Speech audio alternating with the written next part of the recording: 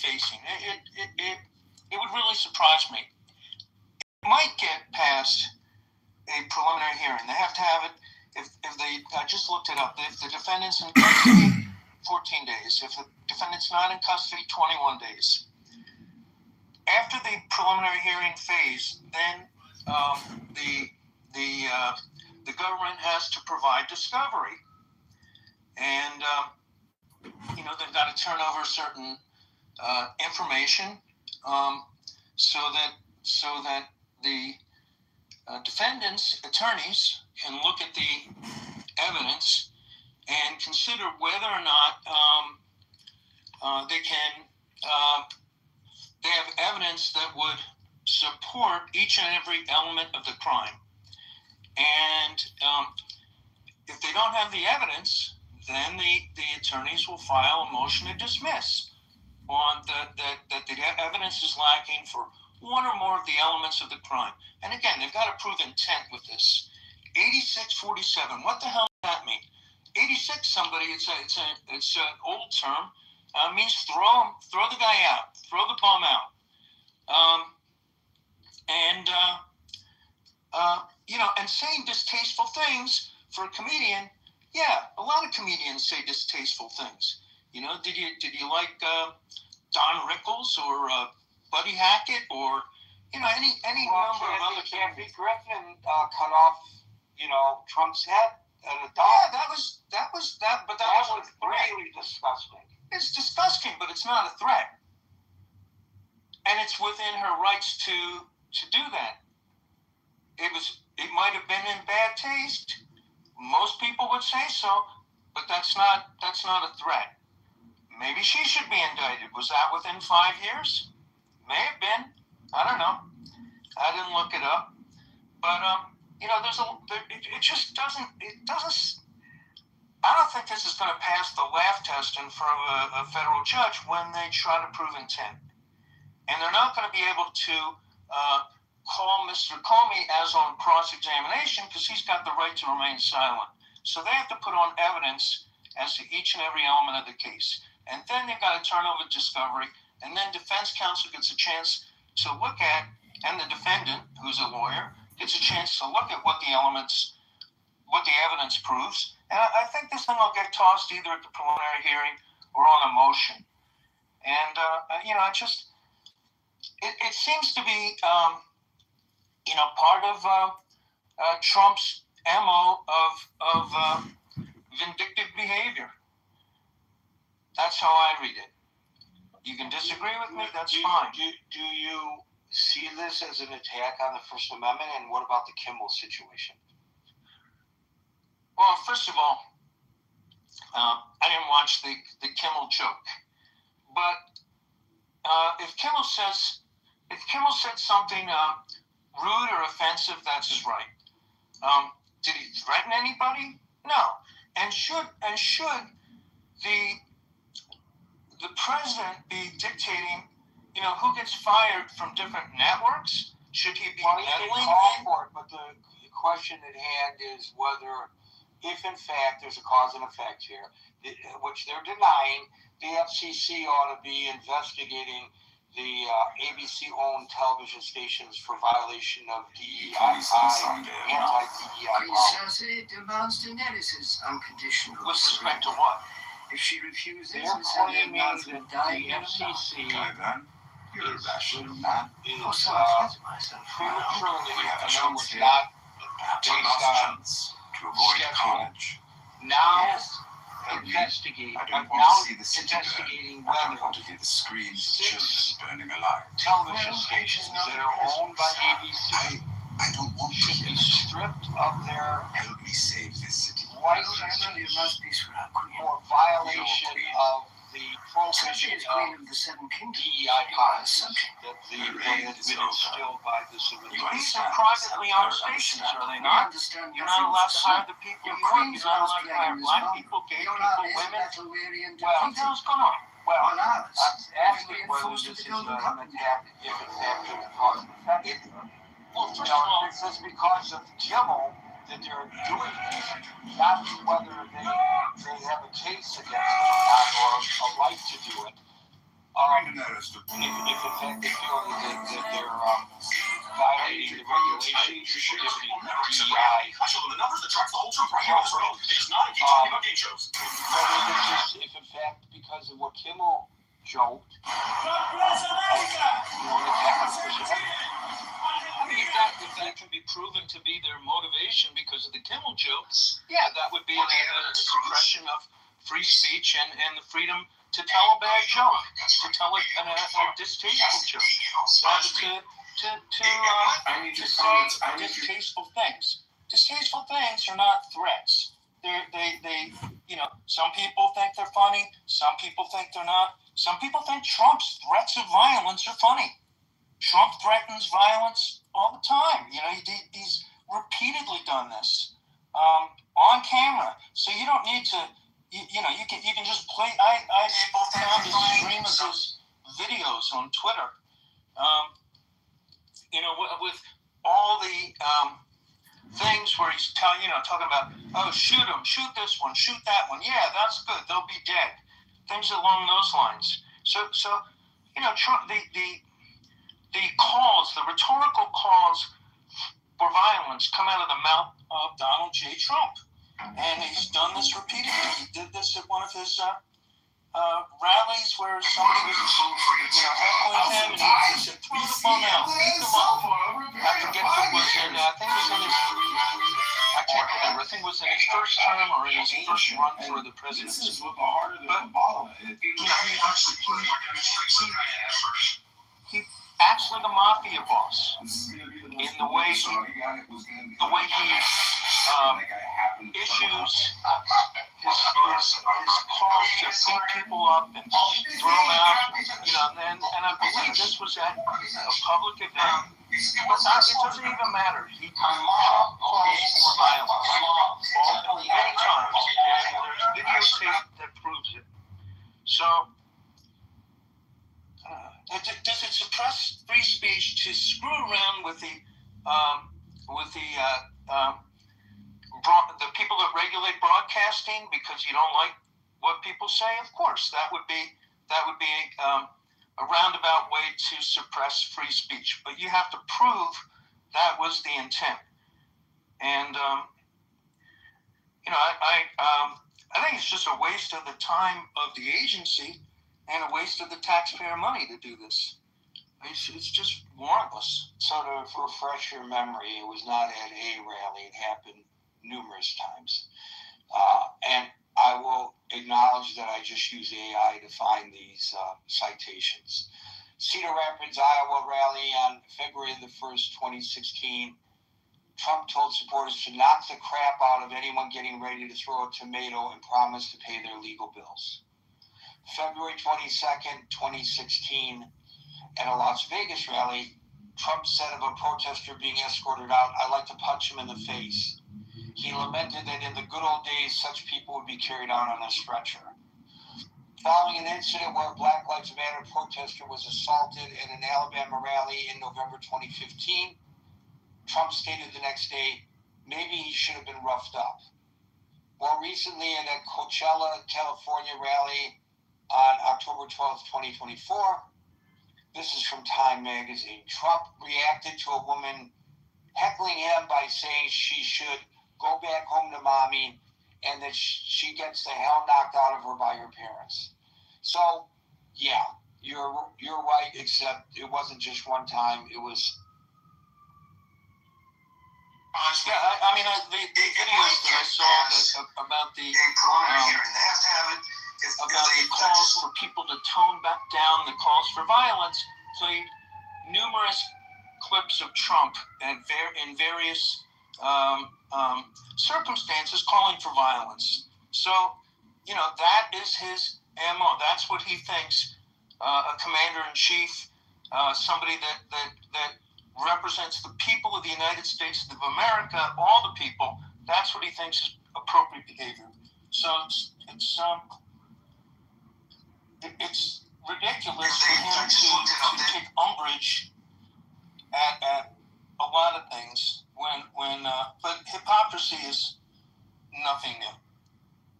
Thank you, William. Folks, we're here Monday through Friday from 5 o'clock New York time, so till 5 o'clock New York time. All right, no. What did I say when I came on mute? Because what? There was no cue. There was no cue, and I said no one's calling. Adjudicate. Don't. Sorry, Dan, PTR. Listen. I see where she has to be in the queue. One second.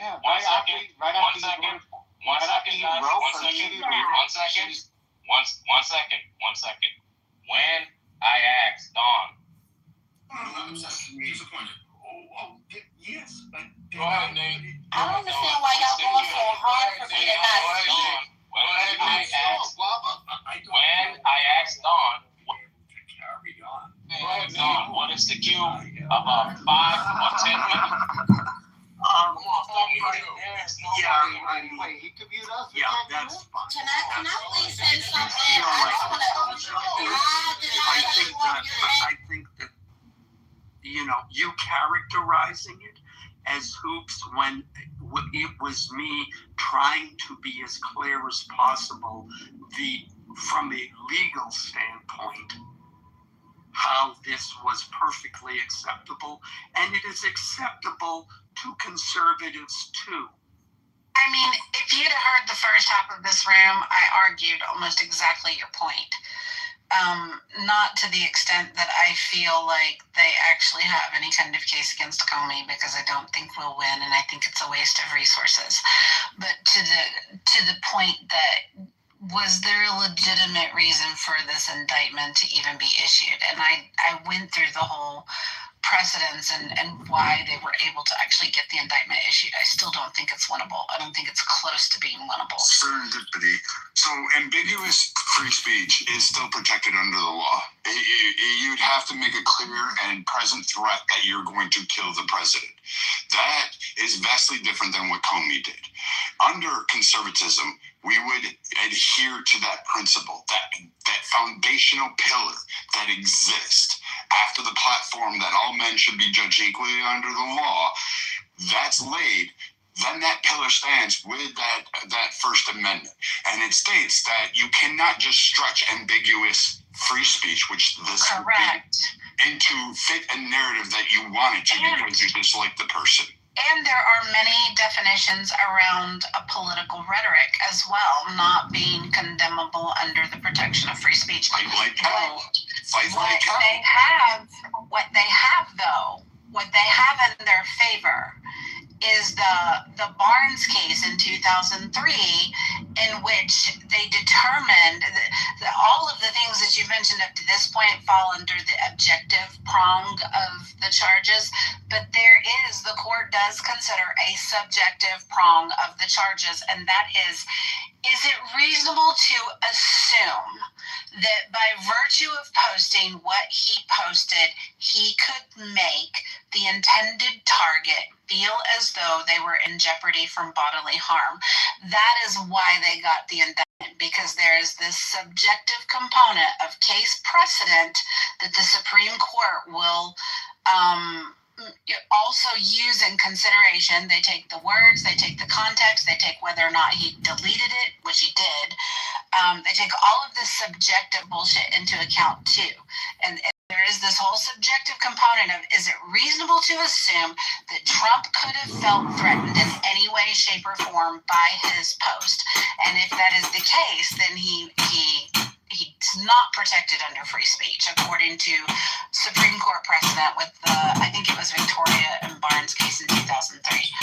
So that was the point that I made earlier. Comey's comments were after the first assassination.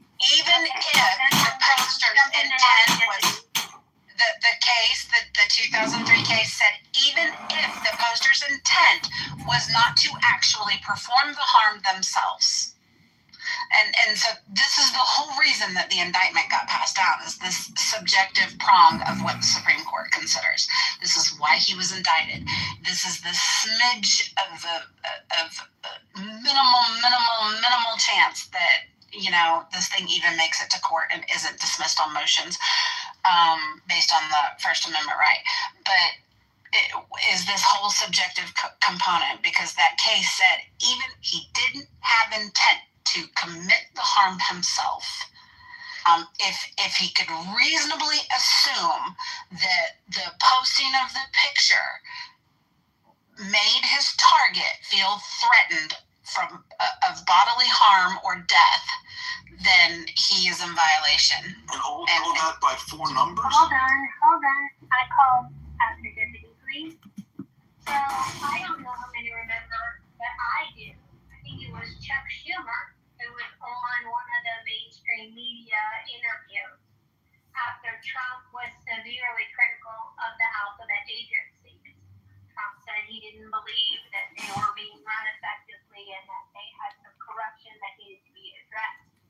And Chuck Schumer, I think it was Chuck Schumer's quote was, when you come up against the alphabet agencies, Chuck Schumer on MSNBC. Damn, HF, got it. You do it. What was the quote, HF?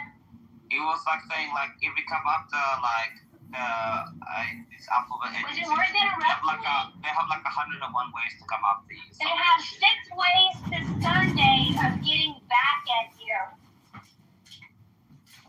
They have 6 ways to Sunday. Popular American expression, it means that they will retaliate. And James Comey was part of the alphabet agency. You can make the argument that Trump felt threatened. Even though he's used to It would just be a lot easier to respect these perspectives if you guys would just say what you really want to say, which is like, fuck the Constitution, we want to get even, burn them all. Wait, Stilgar, wait. I want to clarify. I do not support Comey being indicted. Okay, I do not support Comey being indicted, and I don't think that the majority. There's at least one. I think you made that clear. I think it's Monica now that are dancing around. That was more for Sam's reference because he directed his comment straight at me at 4-digit numbers. I do not support the indictment of Comey. I don't think he's indicted. I'm simply making the case for why they were able to get the indictment in the first place. And I know one thinks that he should have been indicted. If you die on the hill of seashells, you're writing a blank check for the next Democratic administration to do this exact same thing. So look at the court case Virginia versus Black. And this was over cross-burning. And the courts... That's the case. That's the precedent case. Yeah, okay. So cross-burning can be considered a threat to intimidation or harm. Is it always the case? No. You can actually go ahead and do this, and you can set up a cross, and as long as there's not a reckless element or a conspiratorial or a threat to harm in that, or damage, obviously, to somebody's private property, then this is perfectly legal. You can do this. It's not anything different. So you have do it in somebody else's yard without. That's illegal. That's and it's an infringement on there. But that falls under a different, because that was articulated in that case. So at the end of this, when you look at that precedent and saying here we have to be subjected to freaking morons burning crosses, and you may not like it, I may think it's really ridiculous and it's harmful and it's intimidating and it has those. It's still protected free speech as long as it's not infringement on somebody's personal space, harm, or property. Comey can do this by every precedent. He can do it because, again, you have to prove that he was going to be reckless, conspiratorial, and direct harm to somebody that is sitting in that office, and that's not going to go over well. It's just you have a long road to do it, and this is optics at best, and shitty optics. It's not a win. It's actually a setback, which takes away the meaning of what just happened in that fucking Hilton hotel. It just strips everything away. Well, the thing is, like, there's a long road of, like, the Supreme Court overturning the decisions. Like, we can go Black versus Board of Education, we can go versus Loving versus Virginia. I can even, like, 100 other cases the Supreme Court has overturned. So it's just like, that's what you're dealing with currently at the moment. But what makes you think, I want to ask Brad this question, what makes you think like a future Supreme Court doesn't overturn these decisions? Why are you so confident about this? Why would they overturn it when they actually argued? Yeah, but they could overturn it. I mean, They could. I mean, I suppose I'd be against it. The Dobbs decision took 50 years. It could get overturned. What makes you think you're right about it, though? The Dobbs decision has nothing to do with this case. Yeah, that's what I'm saying. Like, the Supreme Court overturns their precedents all the time. But I'm not Chief, we can make all manner of premonitions into the future as to what may or may not happen with the Constitution. But the fact of the matter is it's pretty clear that at least a majority of the room feels that it would be a bastardization of the Constitution. It would be disrespectful to the First Amendment to suggest that we should indict and criminally charge and potentially jail a man over seashells? Yeah, but why not, bro? They criminally charged President Trump. They searched his There's whataboutism. Whataboutism is exactly what the law is not supposed to engage in. Wait. You asked me a question. They searched through his house. They did everything. They violated so many constitutional rights that he had to do. And what they did to the January 6 people committed suicide over January 6. A hoax, terrible thing that happened to these people. They became bankrupt. They lost every single thing. And then now you're trying to sit there and be like, oh, well, and now you're sitting here and be like, oh, well, you know what? It's terrible what happened. But anyway, we're going to just move on with that. No, bro. You have to make the fear of death in these people in their eyes. So people like Comey can't go ahead and put hoaxes in other people's lives. People committed suicide over January 6th, still God. That wasn't Comey, though. They fucking died. Hang on. They fucking died. Wait a second. People fucking died over. Wait. Enough. Wait a second. Just let me land. You can talk all you want. You're stacking. Let me go enough. after you. I don't care if I'm an American or not. All I'm saying about you being an American is that you're stacking. Enough. Stop talking. You can speak all you want.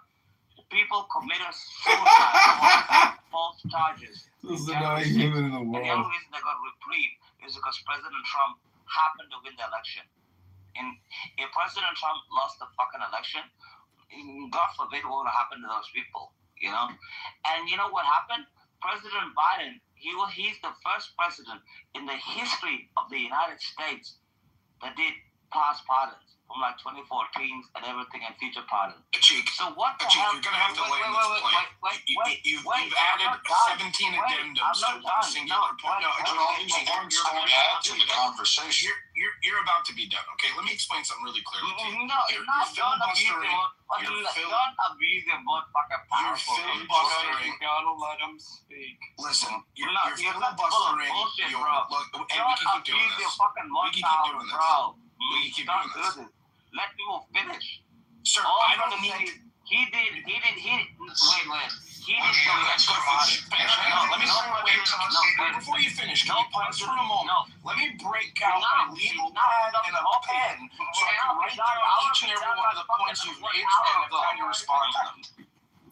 Stop talking. Jesus Christ. I've been done a long time ago. I just keep talking for no goddamn fuck. You get 60 seconds. 60. Thank you very much. 6. President Biden was the first ever president in the history of the United States to do preemptive pardons and everything else like that. Why? Because he led a corrupt regime. People in January 6th, they died. They committed suicide. They got bankrupted. The state abused them. The United States abused these people. The United States killed these people. And they did the most horrific, fucked up shit to these people ever in the history of the United States. And then when I hear it's a constitution, everything else like that, I don't want to hear about the fucking constitution. They put 60% of the FBI's informants onto these people. Why? Because they wanted these 15 seconds. And I know a lot. And they wanted to kill themselves.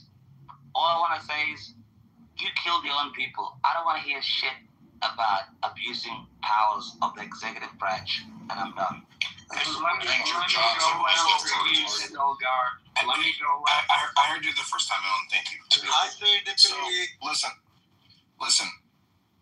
Cheek, I'm going to respond to the moment in which you careened off the highway of rationale and nothing else, because I am not presently equipped with a pen to have heard all 15 of your grievances and address them individually. Next time, I'd prefer we do them maybe 2 at a time if you can manage. Thank you. The moment you call into question, the moment you submit any other case, any other legal proceeding in regard to this particular case as a rationale as to why you do something or wish something to be done or why you think something should happen, unless those cases are directly related to this case by legal precedent, you are absolutely participating in whataboutism. You're explaining to me why I think we should wipe our asses with the Constitution of the United States simply for the opportunity to get even over some fucking seashells. This is a lesson in how to be succinct, Cheek. That's my case. Thank you. Yeah. Also serious. Can you add me after this too, Stilgar? Yeah. I feel like I'm in a courtroom. So people keep focusing on the fact that they were seashells. It doesn't matter. You could write someone in crayon. The correspondence didn't. That could have written it in crayon. It's not. That is irrelevant. It is the meaning of the statement that matters. Number one. Number two, let's remember, Trump was not indicted illegally.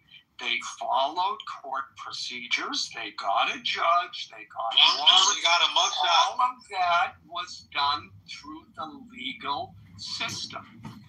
But Stilgar, you said it. Why don't we just admit that we want to throw away the Constitution? No.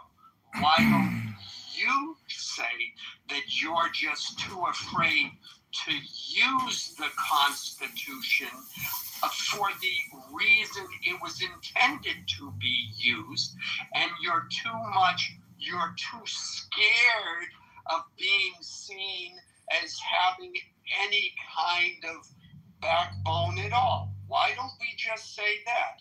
And to the other charge of, well, this isn't what conservatives are really about.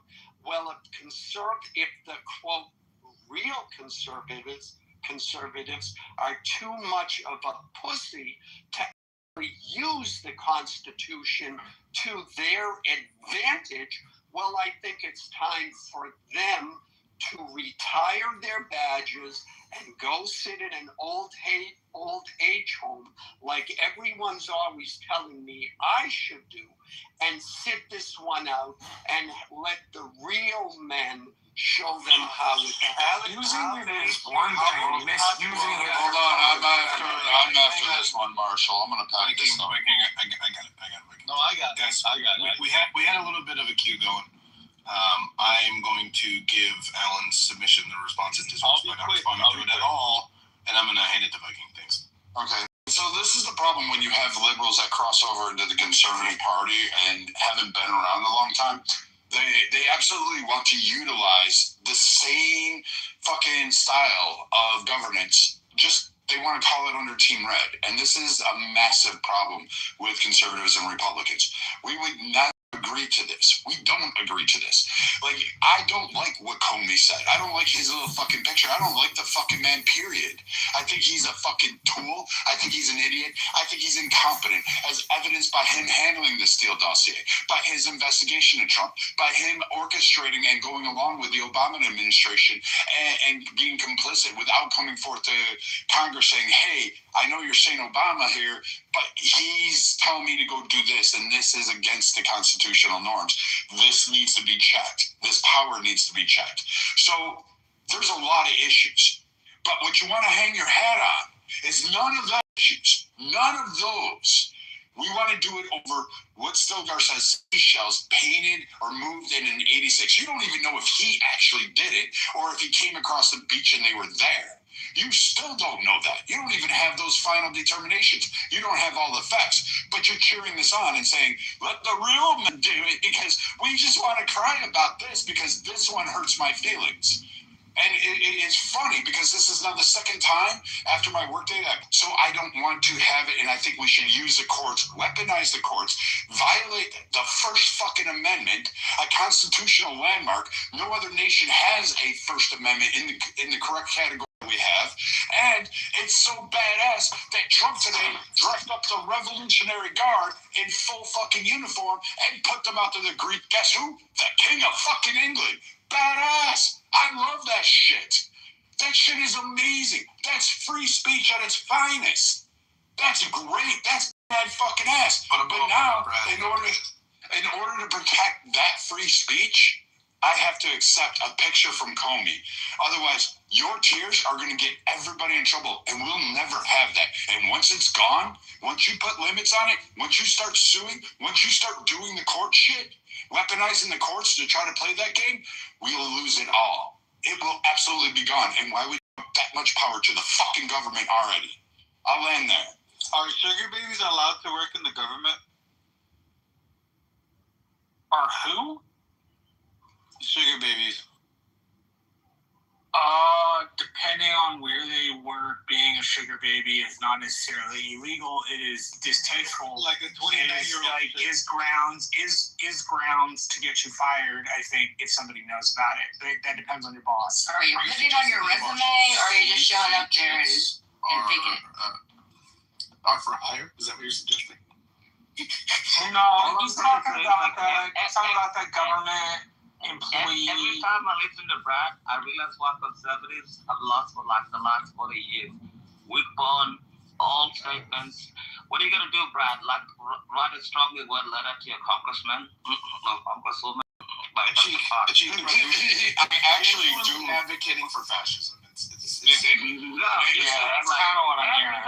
Every time I hear like so-called... So, like, let's do this. What I can do is I can leverage money. I can activate... But it's just like, what are you going to do? Are you going to write... Okay, so you asked me the question now for the second fucking time, so now I'm going to answer it, you stuttering fucking idiot. I'm going to say this. Brad, he was up at RNC convention meetings. These are messages I'll sit there and tell people like Marshall, hey, when you're going out and canvassing, this is a major fucking concern. This is a problem that I have. This is something I want to be remedied. So when you go around and tell people about this, Marshall gives these things, and I can spread it across the nation faster than you can. So again, I can also turn around and use the court to go ahead and sue those that want to infringe on it. Because I can't weaponize the court after you create this. So you need to shut up while everybody else talks. Check, let him finish. Yeah, so guys, as much as I'd like to see you call each other fat gay retards, it's not going to move either one of you closer to either one's perspective. Viking, you and I largely agree on this one. I think the fact of the matter is, it's not a lack of information. It's not a lack of information. It's clearly a fundamental disagreement on the morals and principles surrounding this particular issue. If that's our Cheek's position, I don't think either one of us are going to change it. I don't need to, but when he asks me a question, I go to answer, and then he just keeps his like fucking gurgling fucking gooseneck fucking going on. Then again, you can't expect me to. If you keep this up, you'll be basically banging symbols together, and he'll be cranking the. Yeah, but I'm not worried about some know-nothing from Australia. Hi, Monica. Marshall, you're the same back. I'd love to have an opinion on politics. You're just like, oh, it's okay. I know you're petty. It's all right. Love memory, Marshall. You're the same. All right, we're giving the floor to Marshall. Yeah, Marshall, I think you're particularly adept at addressing these sorts of issues. Particularly retarded. I definitely want to hear your input on this. So what was the chief intention of the argument? Well, as I understand it, we're talking about Comey. Yes, I made that today. So from what I hear from talking to lawyer and judge friends of mine is that it's not going to hold up under review. That it's going nowhere, right? That it's more political than it is actually lawful, which, I mean, says something about abusing the system in the first place. right? If you're going to abuse the Justice Department to politically go after somebody, then it doesn't really matter. I'm also kind of with Brad on this. How do we know Jim Comey didn't just walk up on that image, right? The tendency to punish over perceived political slights or what look like perceived political slights from a national point of view, I don't think are very healthy to the government and the Constitution. It shows that the rules don't really apply when the elites and the participants of government stop believing that the rules apply. Then they do weird, strange shit that ends in some sort of dictatorial, fascistic kind of end. You can play the game, but you can't play the game so hard you break it. And it's definitely possible to break the Constitution. And selectively applying it is exactly one of the ways in history in which those things then become null and void. The Constitution is turning 250 years old this year, right? Yes. Yeah, so I think so far, if I'm tracking correctly, Ann and Achik are the only ones who think that this is a good thing. And he should be 100% it's a good thing.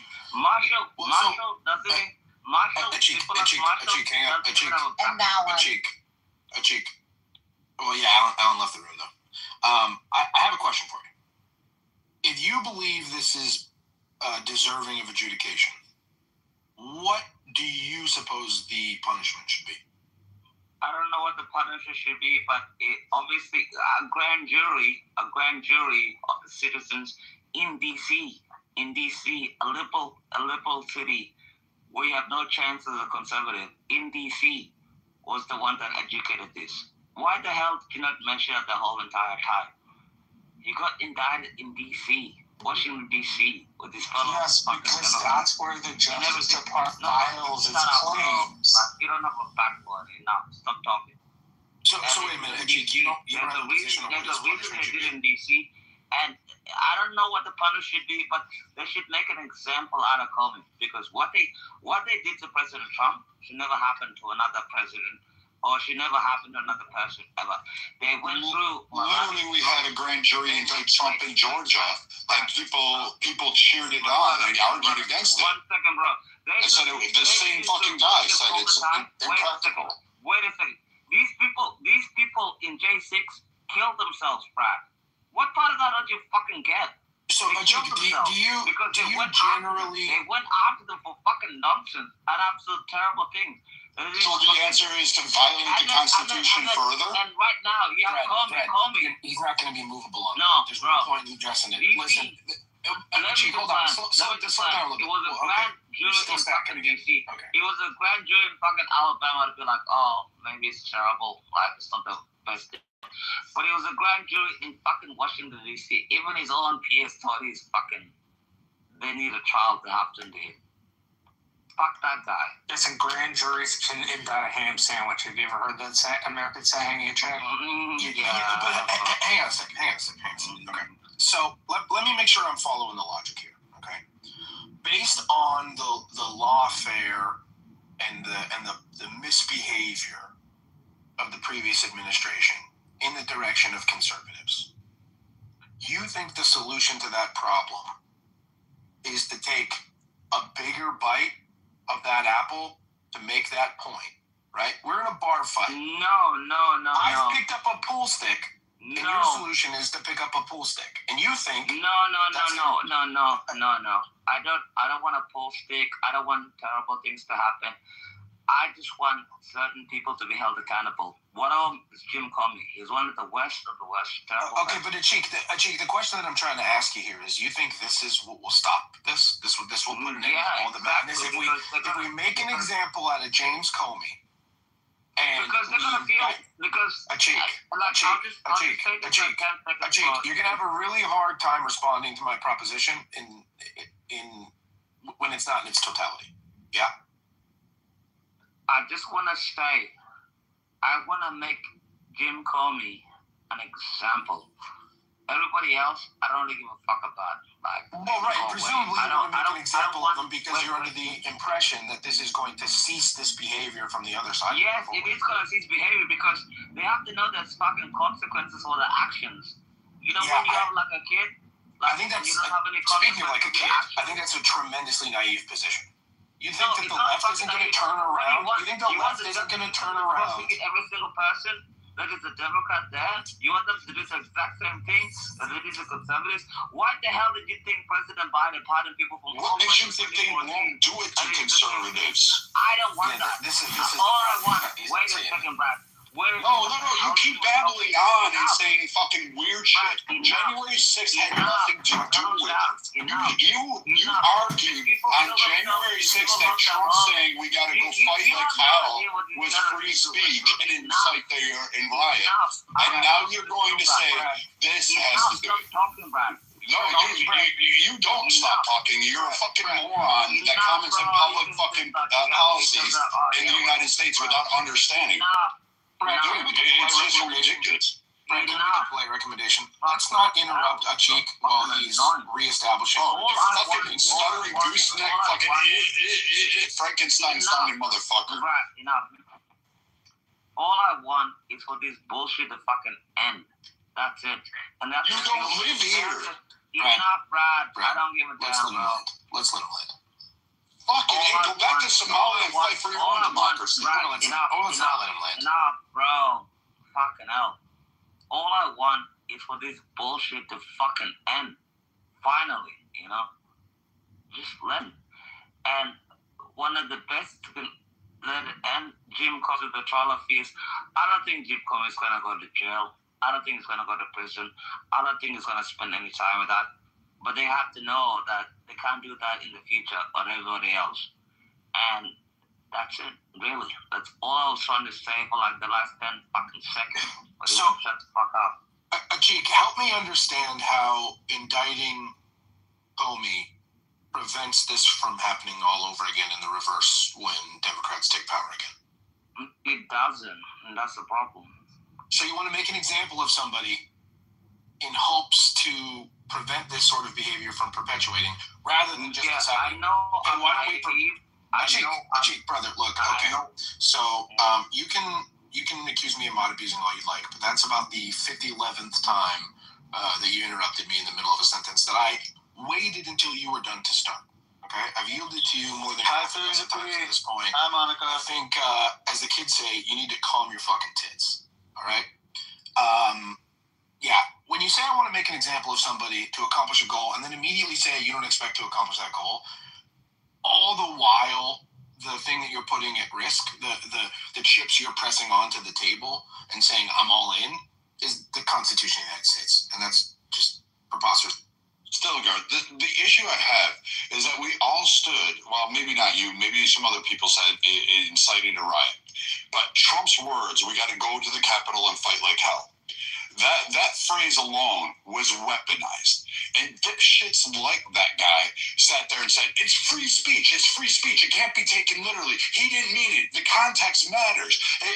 You can't prove that he meant to incite an insurrection. It's not an insurrection. And I agree, it was protected free speech. It didn't mean to go up there and like hang the fucking members of the House. It didn't mean to go up there and do anything. It didn't mean to go break into the doors and invade the Capitol, destroy it, shit on fucking desks, take computers, take things that really shouldn't, even if you broke in, shouldn't have done it. It also didn't mean that, hey, we should violate constitutional rights. There's a multitude of issues that happened at January 6th. Fucking beating the shit out of a fucking Capitol police officer with the American flag pole is not fucking free speech. And I don't give a fuck if that retard killed himself. I don't give a fuck if he did it. He deserved it. Because again, he violated not only the sanctity of our Constitution, but decided that he was going to go attack the government and beat some poor schmuck who makes 35 fucking K a year, who was just sitting there trying to say, hey, you can't come in here and trash the fucking Capitol building. But he beat him with the American flag, which really pisses me off to begin with. But now I have to worry with some stupid weird argument from some fucking foreigner who doesn't understand how our government works. Now you want me to sit there and say I gotta feel sorry for him and that we should forgive him? It's dumb. It's dumb. No. You talked enough. So this whole idea that now I have to codify that, oh yes, James Comey should go, then by same mention, you would have to you'd have to prosecute Donald Trump. You'd have to put him in jail. Whatever the consequences were of fucking Comey out of this, if you manage to even get it there, would be the same for Donald Trump. It would be the same for fucking Mark Levin. Who's it? Ben Shapiro. Candace Owens. Fucking, what's his name? The guy who says frogs are gay all the time. All these guys. Yeah, you would have to say Charlie Kirk. It's an eye for an eye argument, and that's the problem. The civilized world doesn't handle their problems that way. So, no, I mean, it's either the rule of law or we don't have law. But Brad, the problem here is we've described our position ad nauseum. It's not going to move him. I think when he's saying things like, I want to make an example of him, but I also expect nothing to change and the Democrats to perpetuate the exact same behavior, I think he's invalidated his own argument without the need. I agree with you.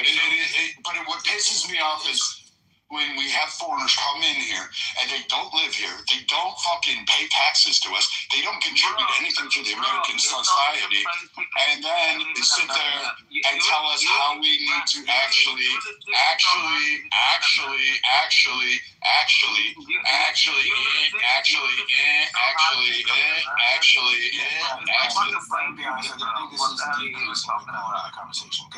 But again, the tit for tat thing isn't fun. Like, we could do the dinner for schmucks thing at any point, and calling him a retard, no matter how retarded I think he is. But still, listen to move the conversation forward. I agree, but again, we shouldn't let foreigners who don't live or partake in our governance or our country actually comment on how we should run our laws when clearly they have their own issues in their own fucking country. And when we talk about that, they lose a gasket on it. The problem there, bro, is you're running headlong into an authority argument. You really think it's so hard to become he can't have an opinion. All I he gotta certainly do doesn't have is influence. have a plane ticket to fucking Alabama, and I'm an American. Of course he can have an opinion, but it's a really annoying and ill-informed one, and one which bears, no matter what his opinion is, doesn't really affect his life. He's commenting on stuff that affect our lives, which I guess is fine, right? Like, he's entitled to it because he's on a fucking audio app and I can't stop him. But it is a little bit insulting to have somebody who is governed by different rules advocate for the essentially ripping apart of your own system because from across the ocean, he thinks that we just don't have a spine. Right? There's something about that is belittling, it's condescending. It presumes that they get this opinion without any pushback. And from what I've seen of A-Check, most of his opinion is rather anti-intellectual. It's all feelings based. Okay, right? How about this? So I guess the unpopular opinion. So I agree that I think that these charges are validated, and I mean we had a group of our peers vote on this for him to be indicted. So jury duty, a group of our peers voted for him to be indicted. So then they did due process, right? So and it wasn't that, and I agree with you that yes, there's a grand jury. It's a similar response that was done to Donald Trump when we said, hey, this grand jury, you can indict a ham sandwich. Yeah. And they got it. They shopped it, and they did that whole thing. Same thing in New York City. They got it. They got their little indictment, and they got to go forward with it. And we all called it out. We said this is an abuse. Yeah. This is lawfare. If we decide at this moment to say, hey, this is our way we get our get back, instead of actually fighting the true fight, the moral fight, the Constitution, the rule of law fight, then we have just abandoned that we are, and now we're just a blur. We either have to have that framework now, even in the face, right now, the most, like, whatever shit you want to. Like, Jimmy Kimmel saying that shit that the first lady looks great as a widow. Like, I hate that shit. That shit's, like, and that really fucking twists me in a certain way. As a personal level. Genuinely. Yeah.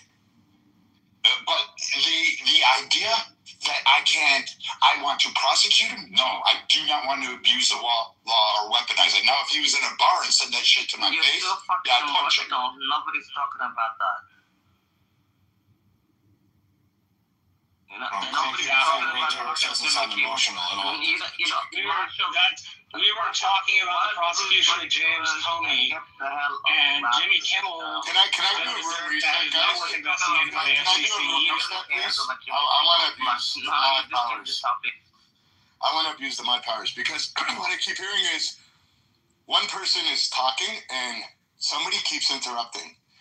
You're not going to get your point across. And the whole point of these conversations is you're going to hear things you don't like.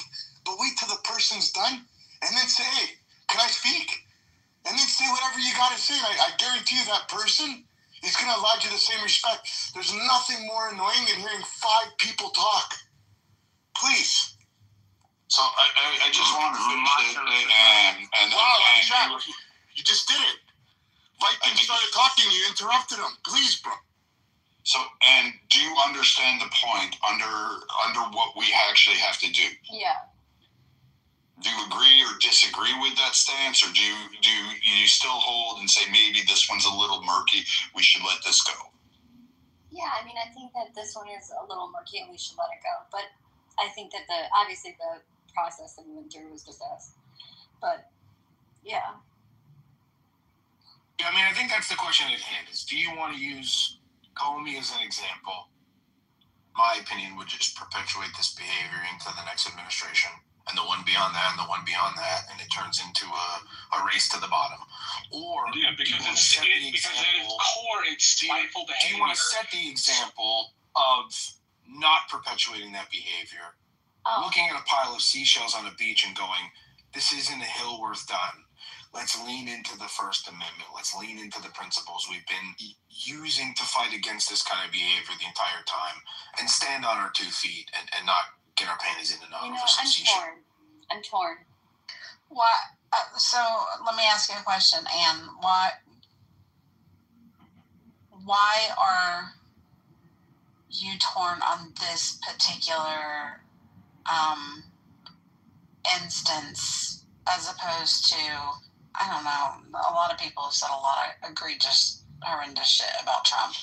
Like, what's the hang up in understanding that, number one, like if you do even a little bit of research into the 86 and how the 86 is historically used the majority of the time, yes, in the context of FBI, DOJ, CIA, they will oftentimes use 86 as a means of meaning remove, but very rarely is it used in the terminology of kill or eliminate.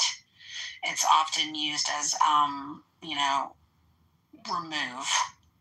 So, and I mean, that's across the board. That's like across the board. More often, it's an abbreviation for remove, which is not necessarily an implication to kill.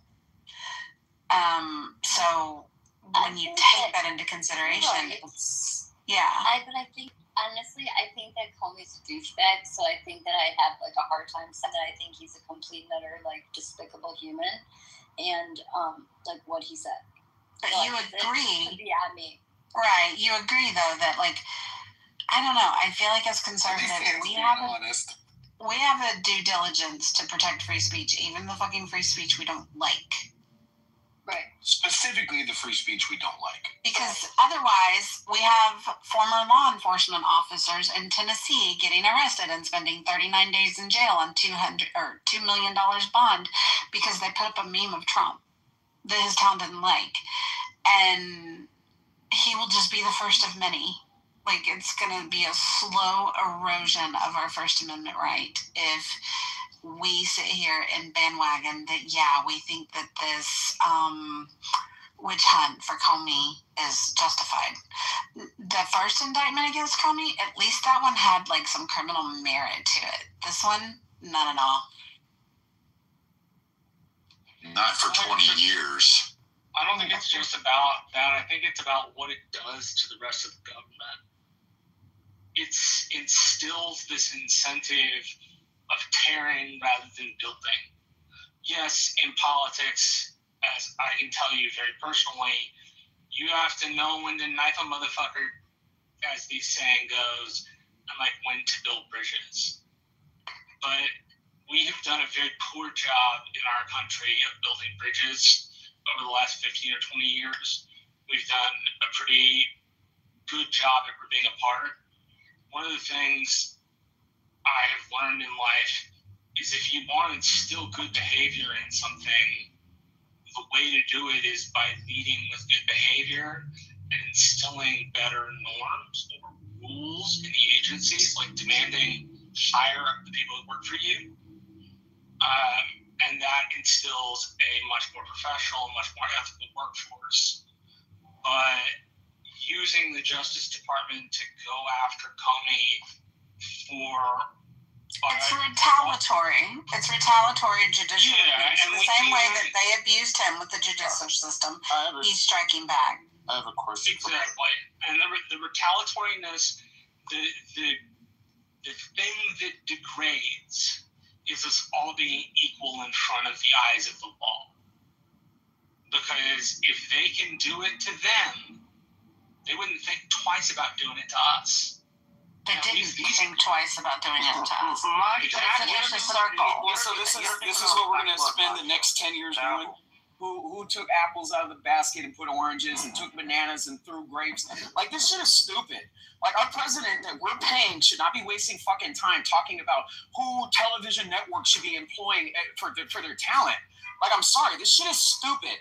Like, this is the same fucking president that time and time again complains about Joe Biden taking away jobs. Joe Biden's taking away jobs, yet he is trying to get several hundred people in Los Angeles fired over a bad joke. Let that sink in for a second. Like, this shit is stupid. This is the same administration that has used Jet2 Holiday on their Instagram page to laugh about people getting deported. So don't you think that side was waiting to get their lick back to say what the fuck they wanted to say about the man? Come on. Like, this is stupid. We have bigger issues to worry about. I don't think anybody in this room really majorly disagrees with you. Ben, what were you going to ask? Well, so I'll just make this point. Like, I agree with the general sentiment that, yeah, obviously we have bigger fish to fry. Like, I also think that there's a difference between kind of going back to what Marshall was saying of using lawfare versus kind of what Adam is saying, which is going after free speech. Like, I think that there's a huge difference there. Like, if you're talking about doing ticky-tack files and using rules that are never ever used before, I think that that's very different than using the office of the president to go after your political opponents with actual no legal, like I think that there's a difference there, right? Like, I think the president going after Jimmy Kimmel, is it Kimmel? Going after Jimmy Kimmel I think it's stupid. Like, I think the guy has free speech. You're right, considering the solution is to put hundreds of people on government assistance when they lose their jobs. That is a stupid strategy for a president that wanted to put people back to work and criticize his predecessor for firing people, for getting people losing jobs. But with that being said, it's like, I'm struggling with what Marshall was saying, which is like, okay, because I'm looking at this and I'm going, okay, every single, and I'm not going to say it was Democrats first or Republicans first, every single fucking president, like, obviously there's a lot of shit that was done against Donald Trump. Like, there was a lot of lawfare and all of this kind of stuff. It's like, so what is the answer? Like, if you're a Republican in this country, what is the answer?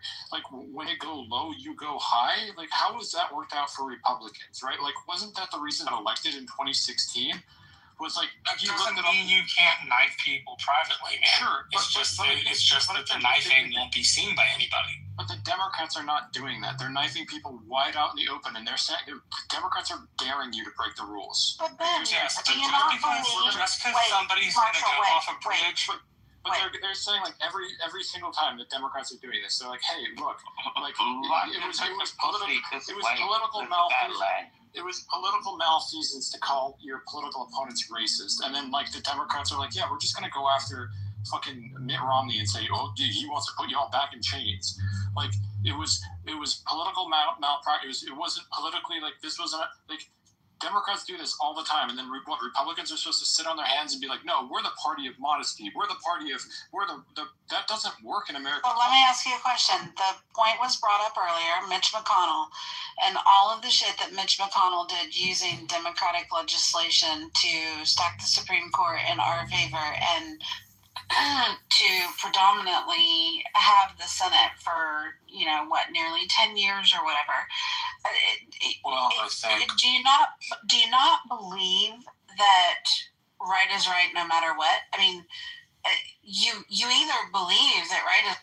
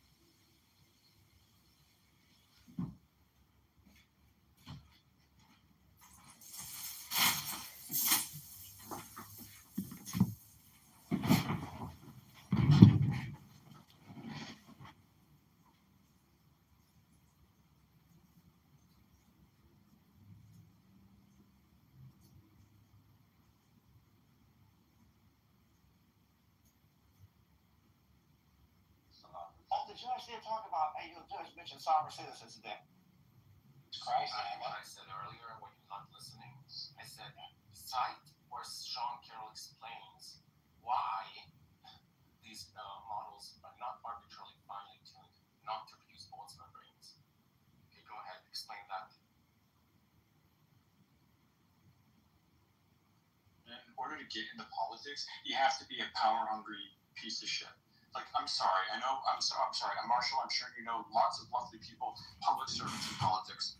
I'm saying in order to effectuate change on that level, and I'm saying, okay, so let's just take away, the next executive order should be no more executive orders. Eventually somebody's going to have to break this system and go, okay, it's the parent coming up and saying, you can't play nice with the toy, then I'm taking the toy away from you.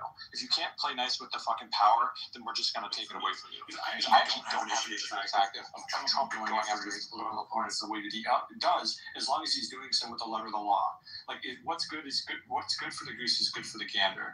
And does it make the country a better place? No, not necessarily. But the Democrats are going to continue beating you unless you get down in the mud and play dirty with them. Like, and if that's the way that this is going to break the system and finally restore, like, is it the best thing for the country? No. But, like, Republicans cannot continue to lose. And obviously they've done well recently, sure. But I'm saying that, like, stacking the Supreme Court.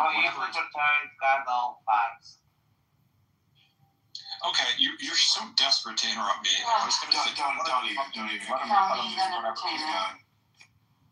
But it's just, like, I think that's the way. Like, yes, I'm also sick of the pendulum swinging back and forth and back and forth and back and forth. It's monotonous. I'm a moderate conservative. Do you honestly? Okay, so you're all for Trump using the letter of the law to exact his judicial revenge, but over issues that threaten to strip us from our First Amendment rights. Are you okay with that? Because I don't feel like that's what Trump is doing in this particular case with Comey. The original indictment on the collusion and shit, 10-4, I got you. That indictment was dismissed without prejudice. They could refile those charges. Instead, he chooses to go after the fucking seashell picture. Like, that's my problem, is leave the freaking free speech alone. Again, I think it'll be adjudicated. Like, if I haven't looked at the Comey indictment fully, so I'm speaking. I'm speaking with. I haven't read it personally, but like the Don Lemon thing as an example, like going after Don Lemon for that kind of shit. Like, I have no issue with that as long as Me either, but that was a violation of civil rights. Sure. It's entirely different. Sure, but that's my point. Is like if you're going after free speech and just like coming out there and like I don't know. I guess this is also a president who's been shot at a couple of times and had three separate attempts on his life, right? Like I would be shocked if he wasn't upset about the entire like. Obviously, Melania is upset. Like this is nuts. Like we need to lower the temperature. I don't know that this lowers the temperature. But, like, something needs to fucking happen. This is crazy. And again, going after free speech is one thing. But, like, I don't know. If there's a legitimate indictment here, more power to you. Whatever. Yeah, I think that's my problem, is I just don't think this is not the hill to die on. This is not where I want my tax dollars being spent. I'd rather my tax dollars being spent on something legitimate, criminally wrong that he did, and I'm just not sure that this meets that threshold in any way, shape, or form. At this point, I'm not worried about my tax dollars, considering the bullshit that our tax money gets. Like, I've given up on my tax dollars. Let me put it that way. Like, I live in the state of Maine. My tax dollars. There's fucking potholes all over the street. Like tons of homeless people everywhere. Like, and I obviously know that's on a state level. But if you look at the gross, disgusting waste and amount of fraud that's in the no doubt. Then I'm like, okay, like these indictments are a drop in the bucket. I understand where you're coming from, but I'm also like, I don't really care.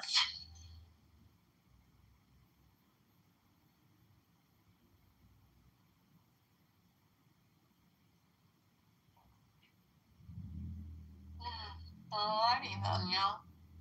I love that Alistair just said in the comments, the system is bankrupt, yet we employ 80,000 federal police officers. Yeah, that's what's breaking it. That's what's bankrupting the system. Come on. I'm not saying that's what's bankrupting. I'm not saying that's what's bankrupting the system. I'm saying the system is bankrupt, and if we want to save money, we could fire maybe half of the FBI and just defer all those responsibilities to local police. We don't need all these federal agents. And in fact, the federal workforce is down 40% from when Trump took office, and that's because everybody just kicked rocks and said, fuck it, I'm going to retire. And they put their retirement paperwork in. We need competent people in these positions, and what we have is a bunch of left wokeists. In my opinion, we should purge the entire system, shut it all down, and put it all back up on one Palantir platform. You may not like that recommendation, but when $50 billion of your tax dollars are being defrauded in California through Medicaid, and the state only collects $50 billion in income, what's the fucking point? Shut it all down. It's completely corrupted. I rest my case, and I am complete. We should go and disagree with all about that, which is crazy.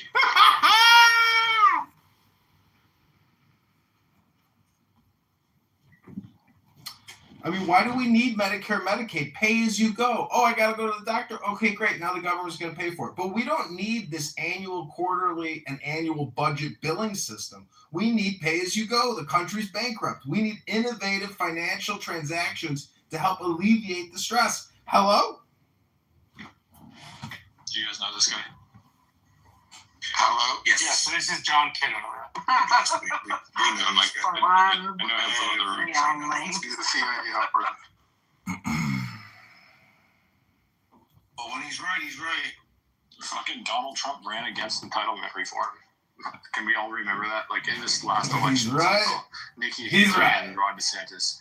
Like that was Donald Trump's line of attack. Was I'm not going to touch your Social Security, Medicare. Like that's what's bankrupting this country. It's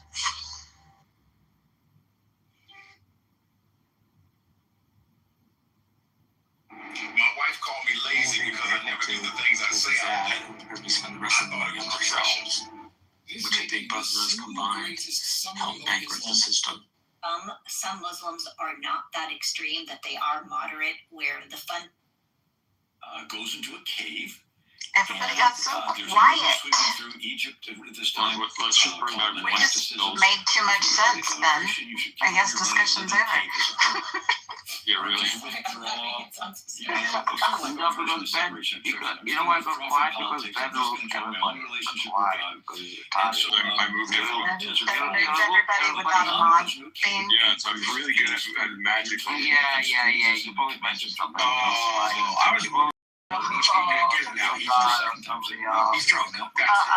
He is. Yeah, he's online. Oh, okay.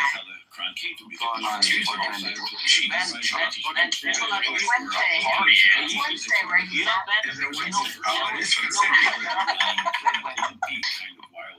Choose another portrait of the picture. Because you're not empathy for days. You're full of shit. Change your PTR. You're not empathy for days. You will never be empathy for days. And you'll never be half the time. Just change your PTR. What are you drinking? Change your PTR before you talk to me. What are you drinking? And whenever you come up and I see empathy for days, we jump like, oh, this must be a real guy. Did you do a shimmy? Is that what you did? Terrible person. You know, one of the worst. Ben is wonderful. I love Ben. What are you talking about? I like Ben as a person, but he said you see Ben. Modern traditions hate me because of my PTR. That's amazing. we're just dealing with some. That's all we're dealing with. Most people think I'm a middle-aged white guy. Bro, I don't even give a shit what the fuck you are. Just change it from Anthony Bourdain and let the man rest in peace. I don't give a shit if you're blind, if you're white, if you're Mexican, if you're Kosovo, if you're Jewish, if you're Irish. I don't want to give a shit. I You're don't gonna want to think I give a shit how the fuck you look like. Just change your PTR because the second people look at you, Oh, God, okay. Anthony Bourdain, he must be a good guy. But no, you're scum in half of the things that you think about. The rest of No, it's not. Don't take a shovel. Don't take a shovel while he's digging. But the thing is, it's terrible. I don't understand why he does that. You know, it's terrible. It's changes. It's a horrible thing he's doing. I want peace. I want problems always. Oh my gosh. That's what I'm saying. I want peace. I want problems always. It's not my stance. People like you actually make mistake, you know? Because of the Anthony Bourdain thing. And serendipity and other people we can get along, but you. Oh no, he's still up. I was gonna say I'm not touching him. I had some popcorn for lunch. My hands are a little slippery. But I have something to propose. Do you think that it's okay to have somebody like that on national television that has millions of viewers to basically influence the public to want the president of America to die? You think that that's okay to teach our youth and the vulnerable, like the people that are very easily, I don't know how to say it, easy to sway, you know what I mean? Like in their position and it could lead, has anybody thought that this could lead to violence? They should indict Jimmy Kimmel along with Comey. I have strong feelings about this. Do I think he has a viewership and that he can be influential? Yes, I do. But this is kind of where that whole personal accountability thing comes in. I think that the way that you combat something like that is you raise your children to be thinkers. You raise your children to, pray. Because the thing of it is, social influencers can be a lot more dangerous than just in the political violence realm. I mean, social influencers can impact girls and their self-esteem and their body positivity. Like, you could go down a list of ways where social influencers can be detrimental to the public's health. But you know what? They will of using it. Yeah, well, that's what Donald Trump is doing when he's trying to prosecute Comey. He's using his freedom of speech. He's using the law to go against those who are lawbreakers. And if you don't like Donald Trump using the law, well, obviously you don't know what the fuck the law is. Hello? No, but I'm talking about Kimmel right now. Hello? But, so I would agree with what you're saying, but I also agree that a lot of parents these days aren't raising their children. social media is raising their children. You're right. And that And becomes shame on the problematic. parents. Shame on the parents. Absolutely. Yeah. But then there has to be some type of responsibility where we have to take as humans to say, oh, fuck, okay, we're allowing our children to be raised on iPads and iPhones and whatever, Androids, and television and Instagram and all that stuff. Should we have responsible speakers? No, we should restrict social media. That's the obvious answer. I mean, like we have laws on cigarettes in this country. You got to be 18 or 21 in most places to buy cigarettes. Why do we have these laws in place? Because kids are not smart enough to make their own decisions, right? Like I agree with what you're saying, Beauty. Like I really, really do. But I think it has to come down to restriction of the social media companies. Like social media has been. I mean, we're talking about Jonathan Haidt earlier, and Monica and I think Serendipity. I think you were in the room as well. We're talking about Jonathan Haidt earlier. He's on this huge campaign at the moment about social media usage in kids. Like that has to be where this comes from. Well, Ben, I think you touched on something that's so powerful, and I think it was so subtle that I don't think people really caught it. And then I would ask like people in the room, do people have a problem that there's an age restriction on smoking cigarettes? No. Yeah, of course I'm a fucking pro with age I check. Stop. It's annoying at this point. You asked the fucking question. No, I know, but it's like there's like alcohol involved with the answer. So hold on, because I think it's very important what Ben said, and I think it's if people don't have a problem with you asked a simple question. And the problem is you don't give simple answers. Sorry, bro. Just hold on for a second, because there's something to be said about what Ben said. Yeah, I wanna answer this for you. Go ahead, dear. Yes, I don't have a problem with there being age restrictions on smoking cigarettes. The thing of it is, it's a tangible good that you have to go to the store, you have to interact with a person to purchase and verify your identity. I think the problem comes in the virtual reality, because there are too many ways to bypass verifying identity. You know, this kind of leads back to that Meta case that they just lost recently. Meta and was it Google? I think Google's the only other one that didn't settle. They just lost that case in California to that girl who essentially blamed her mental health issues on her social media addiction, because somebody handed her an iPad at the age of 6 and she became addicted to YouTube. And by 11, she was addicted to Instagram. And, you know, she sued these companies, and generally they're protected by legislation that protects them from being liable due to content posted on their platforms. But the problem was they said that they didn't take enough actions to make platforms safe to protect against children, like make them difficult for children to access. But when you have parents who are logging children in, creating accounts for them, bypassing all of the rules, I worry that this is a slippery slope versus in person. I think the restriction on purchasing of tobacco products is clearly not effectual, right?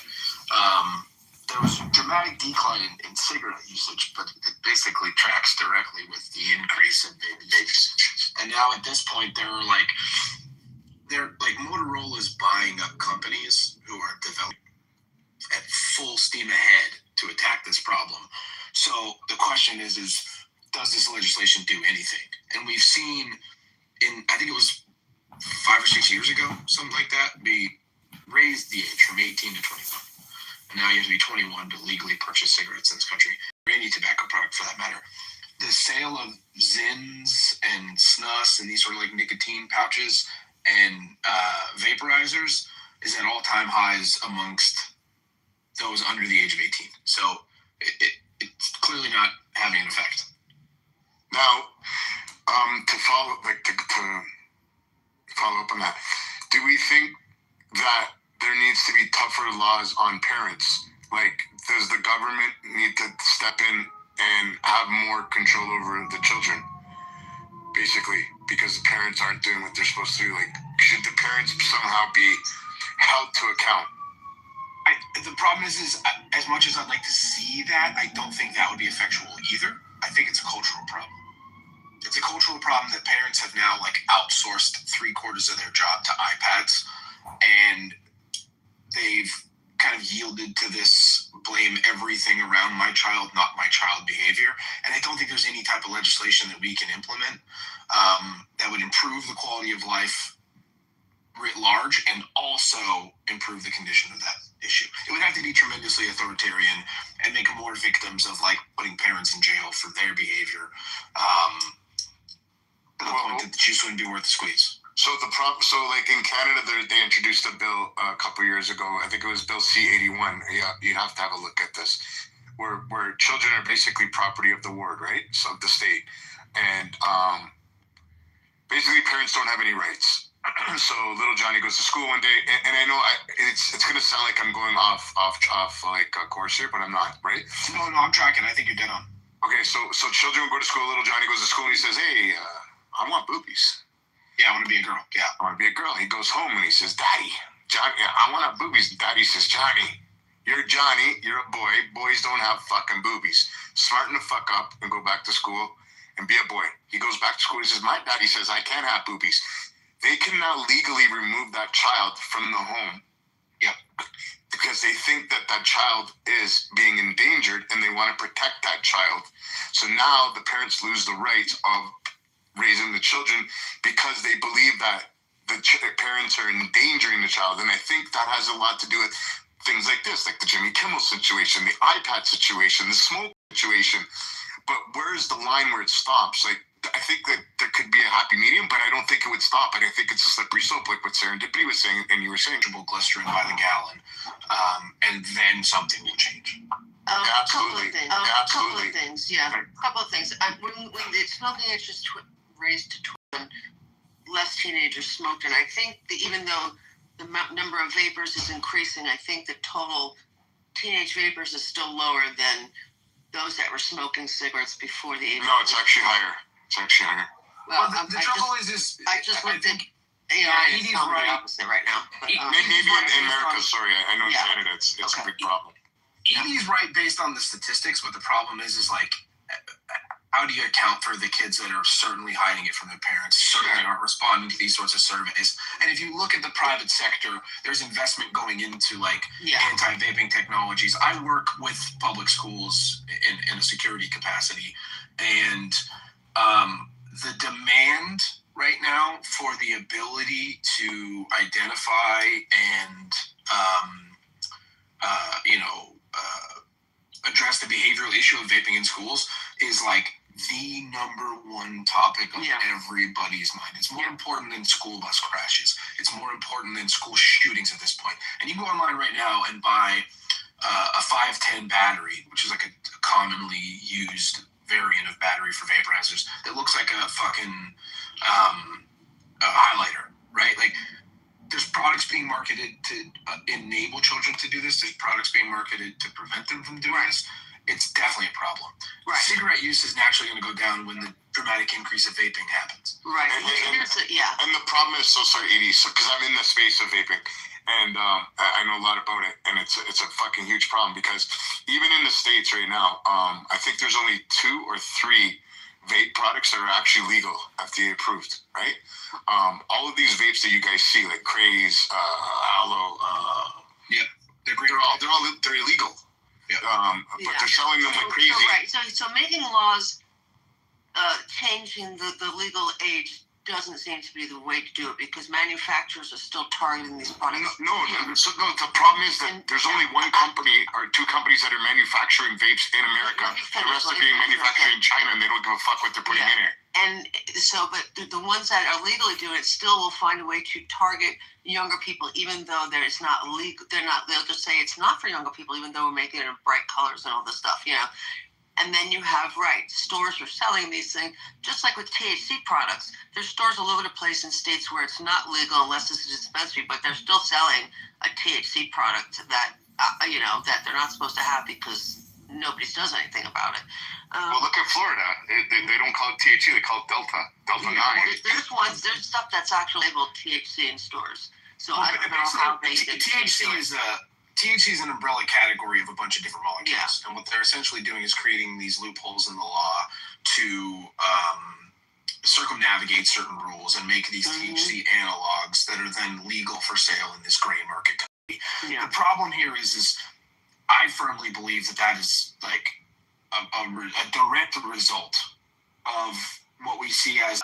Kids still can't go to see like R-rated. I don't think they call them R anymore, but right, there's still restrictions. No, they're still R-rated. No, they're R-rated. Just the color. Okay, we're going to have to put some sort of ID in when we log in, right? That's the only way to verify.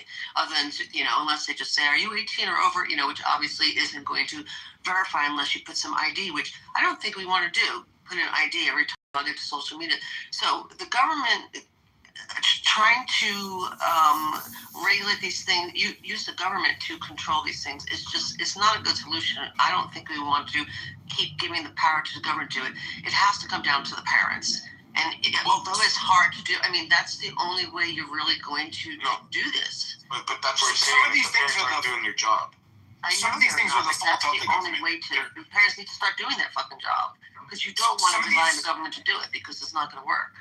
Some of these things are the direct fault of the government, and like the cannabis thing is, it makes the argument into these other categories insofar as if the government would do what the clearly overwhelming majority of the American populace wants, which is like federally legalize cannabis like Canada did, then we wouldn't have to have all these loopholes and workarounds, because unfortunately some of these loopholes and workarounds are totally innocuous and they buy it at the head shop and they don't even get high and it's no big deal. Some of them are bath salts. Right? Yeah. Bath salts was the same thing. It was analogs of other compounds that were otherwise made illegal.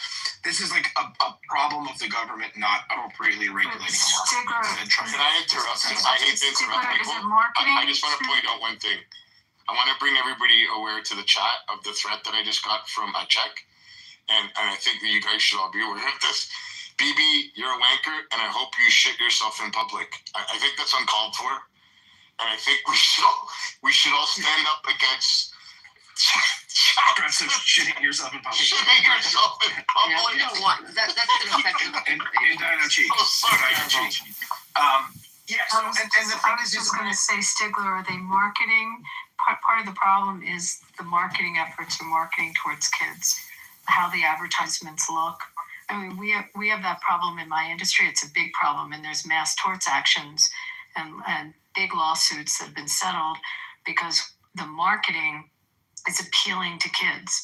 And, there's obviously any marketing is appealing to a child. Yeah. It doesn't matter if it's geared to a 50-year-old. I understand that. Largely what we're getting at, though, is what we're saying. Yeah, I mean, we have it in the gambling world. It's a big problem. And the government's lack of action in terms of vaping leads to, like BB said, there's 2 or 3 vapes that exist in the country that are actually able to be legally sold, and the rest of them are operating in this weird gray marketplace. Crackdowns kind of ebb and flow at this point. But what does the packaging look like? That's my first question. Packaging, like people are. What I'm saying, Abby, is that's what's incentivizing the sale of these products in these gray markets, making them more easily accessible to these kids. So right, and they look attractive to kids. I mean, I was talking a minute ago about a vape battery that you can buy on Amazon that looks like a highlighter. It looks like a 1-to-1 highlighter. How long are you guys going to go on about vapes? Because we haven't even gotten to COVID-19 injections, for all these youth. I mean, that Pfizer, Coca-Cola brand push. Wow, what an incredible marketing. Moderna, J&J. Oh, wow. I think there's a misconception where people are thinking that the packaging is what attracts children. It's not. It's the flavors. It's the thing you can get strawberry. I have a genuine question. So let's just say, for the sake of argument, you see this RFK Jr. is doing a bunch of shit where he's saying you can't have all of these harmful chemicals in our food, which is like, that should be like, well, no shit. But like, I ask you this genuine, is there any recourse for that to say, hey, these chemicals are really, really harmful and you just can't sell this in this country because this shit is just really harmful? The problem is the chemicals aren't harmful until they get heated. Okay. So and then it changes the molecular structure, and that's where the chemicals that are in vapes, they only become harmful once they once they get on the heat, the battery heats it, and it turns into the vapor. That's where the poison comes into effect. Before That's to your earlier point, the whole vape market was a niche market. There was a kind of a nice little cottage industry of mom and pop shops popping up, and people who wanted to be into the vaping thing had to like wind their own coils and make their own canisters and like build these vaporizers, and they were largely like purchasing the vape juices domestically, and it was made here. Go into any gas station within a 5-mile radius of Now that's treating the vol numbers as like constant values for universes you might find yourself in, and then there's less of them in the naturalist model, right? Which is a crude analogy because it's actually like way more complicated than that, but like it makes the point. I mean, I have this thing in my Islam essay, which is just I have it be numbers drawn on a piece of paper, drawn out of a hat. So I'll call it the hat argument now, but anyway, it's just the fine-tuning argument for God. For atheism. No, we should call it the stepping in the buckets argument. And stepping in the bucket is a thing from baseball where you, instead of stepping towards the plate with your lead foot, you step away from the plate. Thank you. Do you guys mind if we just quickly, Deepak, can you just cover, because I don't know how much time we have, can you just tell me what happened with your resolution with Zellini? I mean, I actually, I messaged you. I mean, you asked the question, right? I can answer that. Okay, but I mean, can you tell me, since I don't know how to read? Well, yeah, like, we just think that, like, going down to get thinking that, a bit, okay, like, he just thinks that, like, a Bayesian sort of analysis of epistemology is, like, not the right way to, like, describe the majority of situations, even mundane ones. I mean, partly it's based on, mostly it's just based on the fact that that doesn't actually describe how people update their beliefs, right? But they do. I mean, that's not actually a super crazy thing to think, to be honest with you. That, like, people are not, like, perfect Bayesian machines, and we don't actually typically think like that. Well, there's a difference between being a perfect Bayesian machine and, like, doing the sort of belief update that roughly corresponds with, like, Bayesianism by analogy, right? And I think there are times when people don't even do that, right? Like, when, like, like all these cognitive things, like, the Libertarian example and stuff. Well, yeah, that's the thing. People are irrational all the time, so it's hard to say. So, like, the thing is, like, typically you want to say it's a mod. Begging for mercy, and his mods kicked the God Logic off. They were trying to save the guy.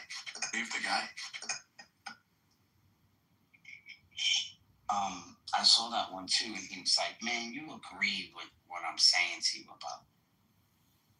But yo, I was thinking about that verse. Someone was trying to say that he was uncreated. He was a thought, and so he was uncreated. To say that he was uncreated. He was a thought, and so he was uncreated. Hello, moderators. Is therefore endless. Success only opens up new avenues of brilliant possibilities. Yeah, verily and amen. The insatiable, the innocent, the ever-rejoicing heir of space and eternity, whose name is man, I guess. Okay. All right, dog. Cool. I hope I read it as best I could. Well, what I'm trying to say is, like, we sit here and we talk about the GOD all the time, but man in itself is quite remarkable. I mean, we're fully automated. It only takes a man and a woman to bust a nut and have a great orgasm. I mean, look at Barth. He's got 4 incredible children that he loves with his heart. I already forgot about the golden calf. So early to have him in the room, he's just gonna kill the room. So, but later on, you can come up later on. It's trying to acknowledge the creation, but not the creator. That's what got them wrong in the first place. We're really in the room to have him. It's good life when the room dying out. Bro, Megatron, Alistair is actually pretty cool. You're the one that's ruined the room. You kicked me down because I disagree with you. You being personal. No, you are. You're being very vindictive. No, you're being disrespectful. So Alright, things are about to get weird. If anything, you guys will be sitting together. That's why I'm behaving myself. Wait, because I'm scared because somebody's got a green bean? Like, I give a fuck if you're gonna kick me out of the room? I'm not gonna kick you out. What's that? Well, you were. Here's the other thing. Here's how it started, and I think this is also a more reasonable question to ask. Is like, let's say there's a claim and you use it to like update your beliefs, right? Like, what is it that's really doing the work, quote unquote, right? Is it the claim itself, or the background information that like gives you the the reliability for the claim? Yeah, I've explained that point to Deepak because you could just say, look, the claim in this content is like a piece of data of like, it's an observation that somebody is like testifying to something or they're assenting to something or whatever. So it's like the data is like an observation of a person doing this, You kill the Shias. More than I got fingers and toes. And they let you live and suffer life. Like they have a $50,000 fucking price tag on my head. They let you live because you suffer like a pig. I suffer like what kind of pig? Like the pig you want to throw your pearls at me? So you granted them a martyrdom, right? Heaven, but they granted you hell and fire and suffering. Dude, I was the medic. That's why you sound like a fucking devil here. He has like the best rage. I'm telling you.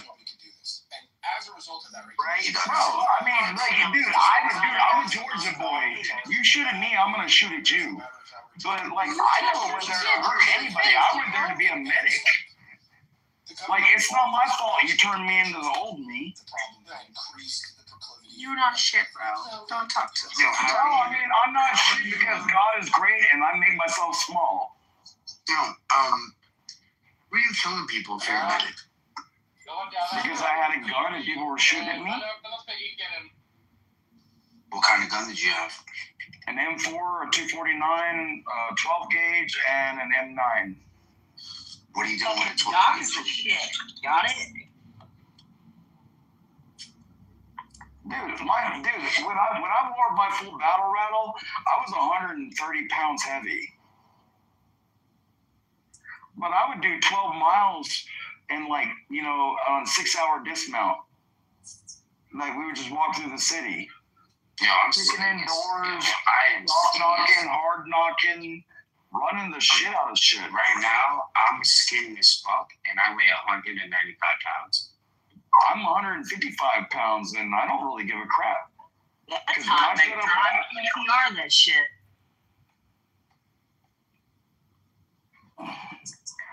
You act like I won't smoke a joint in your fucking face. Why don't you have a Smith & Wesson? You said you're a Georgia boy.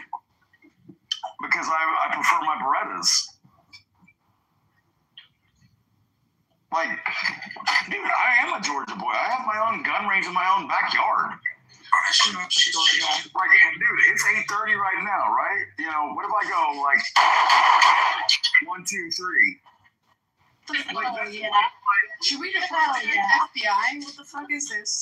Yeah. I love Jesus. I love you, dude. Okay. Why don't you recite a surah and then shoot at the gun? I think it's when you kill Sunni, you're allowed to have a gun in your house in case they try to kill you back. That's gangsta. Yeah, I told you, my friends are. He's my friend. He's not your friend. He's been a friend for years on this app. You just met him. No, you haven't. No, you Yes, I have. I've been on here for 5 years. Everybody knows who that is. Oh yeah. Whatever. I could be drunk and retarded, or I could be really sober like I am now. Dude, if I wanted to get rid of you, I wouldn't even get anywhere near your door. Oh, Megatron is a friend. All right, you two should be friends. Well, I'm not trying to pee on his leg and tell him it's raining. I get that. Or a vast difference because I'm a man and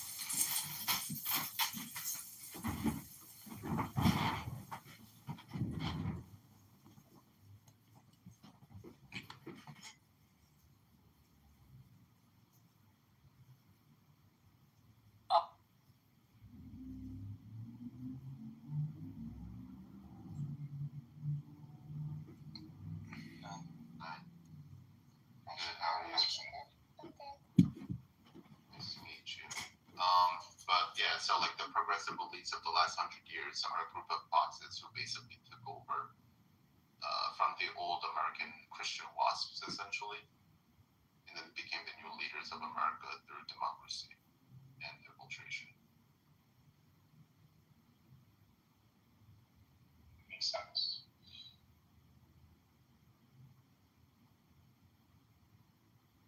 I like how you compare current CEOs to like aristocrats like kings. I mean, that's what they are, right? In their corporate structure. Right, they're just a group of free market aristocrats, right? Where they have a lot of power and influence, but they have no obligation to their own country, their own people. They just have obligation to their own family and capital, essentially, right? To their corporation. Right. So now all the aristocrats, merchant class, and middle class owe no loyalty to their own country. And we have globalist capitalists, globalist finance, but we also have globalist consumers who want to buy cheap goods from China, right?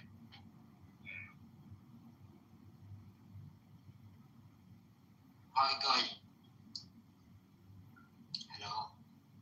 Hello. Are you Christian, guys? Are you Christians? Yeah, I'm Christian. Yeah, why Jesus got crucified? Jesus got crucified because the Jewish people were waiting for a Messiah, and Jesus said in certain terms that he was the Messiah, and the Jews didn't like that, and they were given a choice by Pontius Pilate, who was the He got crucified. They chose. All right, Ahmed, I'll see you later. Can I ask? Losers. No, he's gone. You can wave him. You can add him and wave him if you want, but I don't really talk to retards. So. That was a nice answer, bro. I mean, you were getting there.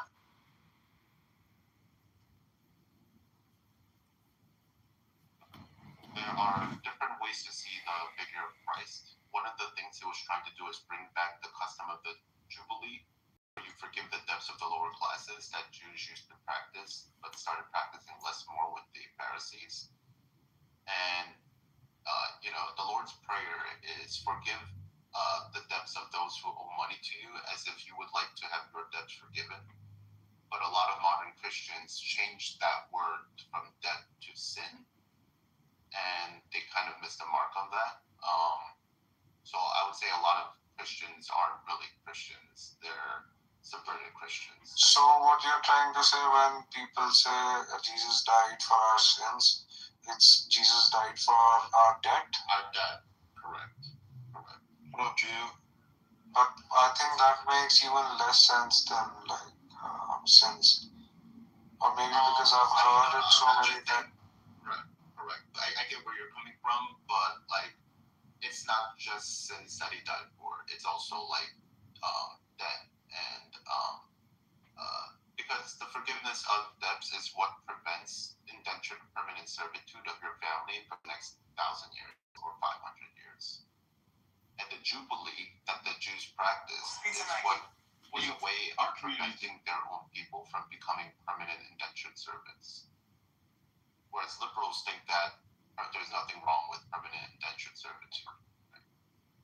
I mean, this is like the same concept in Islam there is for it with regards to interest. That is why that came from like Christianity and Judaism and Sumer and Babylon way before Islam even existed. Wherein interest was forbidden. Too much interest was forbidden, but instead of giving people money and welfare, what they did was Voters of the 16th district. This is John Sumer, right, which is one of the oldest civilizations. You can see this in all the Near East derivative like civilizations like Babylon and so many different groups of people in that region before the Jews. But Jews, I think they practice a lot of what is it called? The practice of interest usury or something, right? Right, but that's when they more came to that developed more when they became a minority of the Romans and then came into Europe, right? And there weren't that many jobs for them to go into, so then they went into usury, yeah. But the Catholic Church historically were against usury until they weren't, and until they weren't the power structure of Europe. And the Catholics are the last Christians to practice the Jubilee, actually, historically. What is the Jubilee? The Jubilee is the forgiveness of debt of the lower productive farming class so that they wouldn't be in permanent indentured servitude. But how can a church forgive the debts of farmers when the debts are with the banks? Well, because in those times the church had a lot more influence, so they could. And there was two types. One was that every time there was a new coronation of a king, he would forgive the debts. And because the debts were taken, like let's say you were a poor farmer and your tools broke and you're a poor farmer, so you can't buy it, right? You would go to a local temple, which is a religious, or you would go to the king's state and ask for a loan. Okay, and over a period of time, those loans would stack up, but you were still able to produce wheat productively because you got those loans. So every 7 years, or whenever a new king was coronated, all those debts would be forgiven, and you would have a clean slate again.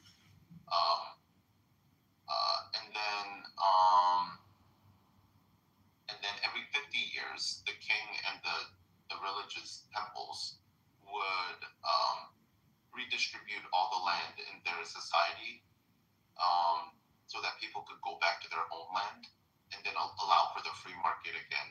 And over those 50 years, the best farmers and the richest farmers would eventually have most of the land again. And this was a way to reset the system every 7 to 50 years so that you wouldn't have permanent indentured servitude of like 3 to 4 or 5 generations of people being indentured servants to the same rich people. So it was before Christianity, you're saying? Yes, it was before, and then it was during Judaism, and then it was also during Christianity. The Catholic Church did have jubilees in the Middle Ages, actually, but they kept the practice going as a structure. So you don't believe in the whole idea of Jesus died for our sins? Like if a Christian commits, say, a lot of crimes, say Hitler, and he's a practicing Christian, he won't go to heaven just because he's a Christian? There's an element of that. Yeah, there is an element of that, but it depends how you interpret it. Does that mean that your job is to never commit sin? Probably not, because we are fallen, and only Jesus is sinless. So from my perspective, it's normal for humans to commit sin, but you should repent as a Christian, and you should try to do better. But I don't expect everyone to be able to become Jesus Christ on earth. Yeah, but say somebody rapes a little kid and then they die. So according to you, they'll go to heaven because they're a Christian.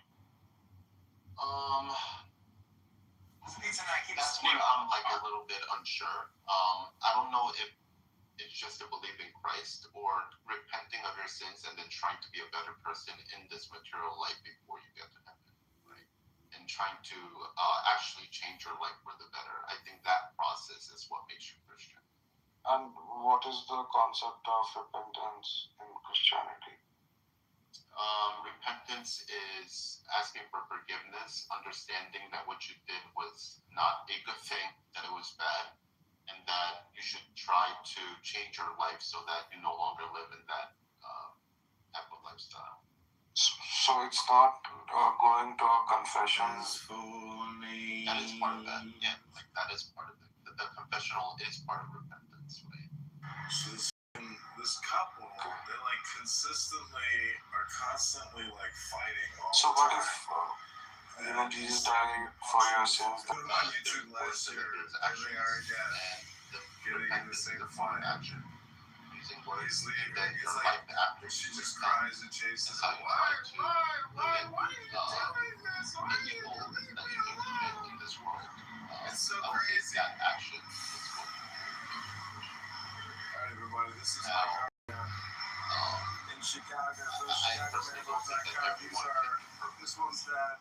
So as long as you're Amazon trying fail, and there is Amazon some semblance fail. of dumb action This little guy along here those is words, sprouting up quite I would say nicely. that you are becoming a little And, bit more like Christ. We're gonna try to put But it in a you different, think Christ is God, right? holder, see how big we can get it to grow. So you're becoming like Here's God. another little succulent. I mean, These are isn't all that succulents. yeah, There's but succulents over isn't here. that why all religions worship their I can't gods so believe that it. you are more like them than And those people on earth? there's No, all these I social don't media think so. Not businesses. all Oh, are religions. they still fighting? Not Back all at it again? religions, but I would say Where do that they go to now? having this idea of a God above you, He's like, I'm gonna punch you on the face. from your perspective as an Indian, I don't No, know. I'm not a Just Hindu. call it a day. Like, why does the man whatever have to you are, like also add to the drama? you do worship Can those anyone explain figures that to me? Like, because isn't that they kind of represent gay? a greater idea. Maybe he just doesn't like women or something. Maybe he doesn't like hot young chicks that are just like crying and There they're is just banging on them.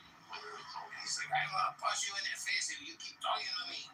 But Stop you could have Indian gods that everybody. We're in the think front that house and if we capture it fertility gods, but from you that guys have angle. I like think fertility gods. I told you I'm not a Hindu. I have no idea. I'm a Muslim. So, but I mean, we worship God just to like thank God or whatever, right? And just to worship Him, to let Him know that we are His servants and whatnot. Also, it helps. So there's this saying which roughly goes as praying is like keeping the cloth of faith clean. If you don't pray, the cloth gets dirtier and dirtier. Yeah. So I don't understand what you don't understand about Christianity when it's similar in that respect. No, I mean we can't be godlike. I mean that's like the more absolute the biggest sin that you could ever do is try to be godlike or something. I would argue that if you truly believe in God, that you should break every commandment as much as humanly possible. You should be as dirty as humanly possible. You should be as disrespectful as humanly possible. But I don't think you would argue that, which means you more agree with me than you don't, ironically.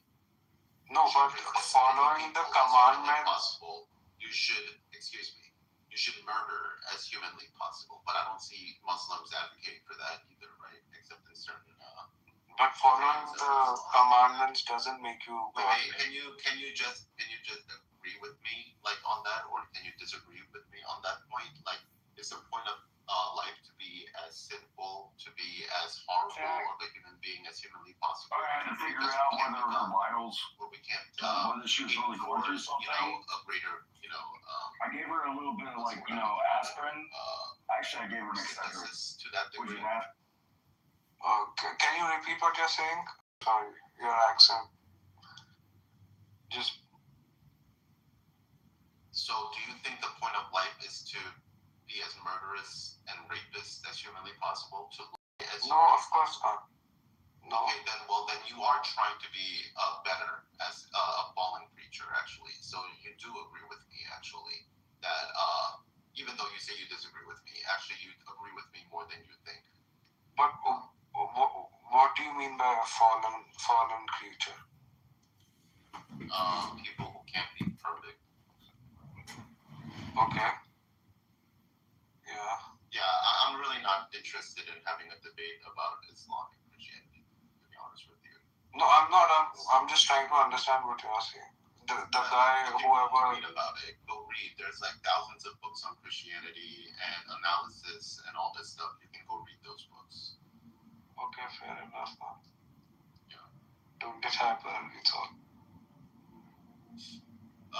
Yeah, it's all right. Exactly. So, go read. Yeah. Hi, Gio. How is everyone? Hey, how are you? How are you? Yeah, long time no see. Hi, Marsha. Hi, everyone. Hey, Samia. What's the topic here? We're talking about Christianity, Gio? Yeah, PPL wanted to interrogate Christianity. No, I was just trying to understand what he was saying. The last guy that was here, he asked a question and then he was, Gio was answering, so I just went off of that.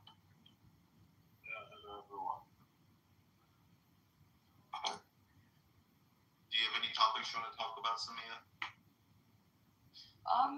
Yeah, I was in a room where we were having, it was like Moses, Jesus, Muhammad, and it was like an interfaith conversation, and like it's the style of talking I think offends people, like because in Islam we have like da'wah, and some people find it annoying because it's like a bit Jehovah's Witness, so it's like some Muslims will come across defensive because I don't know, like the religion's under attack, but it's like I think it's hard to talk to people when they're like that, right?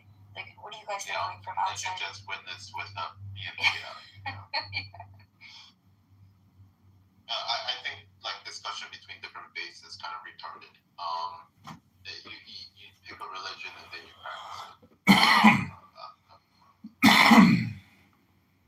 And then you shall see the fruits of your religion over time, right? Yeah, it's tricky. I think with like Islamophobia or like like you get what I mean, where it turns into but like a Christian civilization should be Islamophobic, just like Islamic society should be Christianophobic, right? Oh, they are. Like that's exactly. That's normal, right? Like the people who think that we can all live in harmony. Look at the history of the Middle East, right? The Muslims conquer, right? All of the Christian regions, right? Christian Syria, Christian Egypt, on and on and on. The Balkan areas, did they debate? Did they convert? Those aren't super difficult to find quality. The reason on what is happening, the phenomena to study, I think, is misinformation. The internet and social media. It was brewing during the Obama times, right? All of this misinformation was building up, and it was right by the time Trump came. But there could have been other crazy motherfuckers, like just as crazy as Trump, who have been also come into place. So again, it's not. I don't think that there's nothing really special about So I do think there's something special about him. I think in 2016, had that shoot up been smart, and Judge Jeb Bush and Tate Cruz and Trump, he would have lost. The advantage Trump had was that shoot was massive, and he had 20% name recognition. And so it was very interesting. One of the moments in the primary was so interesting was the case that just is critiquing him on something. And Trump just pulls out his own numbers out of his pocket. It was the craziest thing I've ever seen in today. One more piece of paper. This is, okay, this is why I'm like in the middle of the stage, and Kasich is down there at like 2%. I'm at like 20. And he's at like 2. It was the only time I've seen a presidential candidate explain to people that your place on stage is related to where you are. Oh, I would speak honestly. And I think he would have nevertheless. Again, if it was a 3-man race, I pledge my balance to the new. He's never done that. I will never serve the usurper or the wealthy later. But there are battles to be fought. The other thing he did at times, which I think was, So basically, I mean, the reason he lost to Biden, which was aside from our judgment, taking a course for myself, reckless. The second thing is, people wanted disruption. You are a leader of men. Until he did, and COVID everything was like people were panicked, and so now in America's intentions are good, but what we did. Then, I mean, they wanted the people wanted disruption again. And I think that's why, I mean, the Democrats were two very, very capable people. Hillary and Harris both were capable people. But people didn't want capability. They wanted disruption. And that's why he's won. Well, that's... You're kind of making my point for me in terms of the time makes the man. And where Trump has an undeniable genius is he understands the attention economy. And Chris Hayes. No. And people in the time, like people trying to rationalize like Trump winning and say that he would have destroyed Jeb Bush and Ted Cruz easily. The reason he won is because he won on lies and rage, right? And he would have won with 3, 2, or 10 Republicans, and that is why he's willing to. That's why he's able to win versus other ones, because people are not willing to say the crazy shit that he says, and he is. That's the advantage that he has. But rationalizing. There is a good reason why people voted for him. Carlos, isn't that kind of what I'm saying, though, is the attention economy. He understood the old paradigm of how you run to be president could be ripped up, to Scott's point. I'm in the middle of the stage. I've got 20%. In effect, you're an idiot. You're a nobody. You're on 2%. You're at the end. Like, no person running for president would have ever said such a thing. He understood that he could say that, and it would garner him more press. And also to Scott's point, I'm a traditional reader of that primary, and I think Scott's right. There were 10 potential Republican nominees running in that primary, and as I remember it, when he was winning in a crowded field, he was only getting about 30% of the vote. He came into that primary with 20%. He was fielding into 20, but the field was so big that's all he needed, and his media attention and all the media kissed his ass, and it's so interesting. I mean, I remember Joe Scarborough and Mia Brzezinski. They had that guy on every word. And at one point he said, "You guys have been like supporters." And Mia, they freaked out. They were like, "We're not supporters. We're just taking you seriously." You're absolutely right. You could never in the 3-person field. You just couldn't, because the money would have gotten buried. I think I don't understand. But let me address what Russell said. Like, he said that he understood the attention economy, and the problem I have is saying that Trump understood that. He doesn't understand anything. It's not true. It's not true. He just does stuff out of like what he thinks, but not like understanding. It's just like what he like the first shit that comes to his follicular or whatever his name is, right? Follicular the problem is he slams his jawbone with a hammer to try to give himself a nice jaw. Comedy movies in Mexico about this comedian who always ends up like in very high positions, pretending that he is very capable, and everybody thinks like he's very capable, but he doesn't know anything. But every time he does something, everybody praises him. Like, oh wow, and it's a comedy, and it's like what is happening. Like arguing that Trump actually understood that and he made the calculation of how to win. If I say this outrageous thing, I'm just going to get people. It's not what happened. It's just an outrageous person that happened to be on a society that lacks critical thinking, right? And lacks understanding of what is reality and what isn't. It's a liar. It's a pathological liar. And that's all what he does. He lies. And if people can distinguish a lie from a truth, right? That's it. It's nothing about understanding or he's really like some sort of genius that controls the masses. It's just a person who's able to lie and people cannot know the difference between true and lie. That's all. No, it's not that simple. If you look at all the failures in President Trump's career, what has always survived is his name. It doesn't matter if it's hotels, it doesn't matter if it's hotels, his magazines, the university, his clothing line, his selling steaks.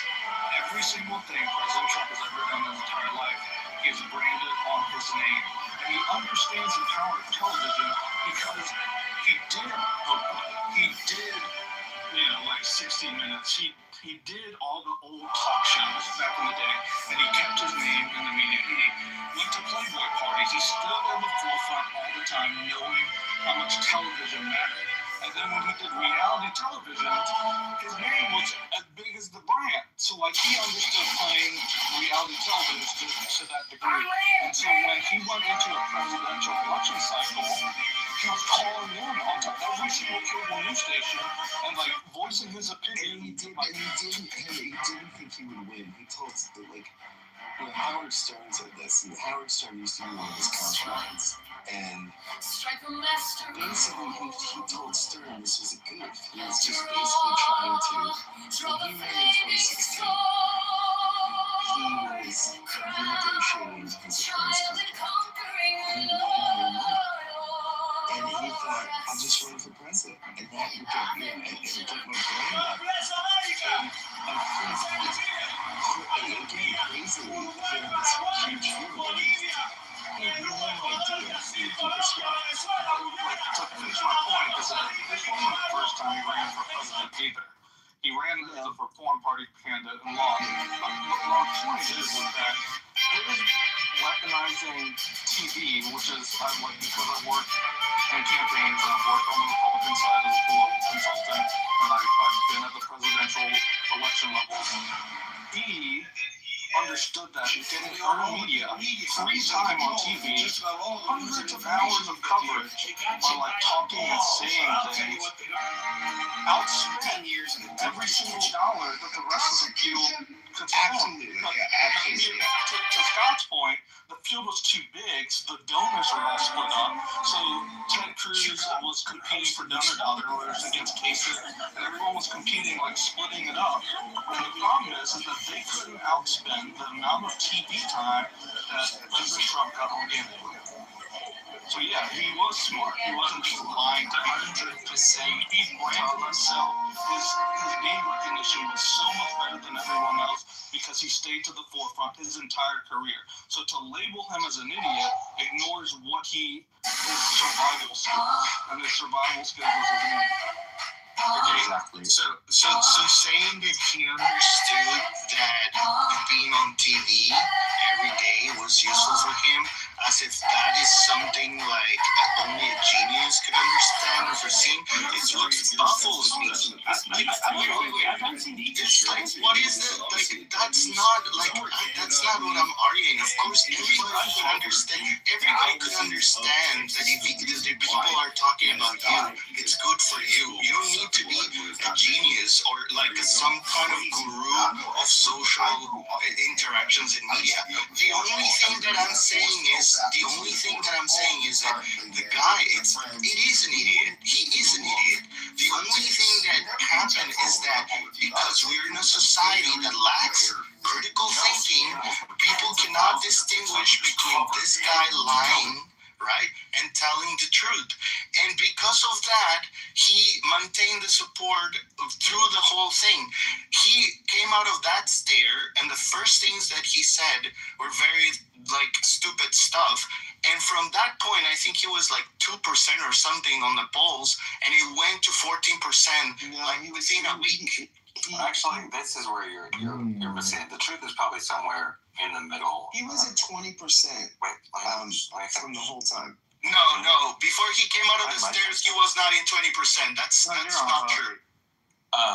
The truth is probably somewhere in the middle. Like, he's uncouth and crass, but I don't think he's like some Otto von Bismarck level brilliant strategist, but there is like a brilliance to some of the stuff he does just as an emergent phenomenon. He always has been this way, never surrender or whatever. He lies to a degree and frequency that would make any traditional politician blush, but he also, in a similar way, like tells the truth about some important things, and that's really why his star began to rise. At the same time that there was just such feckless leadership on both sides, and there was, the professional political class had failed us, the neocons had failed us, and so people were willing to take kind of an experimental treatment for what they thought was an incurable disease. And coming down the stairs, he was fucking dead on about immigration. The wall, as retarded as I thought it was, probably would have been a good idea. Like, some of his instincts are actually spot on, and then he does lie about insane other things that, like, strange credulity. So immigrants, right? And this is from the Cato Institute, right? Undocumented immigrants are revenue positive for the country because they pay taxes and they don't consume services. So I mean, he's wrong on. See, that's not true. These things get tortured, but no, it is true. Reducing everything down to just GDP like misses the point. Like it's always over-indexed. Even if I would concede you that point, it's demoralizing, it's corrosive to like the connective tissue of a healthy, stable cultural society when there are all these carve-outs for laws, when population centers and demographics shift beyond any kind of natural, 1 degree at a time evolution where people can be folded into the broader culture. So I would argue that those Cato Institute numbers are accurate, but even if they are, it neglects like certain other things that like cannot be captured just via a simple cost benefit analysis on like financial expenses. What you're saying, Todd? Why are undocumented people from the Southern Hemisphere who are Christian, who are patriotic, why are they a drain on the culture? I don't understand. Wasn't it like self-evident? I mean, the selective pressures for assimilation have never been lower. You cannot have an atomized. Until it was dissolved in 1994. What's happening? So a medical doctor, just keep that in mind for later. In 1994. Hey Daryl, I'm going to mute you real fast. It was a recreational of the Hudson. I have no problem with quote-unquote immigrants, legal or illegal, but when you let 10 to 15 million people in a short period of time, like that's just not a healthy thing for a society. It depresses wages, it's corrosive again to morale, all these things that don't get captured immediately and neatly through some study that's funded to. Why does it depress morale? Tell me, I don't get that. Are you serious? Yeah, no, I don't find. I mean, I have like millions of people illegally enter your country. This isn't Ellis Island. Like, you cannot have the same level of mass migration when you have welfare, where immediately you can sign up for services. There were people getting blown all over the country. There were people being put up in nice hotels. Again, I don't necessarily even care, like, woe is me. From just a purely pragmatic standpoint, that's not a healthy foundation for a high-trust society. And it retards people's, like, buy-in to, like, work hard, follow the rules, because there's this, like, gross asymmetry, which is usually, again, benefiting capital far more than it is the middle class. Like, this used to be something that was really important to the left at one point, and then it kind of flipped. But this absolutely depresses wages. I don't understand how that would not be demoralizing. So if I can ask him a question, demoralizing, I'm genuinely curious. Like when you say demoralize, like if you don't mind if I ask you where are you located, and when you say it's demoralizing, can you just more specifically say for who?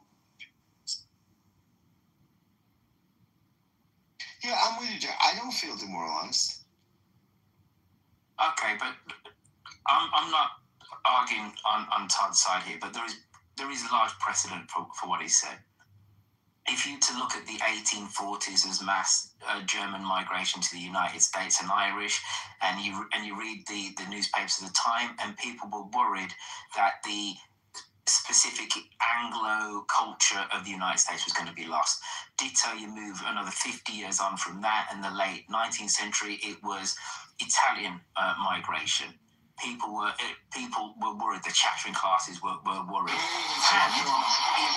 they were saying that large rate on Anglo national European migration in part led to the progressive era because wages were depressed. There's massive precedent for what Todd's saying. Where I would disagree is about people being demoralised, and I would rephrase it to say that what people have done in countries all over the world when there's mass migration of people that don't look like them and or don't worship like them, don't talk like them, they worry about the culture of the country changing. And that's universal. That's totally universal. 1 million Syrians after the Syrian civil war went to Germany. There was a spike in far-right voting in Eastern Germany because people, rightly or wrongly, I'm not putting a value on it, were worried about so many people coming so quickly that didn't look like them, didn't have the same religion, didn't have the same cultural mores. These are age-old questions that people ask about mass migration. Dare I say it, when my folks moved to England in the early 1960s, the same thing was said. But the difference is, like, they operate in offices outside of City Hall, often identify corruption, waste, and abuse by the city's most both powerful. explicitly and implicitly, there were much more intense selective pressures to fold yourself in. Exactly, it turned out. There were implicitly and explicitly, Scott, just one of you guys, thank you.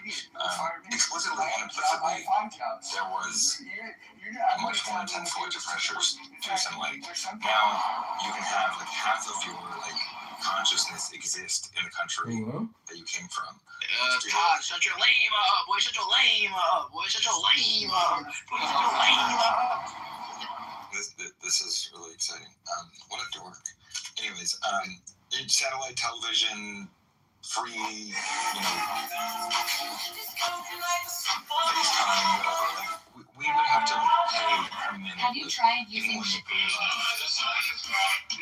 elder millennial older members that you have to information on the Don't bring them up. I think, more to the point of depressed wages and people being concerned about it, you see this reality play out in the southern part of the United States and the Midwest, when you have farmers and you have skilled labor that can't compete with the prices that are being presented by corporations and by contractors that are subcontracting to migrant labor.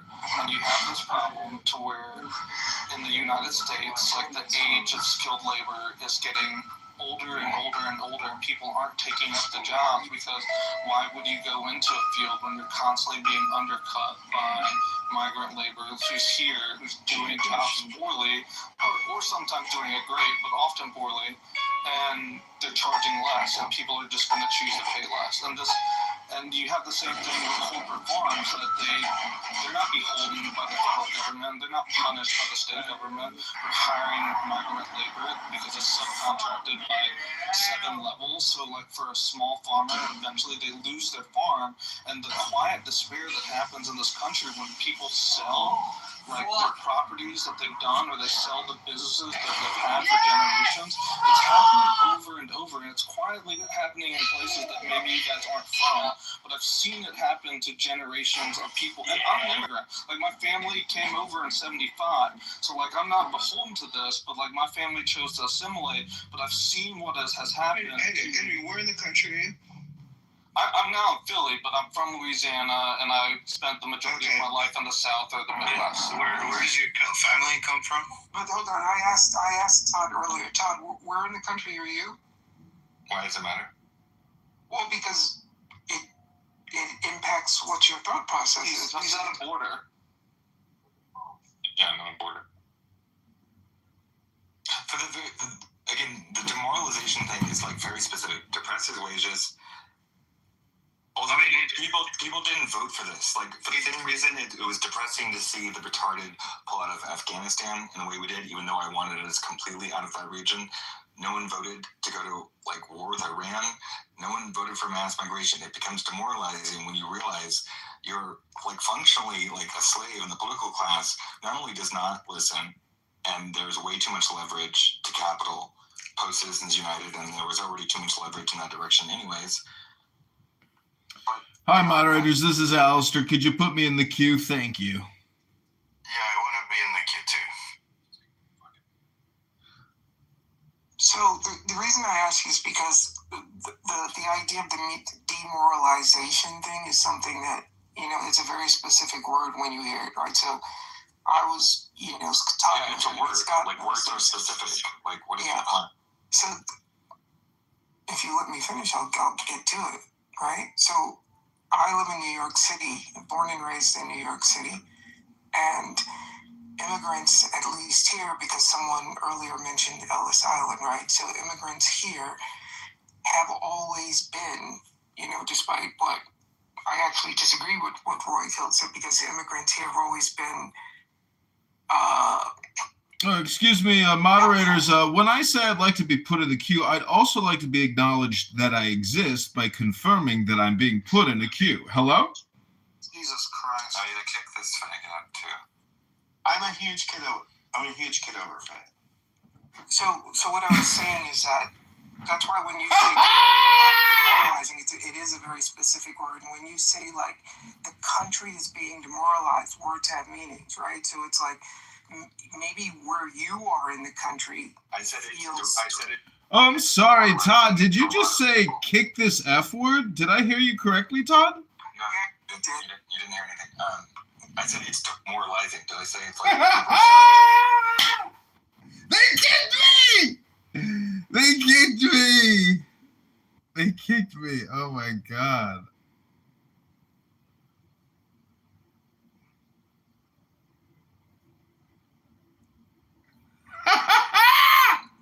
This isn't some racist thing, or just because some We're back.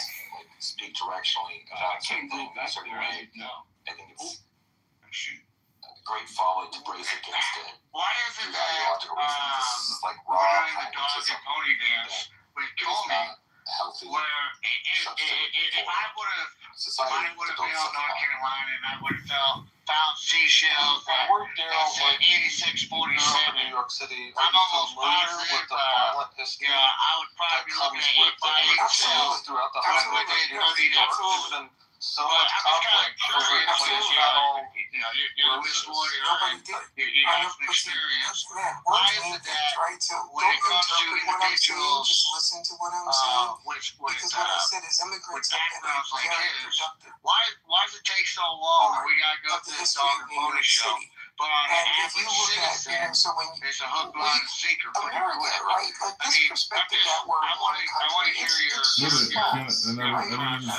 thought about that. 50 Well, I mean, there's a lot of legal muscle he has also. He's coming out of this and you have pressure coming with respect to emotions charges and there are over trying 100 languages spoken in New York discount City, right? the, But what happens is we all get charges. on the subway. And, For the you know, most the part, average we crowd citizen into the may not, subways, may have legal aid we to help crowd them, into or, buildings, a public defender. I mean, and this no one is is coming at actually, it at with a least, lot of legal in muscle. my experience, I just, again, you have to look at all the particulars. with the I exception of think the living point of the in indictment Tokyo is for a year. a pretty loud statement We're the that, largest city you know, in is the the topic of offense nation. ever Double. since The second closest, the we're close to 9 assassination million. attempt is just Second with political closest is violence and the tolerance for it, Los and Angeles, that we have laws 4 in place million. about Then threatening you jump down to Chicago, our it's 2 president million. and about And we threatening don't, public officials, at and least for the most you part, know, what we've we learned to should do clamp down is on those laws. And we talk about it in rooms where, nothing to do with you know, in clubhouse rooms where we have people that will threaten public officials and say things that are in violation of federal law. So Why is the talking so long with officials versus your average citizen? Obviously, that's what I want to know. Immigration I understand. That's generally a lot of people ask those questions. Communities have gone. Why do they need so much muscle? Their average Samaritan. It's less of a lengthy time. They're requesting certain discovery, they're requesting certain, information be disclosed, and they're filing motions with the court. I mean, they're stalling it, and that would be my gut reaction. This case, I've not paid too much attention to it, and I apologize. And just generally on the topic, I think it's ripe because we're really looking down that gun barrel of political violence that's threatening our country. And I think that the administration's trying to make a statement that it's not going to be tolerated. Threats are serious. And again, they don't have to make law. The law's on the books. It just hasn't been, the wife comes into the kitchen, she says, "Hey, I want to get this in our system," and the thought bubble pops over her husband. You can't try on Twitter and flag it to figure out who has more and track you down. There are people sitting in jail for threats on social media. We talked about the best that you have serendipity today. Serendipity, where's we going on that? I'm tracking it avidly. She's hungry for and I think she's going to get it, Abby. I think there was definitely a failure in the process. Jailing someone for several months over I don't understand how. But so he was indicted today on the 8647 seashell thing. How do you counter the argument that people are saying this is sour grapes, this is petty, vindictive retribution, this is not justice, this is just the Republicans want to get their lick back from their perceived feeling that Trump has been mistreated, as well as everybody in his administration, that they had any ability to go after, like that. How would I counter that? I would tell them we could go back to Obama going after the Republicans and the 501c3s by conservative entities trying, Obama targeting them through the IRS. I mean, there's been targeting, there's been political targeting. I mean, clearly it happened in the Biden administration going after Trump. How many jurisdictions did they go after him? How many different ways? Let's talk about New York. What's his name? Republicans and conservatives are supposed to uphold the Constitution and our laws, and just because they did it then, the whataboutism is that doesn't mean that we should do it now because they did it then.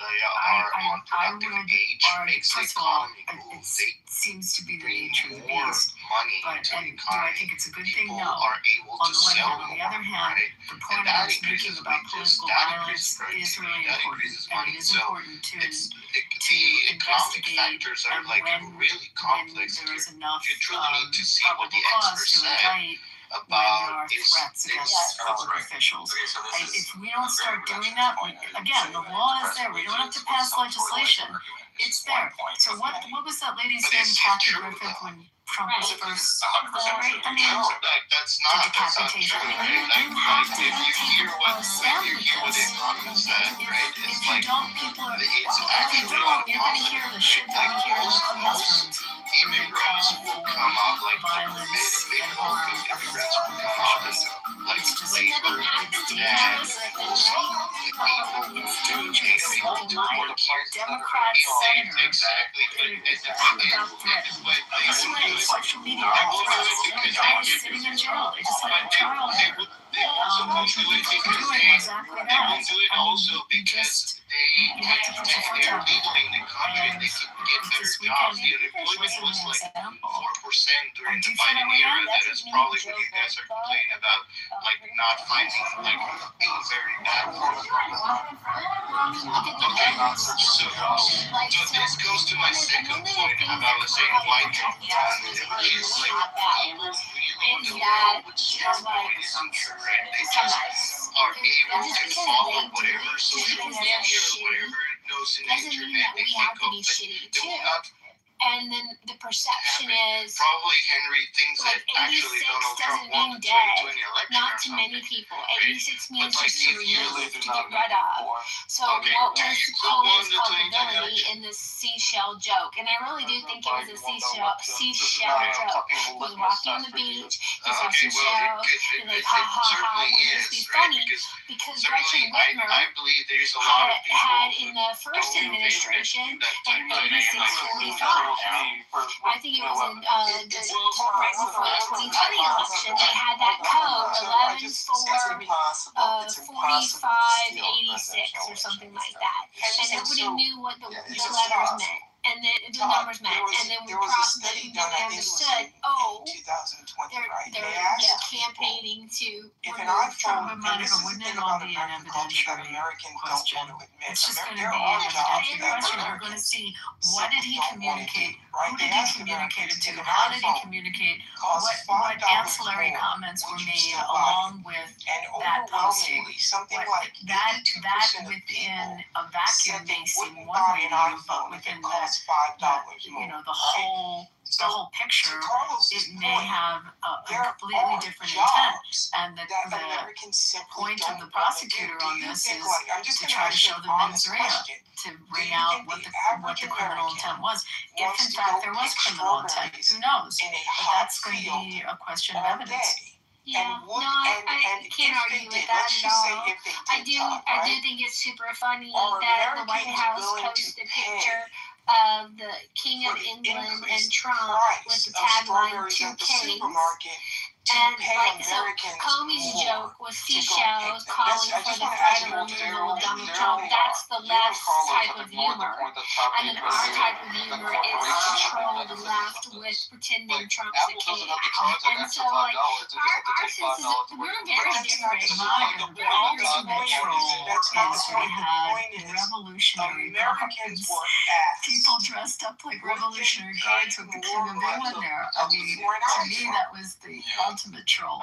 He's one of a kind. So Like, you can say a lot about Trump, but what you cannot say is there's two of them. You can't. But why would I make that up? Who would make something like that up? I believe that people may respond. I've been listening long enough to have input now. So very compelling, given the relative. I'm just going to the operation, like, things like I understand what Coleman's saying about the jump, like, 8647, the events, that's a, to me, that's a message. Inflation. Yeah, I can start off as a joke, but someone can, take that and get the misconception of a projection of something bad. Disproportionately and that's what I would be worried about with Comey, and I hope the prosecutors would really focus on it. There's a lot of people that will do harmful things for motivation or getting enticed by someone. And with Comey's position that he held, by having that, like, the reality is, if you would have seen something like that, being the fact that as former FBI director, you would be like, okay, so what? Well, like again, if we look at the numbers, like 4% unemployment, which you would share disputes, right? He doesn't dispute the 20 election, but he disputes the 4% unemployment during the Biden era, which is my point. Like, you just don't want to follow what is actually facts, right? But you know how unemployment numbers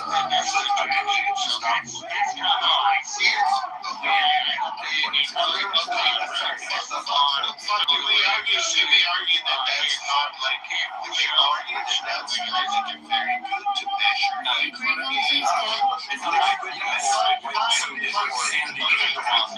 But you cannot deny what the number was actually was, right? You can say I am a better economist and I'm going to cover my economy next. I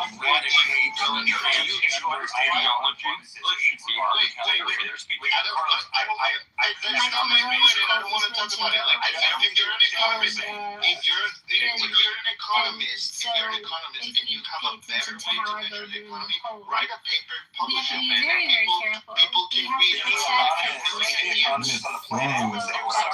That's not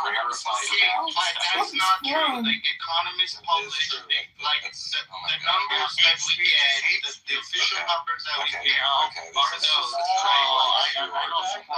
The reason you want to figure out how to calculate take it out of context, so you can figure out if the stats so you said accurate. That so if you have a large number of Americans who drop out of the workforce, a crazy person who is not acting reasonably could take the thing that he said and use that thing that he said as a public figure to justify some kind of violent action or some kind of destructive action. That's what you said. That was the have to measure apples with apples. I'm going to answer you cannot have the measurement of the economy. You cannot have a measure of the economy, right, being done on 2021 during the Biden 2020 the Biden administration, and then change it in 2024, right? It has to be the same kind of apples to apples measurement. If you don't agree on the way it's done, right, you can come with a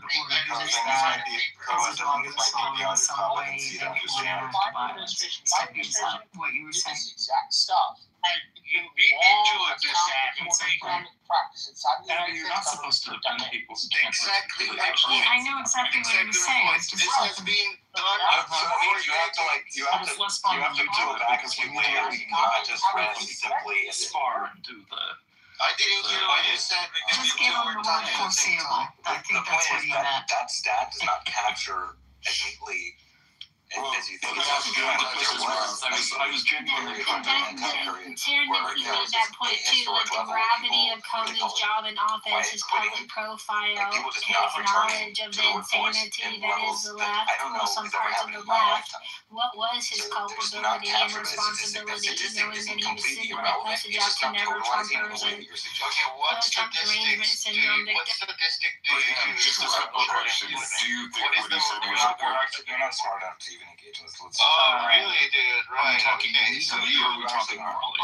Like, that's like the fact that you say that in a conversation shows that you are unable to take morally or legally. How do you think? Do you think coming to a conclusion that it is protected. you have 4% unemployment. That shows, like, historically, when we measure unemployment, that shows that we have very low unemployment.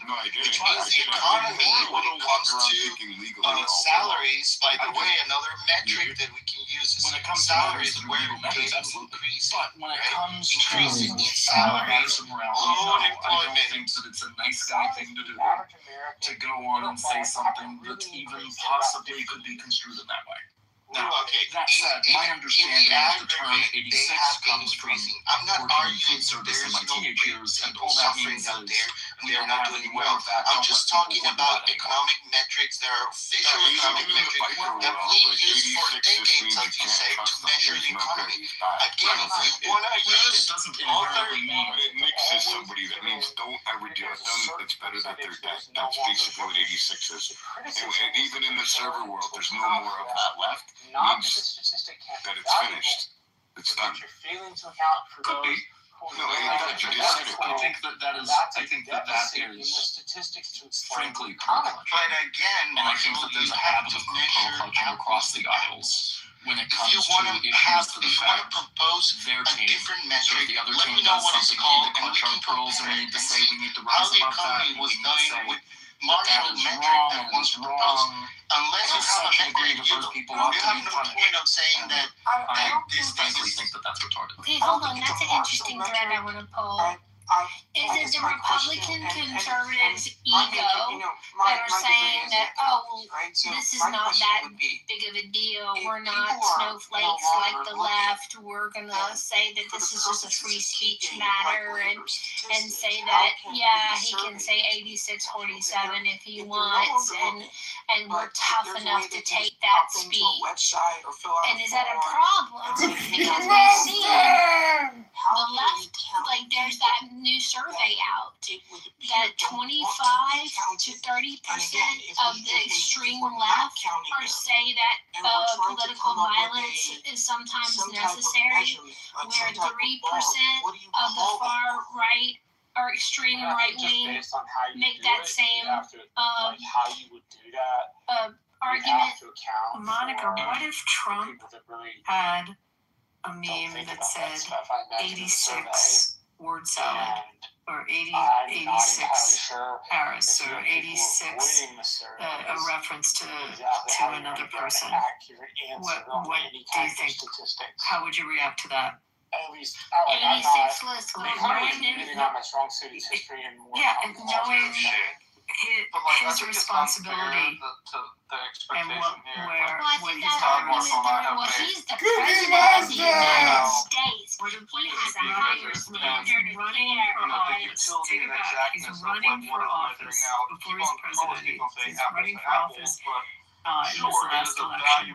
And if he had 86 Harris or 86, or some reference to her. DoorDash for 40 hours a week are considered employed when they would have been working a labor union job 20, 30 years ago. Actively running And for had office. benefits and had If he's just Donald Trump, the obsession with forcing in a Marshall or Todd to come up with a new metric that's perfect and like we'll cover all these things is an unfair expectation of them because they're just making a criticism of like, yes, unemployment is 4%, but there are problems with that metric. That's like unfair for you to be like, well, how else would you measure? I don't know if you would be indicted over it either. What I'm saying is, but new metrics come out all the time, right? So it's, I don't think it's unfair. Yeah, I just kind of want justice. Abby, I had made the argument earlier before you got in here. Hey, Dr. Jordan, I can hear you. Can I say it for you, or you need to clarify this? Abby had made the argument earlier.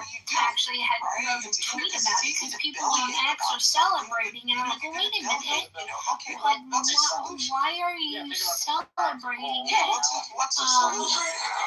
doesn't mean, I don't think it means what you think it means. So,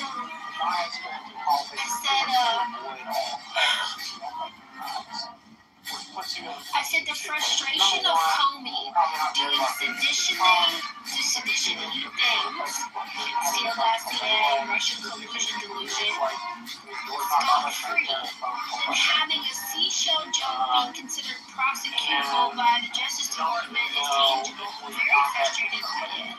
I don't want vengeance or revenge. I was just hoping for justice. And then I put the Frank. he had done with him looking at the redwood trees, looking up and saying so many questions. And and not be like nodding your face all the time. This doesn't seem like justice to me. Go ahead, Dr. J. It's comparing tax today versus Helping you keep when I deal with your federal and staying out of your way. I mean, I don't think the federal government has if we're trying to encapsulate and try to capture people that are missing, it is looking at federal agent or former federal and this is an inaccurate measure because there's plenty of people that are working off books or they move to another country and they're not reporting and something like that. So it's imperfect, but the only way you can look is who files taxes versus who's an actual showing up in the census and links to those people and where they're missing and where they're located. And that's where how you quantify and how you calculate. And hey, you could also here, right? So retribution isn't an illegal mindset. I think. But what you do unemployment in New York is every week you have to go in and you recertify that you're unemployed, right? You get the, I could understand you get the 6 months, and then if you're unemployed longer, you get the 1 year. Former head maybe of a what you federal could do is just keep incenting put people. something like that up and also take it down. That's a bit of a red flag. Hey, if you're I can't no speak longer to legality, but and you pop into the same website that you use to register to claim your unemployment every week. To me, pop I was in and thinking, we'll give you $100. in my mind, if I was the head just of tell an us where agency, you I would take that down because it's I like had to a some people, reaction fuck the $100 to my own isn't worth it. reflexive thinking and be like, hey, that's not right. But the way if to your boss always were to, get humans if your to do boss, something if your is to employer put something up on incentivize. social media, That's just and then took it down, how would that leave you feeling? I think it would leave people feeling uncomfortable, like you should know better, right? So, and I don't know the whole story, that's my question. Exactly. Not the middle class, but the argument that the immigrants were essentially taking the jobs, right? Because historically, right, if I say comparing apples to apples, even if it's not an accurate number that you suggest, will be a correlation to what the actual employment is, right? So if we are doing better now, or at least in the debating era, we're having historic unemployment, then there's also that. That's what I want to say. Was kind of elevated it's not an irrelevant metric, Trump, but again, it's just not capturing what you can. That's just my even when a celebrity puts something up, the level because of the Dow, you know that they've got to be a little more guarded about what they put on social media. Or any public figure, not in a legal framework, but just in a popular sense, culture sense. We consider a quote-unquote public figure. When they do something like that, people are watching it, so inflation, they're people who really curate what they put up carefully. And when a public official does something, I have no idea that it's an actual argument about reality. It's just not useful. It's not even a half truth. I was just talking about the argument that it will depress the salaries, right? But if you are going to talk of the broader economy, sure, bring all those things, right? What is consumer sentiment? What was the how much people were spending historically with respect to other years? What was the GDP? By most metrics except inflation, the economy was in a great PTR. Right? Well, what I was going to ask was, on Biden's way out the door, and when he was partying, wasn't Comey pardoned as well? You're making this far too simplistically. I misunderstood that. I know there's a lot of people being pardoned, convicts and a whole bunch of bells and whistles. I thought Comey was pardoned as well. Savings, can anybody agree me on that? I don't think Comey was pardoned for sure, not by Donald Trump. It was stave off the recession. There's a man. Or inflate prices. And he chose to inflate prices. He put $1 trillion. Don't you have to commit a crime, be accused of a crime, to be pardoned? Staved off the recession. I was just curious about that. Daryl, What would you advise them to do? You're an economist. Pardon It's weird, right? family, didn't he? I've always made this argument that This last go round, pardon we have a people population like that Adam grows Schiff and a faster bunch than of other economic output, people in right? government. If we go back to like when Bill If I Clinton was recall. president, when Bill Clinton was president, I think it was 254 million people in the country. And there were people who remember his presidency. Now he was going through the yellow pages when he was targeting 340? people. I just don't know. You know, since the Great Depression, we've added 10 million people to the population every 10 years, but we don't increase economic output for every human being. Have any of you guys heard the term economic stressor? If you have, I'll shut up. But if you have, You harm someone if every they human committed being a is an crime. economic stressor, You know, right? So every human I being thought you had to needs commit a a crime doctor, needs and a to be police part of it. department, needs a fire department, needs someone to respond. So every You human. get me on this whole subject of pardon because it's the one thing. If I were to change our constitution, that would be the first thing I would change. Increased Is take away the power of pardon. population, Because it's and we are it's not so matching economic sweeping, output for and the increase it really in comes from population. a time in We have England 11 states in this where there country. was a reason that the king needed to pardon, or the Lord needed, the Lord of the Manor or whatever, or the fiefdom had to pardon because they weren't in control of what was happening in the courts. It was just a different time in history, and why we brought that We're not over raising enough into money our system and then embedded in the Constitution. I'm not sure, but this concept of we need to figure out how to do. I'm looking now on what he called it, but if I recall, it was like a blanket pardon for any potential charges that could arise out of their role, I don't know if he did it specific, like someone like Adam Schiff, if he did it specific to their role in investigating something in particular, or just generally their role in government. And that's the only answer. And the median wages are someone else on stage knows. I think it has something to do with statutes of limitations, right? Yeah, well, I mean, it's statutes from different crimes. The liquefied natural gas, the majority of the country's liquefied natural gas goes through there. A huge chunk of the petroleum processing, like refineries, happen in Louisiana, and tons of the economy goes through the Mississippi, but that money never goes into the hands of people in Louisiana because all the ownerships and the corporations have moved in the last 40, 50 years to larger states. Many different Often the officials headquarters have moved to Texas, and the headquarters have moved to New York. Someone correct me if I'm wrong on this. Louisiana I mean, Schiff came into my head because I remember it was one of them. I didn't say anything about Louisiana. But my point is, like, people will put states into this bucket where they're dragging down the country and they're taking more than they can give. But the reality is that often Yeah, he did his brothers. Didn't he do Frankie and Jimmy? Don't control their resources anymore, and their ownership lives in other places. They moved to somewhere like Todd, where they're in Newport Beach, and their headquarters are in Silicon Valley or wherever on the coast. But like all the work and all the natural resources that are being extracted are happening in a place where people are poor. And it drives me crazy. So then what you're saying is, that would be the justification, but it's a preemptive pardon, right? It's a preemptive pardon, and preemptive pardons are good because if they did something that they legitimately needed to be tried for, it is the trade down the Mississippi, the ports, even if it had the appearance of tons of money that goes through Louisiana.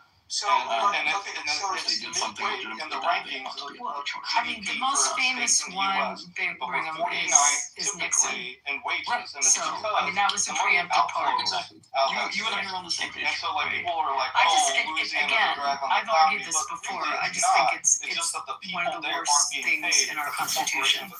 And I think our founders were brilliant, but I don't really think they thought that one out. Yes, I grew up in a refinery. And it's been abused by all sides. Like the refineries in Louisiana, and as culture and like the things that happen offshore there, like think so it is one of the biggest energy producers in our entire country. Because there was a point in time that it probably was like being I've used. already told you, the like the oil companies, the energy companies are now, first of all, be I'll give an clear example. that Freeport it's a McMoran. federal It used to be pardon, based so in, it's not for any state Louisiana. crimes. Now it's based in So Austin, that's Texas. really Like important that to happened make in that our distinction. lifetime. A lot of these, like And it's Chevron, not for all future the acts, oil it's for companies past that used, like acts. Amoco and all these companies that used to be doing business in Louisiana, bought out. But Like if companies it's based in past Texas. acts, then So you're then really you look at charged with Texas, that. or Yes, that's bought up by exactly why. So like a Trump goes crazy at the end of his term when he pardons Louisiana like doesn't do 50,000 nothing, but the people. reality is those companies Can were he be sold challenged on by that? baby boomers and Generation Y. Not under our Constitution. It's a sweeping power of pardon. I'm telling you, if I were to do a new amendment to the Constitution, that would be my amendment. Well, it seems that the caveat is that both Biden and Trump have pardoned people in ways that benefit them ultimately, and so I don't know how taxes of the wealth people talk about, like, ExxonMobil made X number of dollars and their headquarters in XYZ, or many of the plastic companies that are based in major cities, but they're actually being made Jordan, in just amend Louisiana. the Constitution with an amendment that Louisiana doesn't do eliminates the anything, power but of pardon. because the majority of the wealth that comes out of Louisiana are going to other places. Dedicated to That's the point. Where's the labor? Is what like I'm trying. non-relatives, people who are incarcerated talked about this ad nauseum for the last or hour. Labor liberating people from incarceration for the last federal 40 crimes. years since Reagan. Is Reagan's is that fault? not, Basically, like is labor that has too stagnated for that long, so like all capital has been flowing upward. That's why the top 1% I'm just of our saying, country keep on getting wealthier and wealthier. It made sense That's where in the its money's time going. in English history when the crown My dad just was retired not from a petrochem monitoring company and in aware Louisiana. of You know, what my friends are the still working at petrochem companies magistrates in were Louisiana. doing But like in the different petrochem company that my dad used to work for around got bought out England. by a German It made company sense. and then bought out Go by an Indian read, company. I don't know, And then like if you're trying to measure just like read the the wealth history out of of Louisiana, pardon it's and like where it came from. it's not there. It doesn't make because sense. the money's outflowing. In one-off situations with people who were convicted of criminal charges, but the criminal charges that they were convicted of are no longer popular. Let's say, Daryl, you're one of the smartest guys I know. Or if there's a murder conviction and the murder conviction had evidence that was very disputable, but because of the limitations of the system, the person ran out of the not necessarily an inherently bad thing. But if you have presidential if we want to talk about bringing back powers to issues, for example, not being able to pardon members of your immediate family, and not being able to pardon members of your administration for Motion the court based on new evidence. Our legal system enables one to go through the process when a circumstance like that comes out. Biden not only pardoned but commuted. He commuted 37, was it 27 or 37 death row? I mean, people that were cop killers, children killers, that he commuted off of death row their sentences because he didn't believe in the death penalty.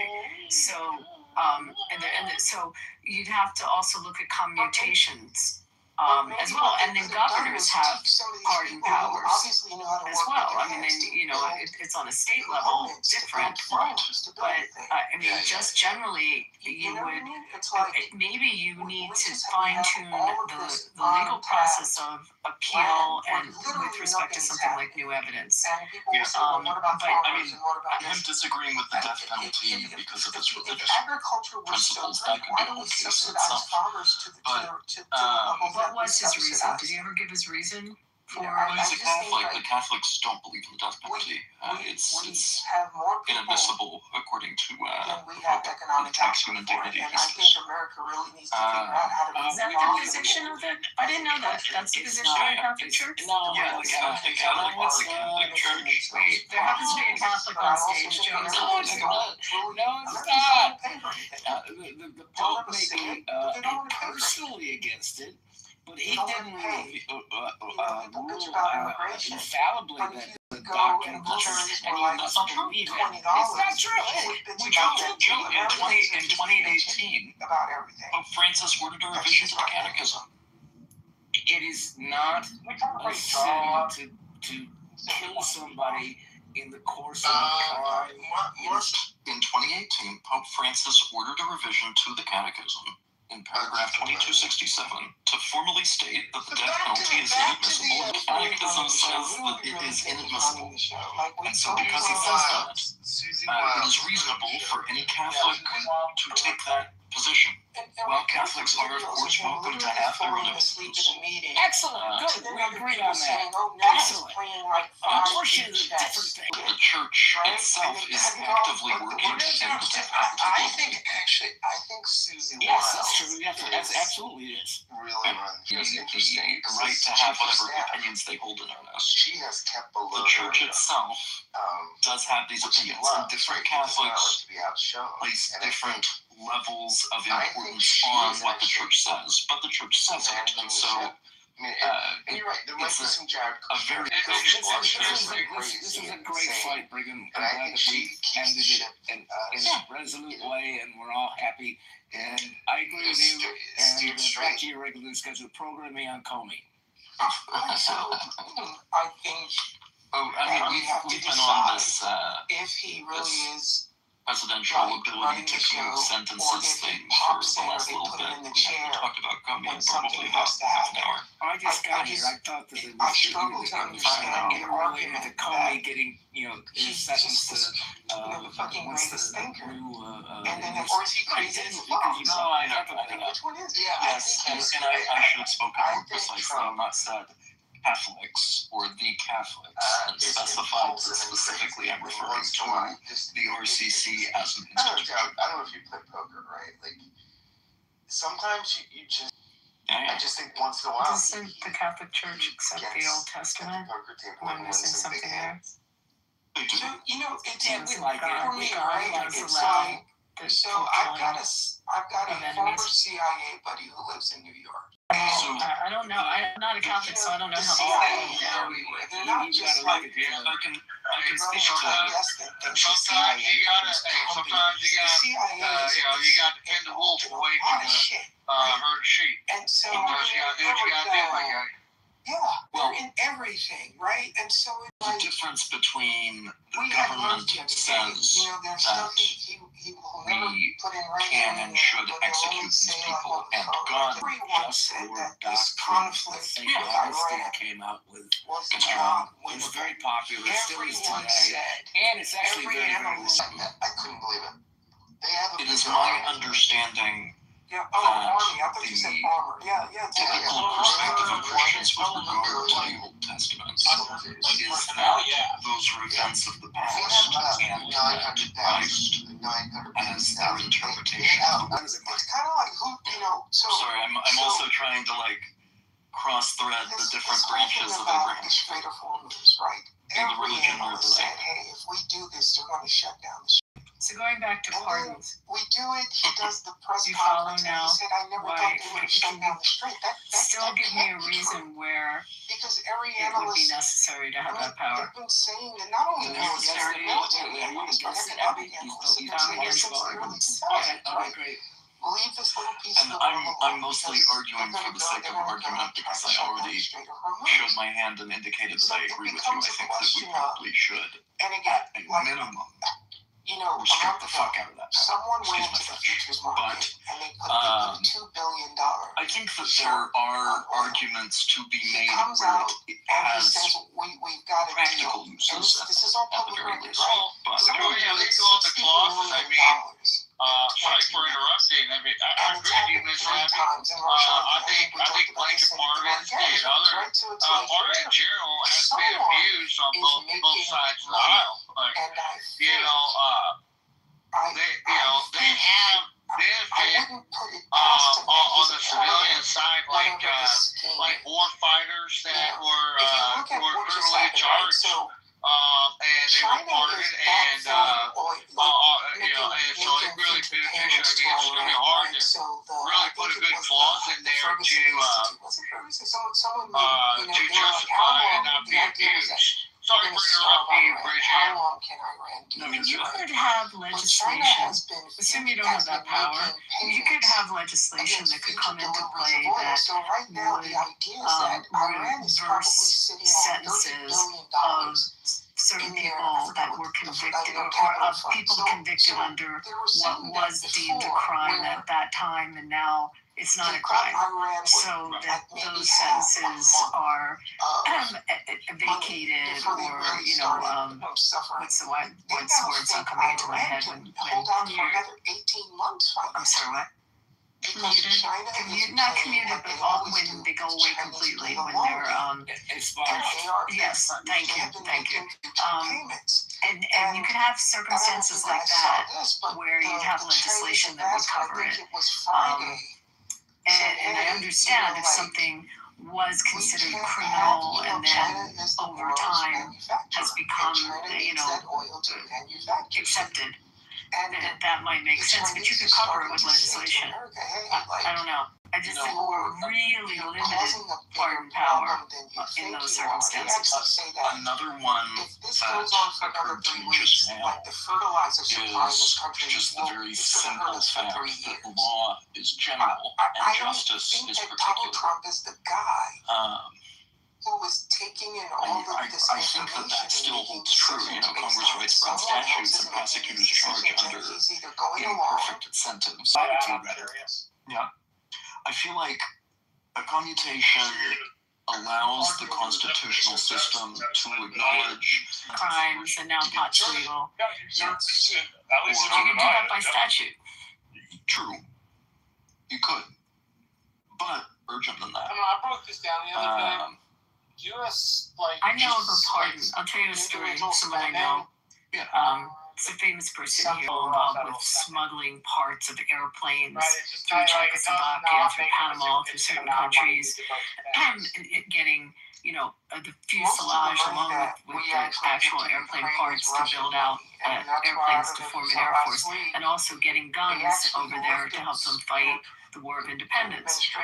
Because he was here in this particular geographic area has some ties, had ties to organized crime, he was able to, access and mobilize weapons and get literally boatloads of weapons through various crazy routes around the world in different countries. I think they even went through Africa up to smuggle into Israel. War of Independence happens. Obviously, the rest is history. They become a country. He was convicted back then of arms smuggling. And many years later, his son happened to be roommates with Bill Clinton in was it law school or college? One of the two. And Clinton pardoned this man and took away his crimes. It was like, 50 years later or whatever. But it was a pardon. It just made me think of someone I know that was pardoned and where the climate had changed. And, what it was a crime back then was viewed differently. Well, I feel like number 74 is also a good one, which is, if I recall correct, so it boils down to the idea that a legal system needs to have a deliberately non-judicial mechanism for mercy because courts are bound by law as written. Cousin to King Charles. As written. If you go ask an AI and how so likely you are to be being cousin bound by law with anybody on Earth, that likelihood is about 100%. There are convictions that can occur that maybe congratulations. people disagree with, maybe the person personally disagrees with. And it can be benevolent. I mean, I've always wanted to live in Buckingham Palace. Hypothetical that I think I'm probably the cousin with them as well. The post, I have another post in my PTR, the one that he posted like 2 days ago, is him comparing, some statue, I guess, that's born to Americans takes it upon themselves under Obama and under him. If you look very closely, in his own post that he shared, do a little bit of vigilantism after their child was perfectly identical. assaulted. It's a lie. It's AI generated. So that's 2 days and 2 stupid posts. And then if you go back 3 days ago, the law by that's not true. If you go back about a week and a half ago, they should Donald Trump posted an sentenced ad and tried on his own social media for their a whole stake.com thing and end crypto up in prison. gambling. But there's So if you're not gambling according to the law for them to end up on death row, and on that note, just based on It's funny though, right? Because they circumstances. said when Biden left It the White may be House, that his net worth that is a increased by deeply $2 unpopular million, situation right? because of the In situation, Trump's because of first the term, they said when he left the detail White work House, around it. he and his family's net Like worth I can increased think of by enough $2 one-offs to Whoa, consider. okay, so say with that one, someone else can chime in. I don't have to be doing all the talking here, but you could mitigate that in front of a jury. You can mitigate what the criminal intent was at the time and what the provocation and did it mitigate some of the crime. I mean, it doesn't mean because it's a statute and you committed a murder or an act of violence that through the process of a jury or a trial, some of that wouldn't come out and might justify, not justify the act, but mitigate is the optimal word. So I don't know if I agree with you, but I'm sure I'm boring people with this. Go ahead.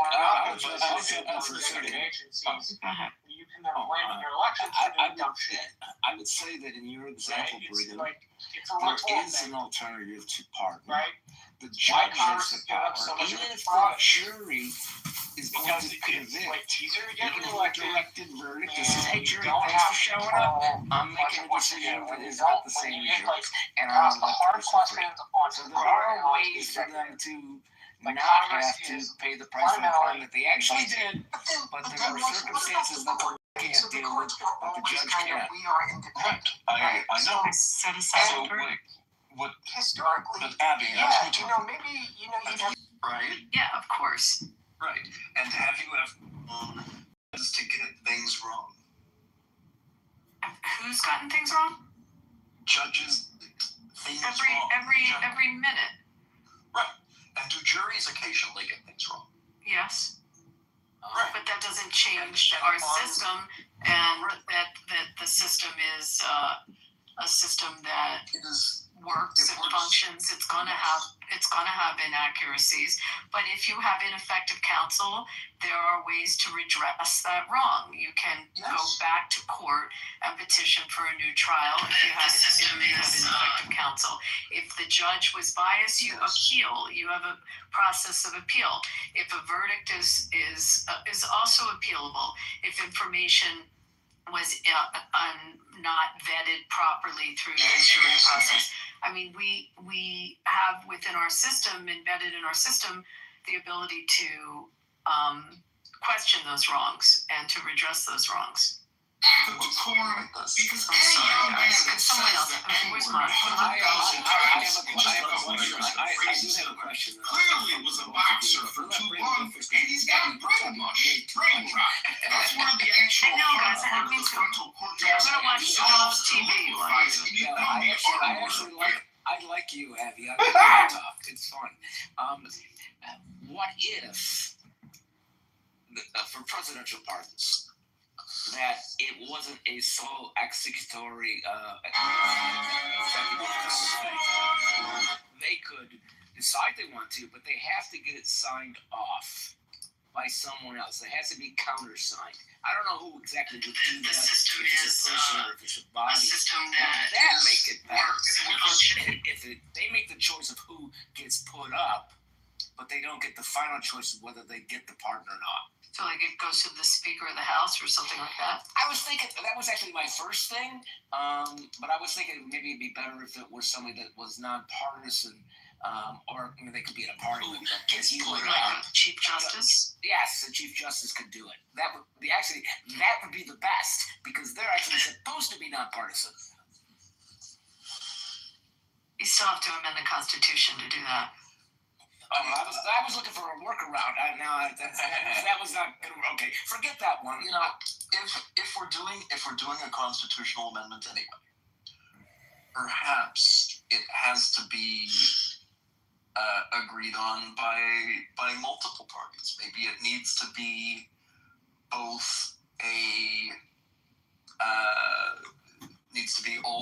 somebody who is the representative from all three branches. That might be good. You know, a lot of people who believe in this minimum basic income. George Bush and Trump issued checks to every American. Hello? Can you hear me? Hello? So what I'm trying to say is, even though we're $40 trillion in debt, we can't necessarily delete it. But what we can do is just issue checks to Americans. And that means you have to be in the social... Hello? It is fantastic. I think Hello? Okay, I hear you, John. You're going to have to leave and come back.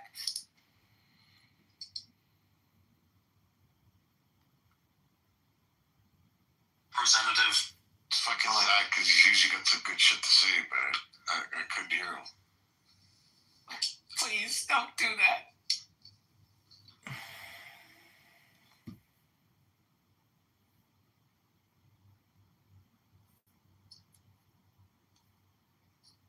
Hello?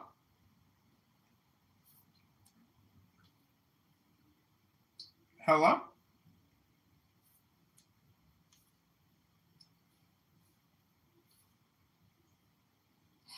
What brought this pardon thing on? What was the genesis of this?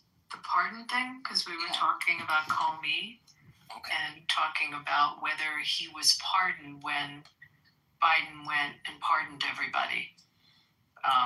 We were talking about all the people in government that Biden pardoned. I was talking about that, and the question was whether Comey was in the grouping of Adam Schiff and all the people that were pardoned under Biden. That's how it came. Yeah, okay, but that wouldn't cover his seashell 4786 thing, because that happened after Biden was the lone president. So that doesn't help him, even if he was. Was he on the list? Was he pardoned? I don't know. I never got to check. I don't know. But it won't help him with the problem he's got right now. I mean, so what? Are you saying you don't want governors to have the right to pardon either? Pardon me? What are you asking me or are you asking Abby? Either. What's the question again?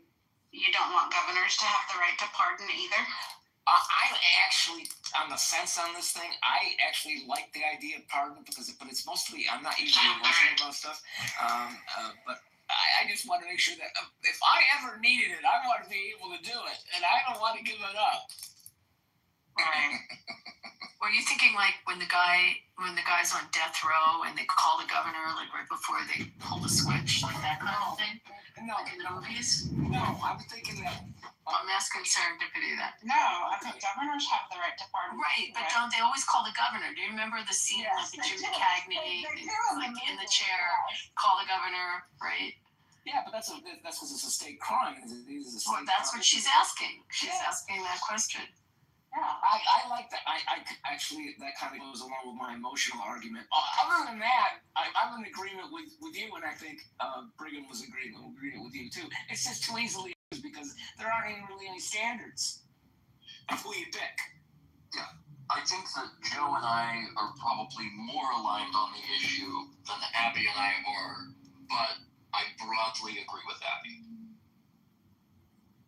You know what seems odd to me is that when they wrote the Constitution, they tried to get rid of all of the, especially the Bill of Rights, afterwards they tried to get rid of sort of all the bad habits of the monarchy system. And the one thing they left was this notion of giving pardons. It's sort of like this king.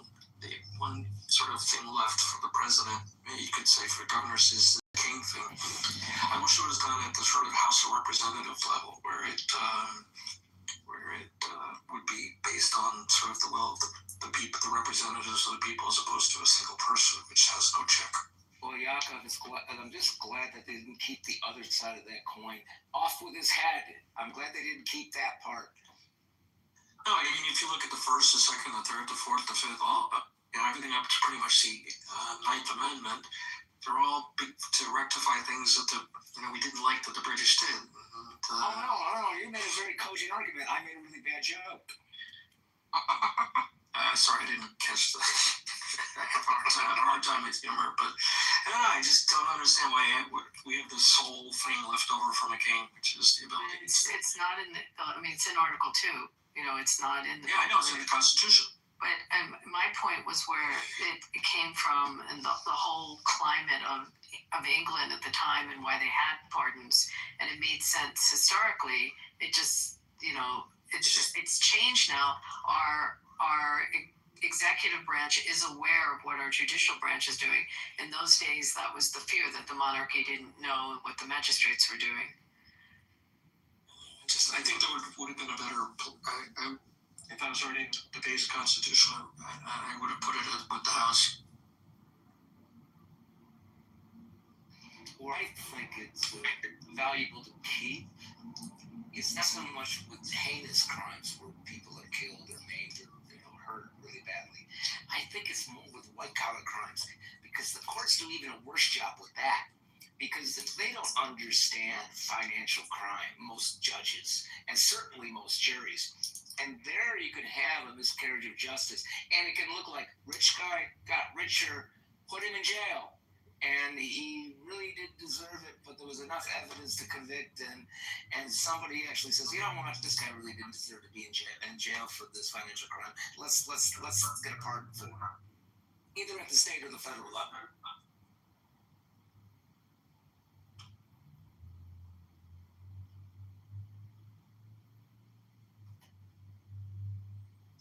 I agree with that too. Hey, I got a question for Abby. Can you hear me, Abby? I say in the Matrix. No, you're in the Matrix again. Hello? Hello? It says, Representative Ro Khanna says that Benjamin Netanyahu in the Situation Room is a betrayal of the American people. Do you agree or disagree? The gal in the app that was in the Situation Room, what's her name? Victoria, were they in the Situation Room together? I'm not sure. I think Victoria's Situation Room could be on the 23rd floor of a psychiatric holding facility. I don't like Ro Khanna. I don't follow him. Sorry. I was hanging around with girls from Victoria's Secret. Is that what you're saying? Yeah, yes, with Victoria Ro Khanna in the Situation Room. He's got a lot of people behind him. He's very popular. All the statistics that Massey puts out shows that Massey's going to win. I very much doubt that this guy's going to beat Massey, and it's going to make Massey so much more powerful than he already is. You got to realize that Massey and Ro Khanna have made over 50 people. Massey and Ro Khanna have been very successful. They have brought down over 50 people. 50 people have had to retire because of Massey and Ro Khanna's Epstein file release. Hello? Who has polling in that district? No, Necro? Can you pull it up? I haven't looked at it. It's just that Thomas Massey has always been his own man, so I don't see it. He's got a very good opponent. Let me see if I can pull up some recent polls. Yeah, I will be stunned if there's any person in this district that will like Massey more, or that likes them more than Massey. I'm 182 points away from being 1% karma. Let me ask you, Joe, do you think karma is reciprocal, or do you think karma is just action and doing in itself, that there is no cause and effect from karma? Do you think people misidentify, don't translate karma correctly? Karma comes from the gods through the app. So what you're saying is Reid Hoffman's plantation, we're all just plantation workers serving Reid Hoffman. Okay. I actually looked up Alistair Crowley. I liked who he was. I didn't really like you prior to that. Oh, you hated me? His name is Ed Gallerin, and the primary this is in the primary, and it's May 19th.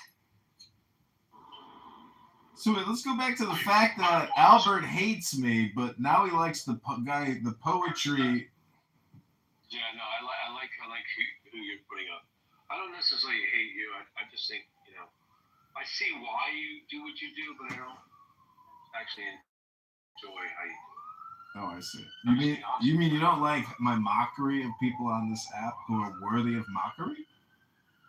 Well, I think you mock everybody. I don't think you mock specific people. It's not true. I don't mock everybody. Some people I actually appreciate and listen, and they provide incredible analysis and thoughtful insight that I had never heard elsewhere. I'm an information addict. Hello?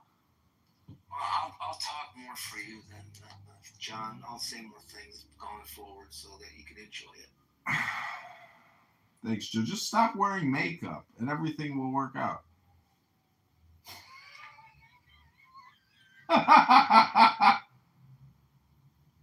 Am I gonna get kicked? I like how you don't choose to reveal your age, Joe, because you said you don't want people to think you're too young.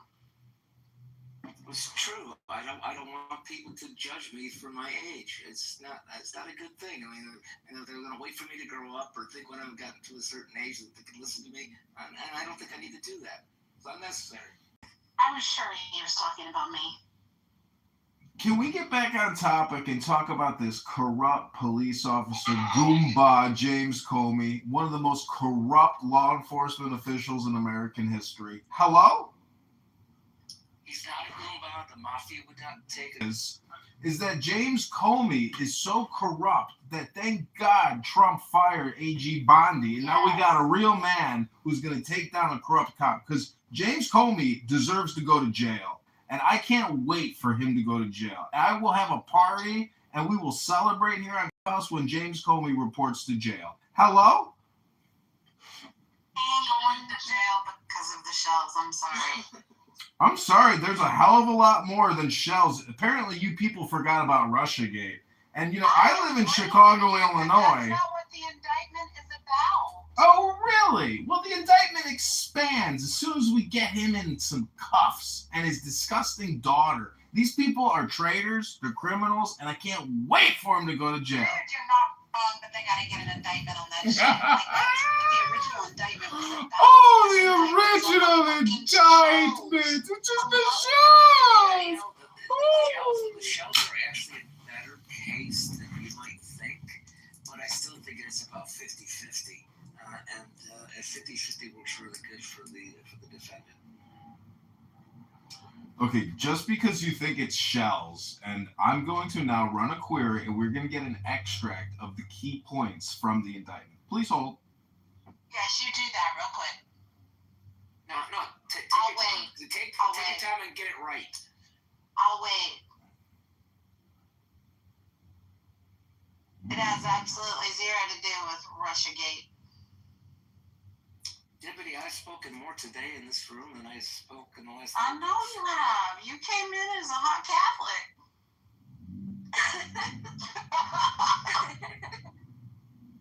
Anne's still wrong about this indictment, but we love her anyway. I just looked at the polling on Massey. Yeah, I mean, For an incumbent to be under 50% makes it competitive. So we'll see. He's got the edge on it, but it's definitely competitive now. Yeah. Is that 14% undecided in that district? Something like that. Okay, so I got the extract from the Comey indictment. I looked it up. Yeah, Massey's below 50%, but yeah. Okay, are you ready for the Comey indictment? Because it has nothing to do with shells. That's just the fake news. Are you ready? Do you want to know the charging language for count one? Or no? Too much? Okay, this is charging language for count one. False statements, 18 U.S.C. 101A2. On or about September 30th, 2020, in the Eastern District of Virginia, the scumbag defendant James Comey Jr. did willfully and knowingly make a materially false, fictitious, and fraudulent statement in a matter within the jurisdiction of the legislative branch of the government of the U.S. by falsely stating to a U.S. senator during a Senate Judiciary Committee hearing that he, James B. Comey Jr., the scumbag, had not authorized someone else at the FBI to be an anonymous source in news reports regarding an FBI investigation concerning person 1. Charging statement number 2, explanation why the statement was allegedly false. That statement was false, because as James B. Comey Jr. then and there knew, he in fact had authorized person number 3 to serve as an anonymous source in news reporting regarding an FBI investigation concerning person 1. Number 3, violation clause for count 1, all in violation of 18 U.S.C. 100. Number 4, charging language for count 2, obstruction of a congressional proceeding, 18 U.S.C. 1505. On or about September 30, 2020, in the Eastern District of Virginia, the defendant scumbag James B. Comey Jr. did corruptly endeavor to influence, obstruct, and impede the due and proper exercise of the power of inquiry under which an investigation was being had before the Senate Judiciary Committee by making false and misleading statements before that committee, all in violation of 18 U.S.C. Violation clause for count 2. The full indictment is only 2 pages. Anyways, that's it. So nothing about shells. Hello? That's the old indictment. What?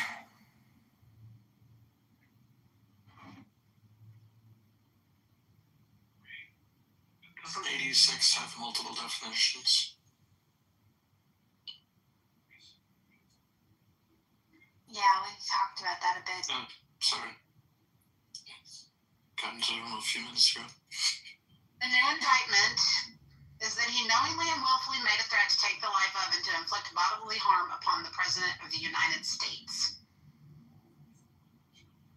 Maybe just wanted him removed from office. Like, he's just crazy.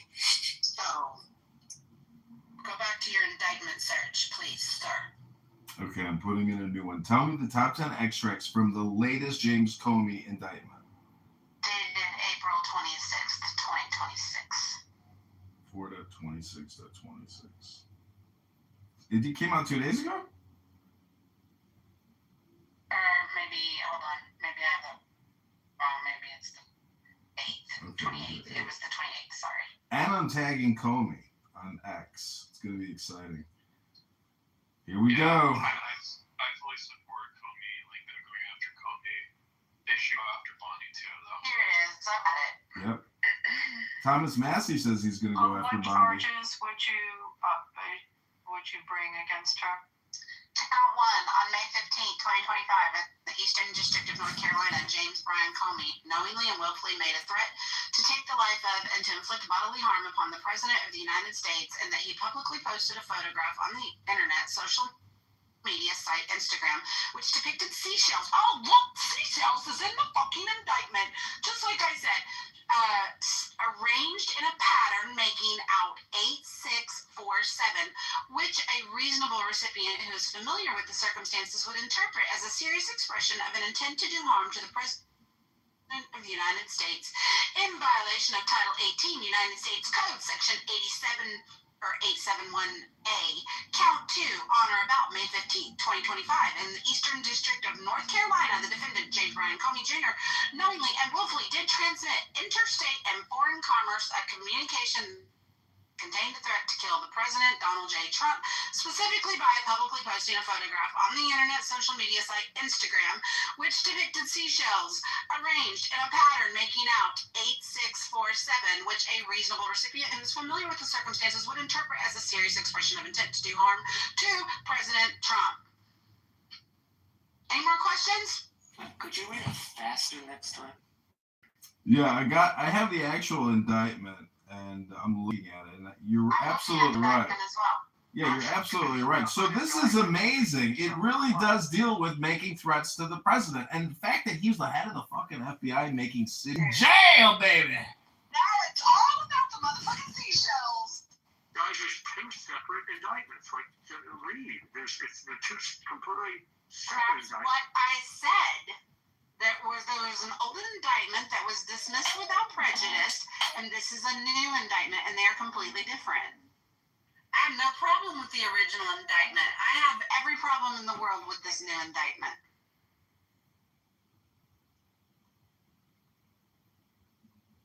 You think people should be allowed to threaten the president? I I think we have a situation of free speech being targeted here because there is a lot of discrepancy about what 86 means. And the most general reference for 86 is remove, not eliminate or kill.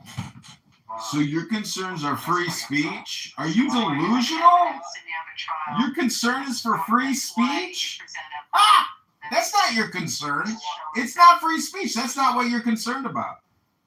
This one's been on the books for over 100 years, and James Comey should have to defend himself if that's what it is. Abby, how do they prove intent that he intended to kill him versus intended to You look at the circumstances, you look at what, I mean, that's how you present evidence. You have to obviously discover and see other social media posts.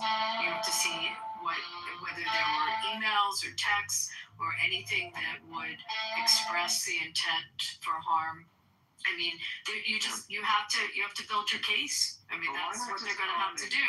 And if they why not own it? If you have a massive case of TDS, which it sounds like you do, then you're biased. They did a survey of Democrats after the assassination attempt, and fully 1/3 of them were upset that the assassin wasn't able to kill Trump. So chances are 30% the Democrats on this call want Trump dead, which means you have massive TDS, but you also are biased in your view towards things. And just own it. It's okay. We're on Clubhouse. I'm explaining how evidence works in a criminal trial. What does that have to do with TDS?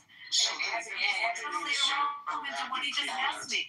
I'm a Republican. Abby's the furthest thing from TDS. So what you're saying is TDS. I was just explaining how you would prove this. You have to show the mens rea of some type that there was an intent, or if you look at it, and I was trying to look at it almost from a negligence standpoint on what would be foreseeable, because that's what we were talking about before. Is he still in here?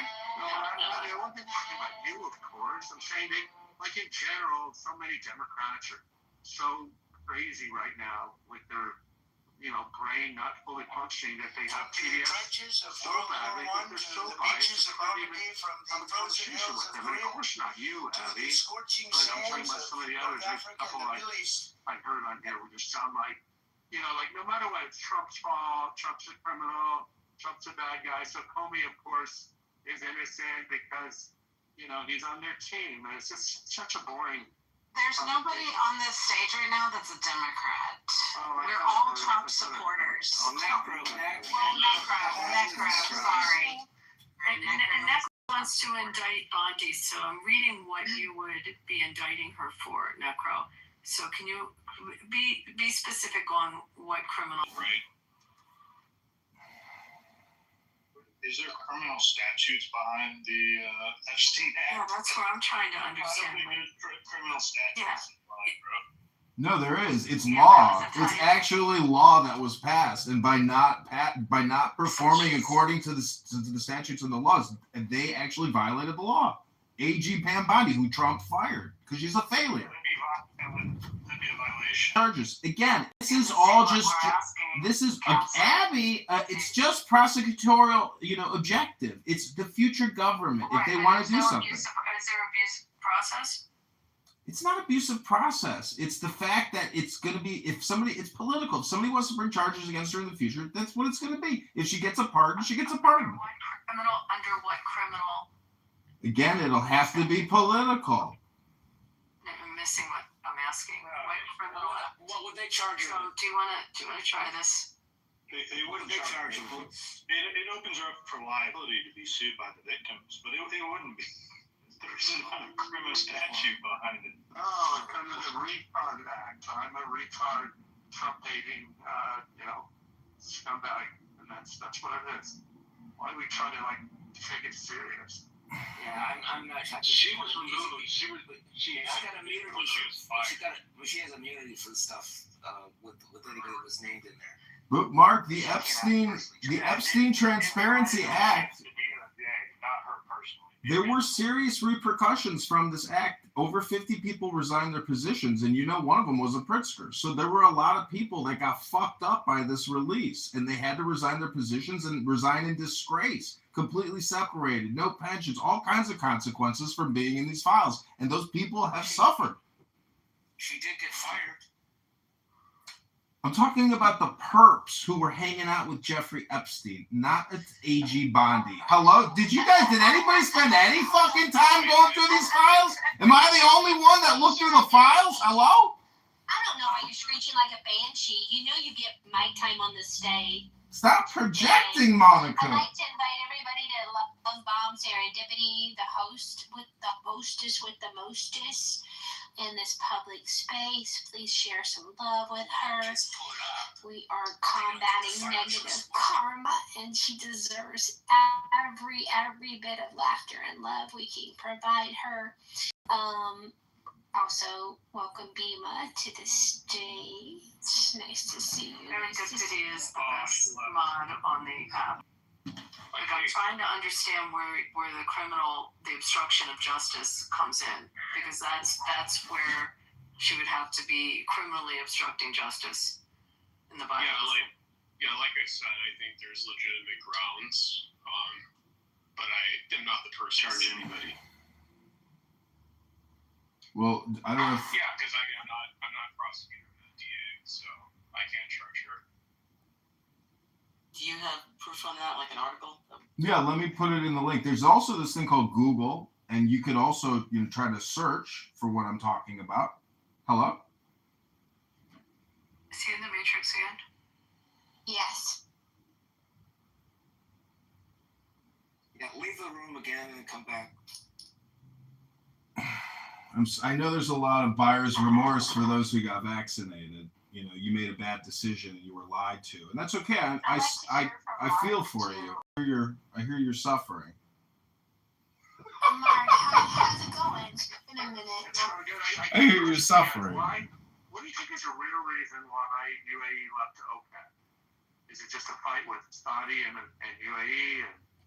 I think they're going to open up those lines, Mark. I think that the whole shipping line, they're going to, the intent originally before October 7th that the Saudis had to try to build a line almost going all the way through to the port of Haifa, like in that direction, and everything got screwed up after the 7th. But I think the UAE may be looking at that transportation route. They talked about putting a rail line in. I think it opens up trade going in that direction. I don't know. What do you think? That's why I'm asking. I'm not sure, but it does seem like maybe it's a little spat between Saudi and Riyadh, and UAE, and where maybe Saudi's sort of growing colder on Israel, and UAE is obviously warmer. I don't know. Well, they have been warm, but I don't know. Can we just not do the Middle East right now? I know, no offense, Mark, but we were on something here. Yeah. We're staying domestic tonight a little bit. So can we just go back to, where's Necro? Is he still here? No, he just went to the gym. He's going out on a date with a tranny tonight. I'm still trying to figure out how. Abby, what is it about Tessie that you hate so much? I know he doesn't want to fund Israel and he's a schmuck, but what what he does with the Republican Party. What don't I like about him? Wasn't he trying to major Republican proposals that come down to a hair of votes, and he can't vote with the party, including important fiscal, just various different types of legislation that he just on principle opposes, and it's problematic for the party, and so that's why I don't like him. Wasn't he going to work with, who's that dipshit? Connor, yeah, to increase the number of fucking, number of H-1B1 immigrants that will come in from fucking India. Yeah. I don't mind parts of him. I understand he's more libertarian, which I can stand him to a degree, but he's I don't know. I don't even know what the fuck he's doing, to be honest. Well, maybe you should go to his X account. You can go to his Instagram account. You go to his YouTube account. You can read his content. He puts out a lot of content. And all this ad hominem projection, it just, you guys aren't critiquing his content, his thoughts, his opinions, his economic philosophy, his legal philosophy. I mean, you guys have said nothing specific other than I just like him. Fuck about his legal philosophy. I care that he's a member of the Republican caucus and he fucks them over. That's what I care about. I'm sorry, but one dude in Kentucky is not, to me, should not be determined if you can get through, and he purposely goes against his own caucus on a regular basis. I mean, just look at his voting pattern. Yeah, try that again. And so, like, I ended up talking to the cops, which was a bad thing, right? Because we had a ticket out of the deal. And, that was about it. They let you off, but they just didn't do anything.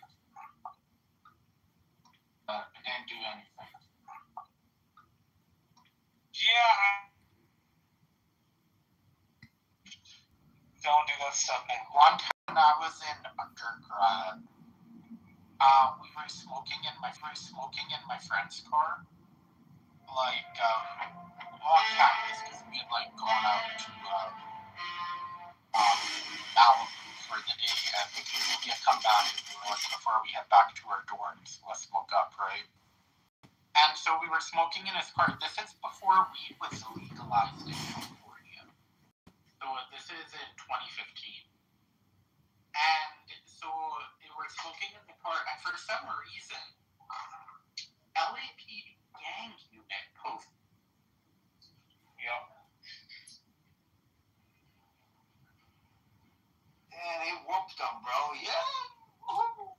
Yeah, something's dropped the game today. But they're still leading 3-2.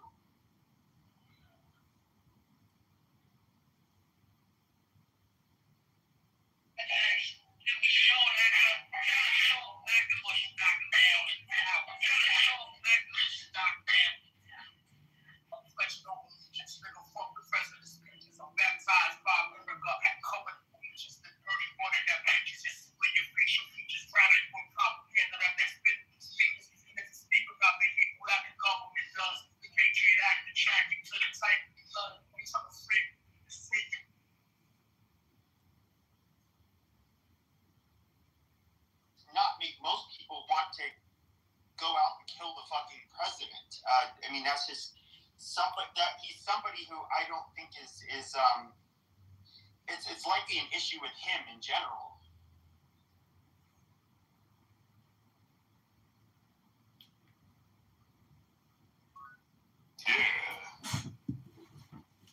My baby Marion is here. My baby. Oh, my beautiful baby is here. So random.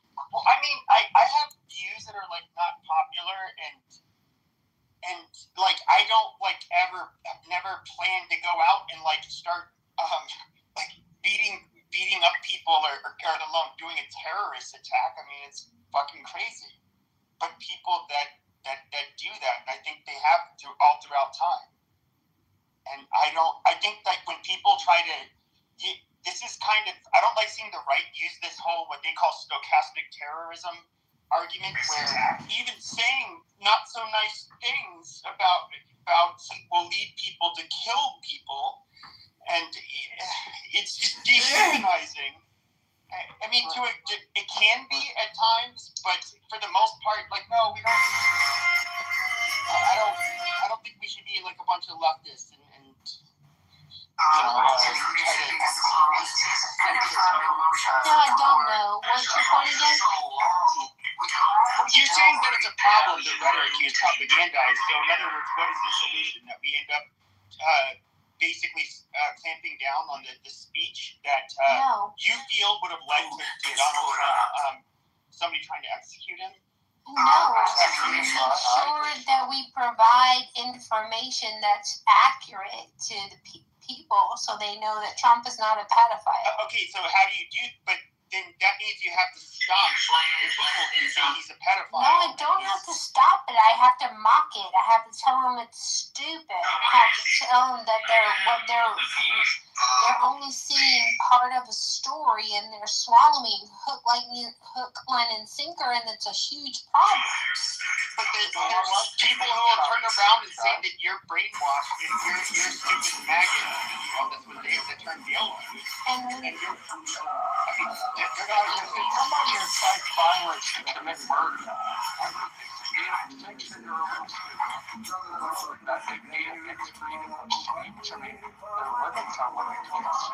Careful where you go with that, because again, Trump said, let's go to the Capitol and fight like hell, and you were vociferous.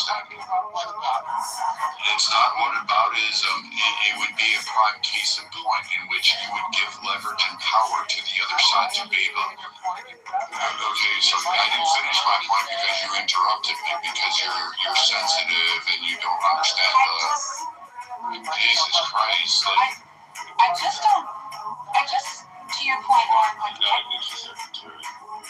just don't understand, like, why people see the right essentially say that Trump making comments on social media about wiping out a civilization is just hyperbolic and not really that big a deal.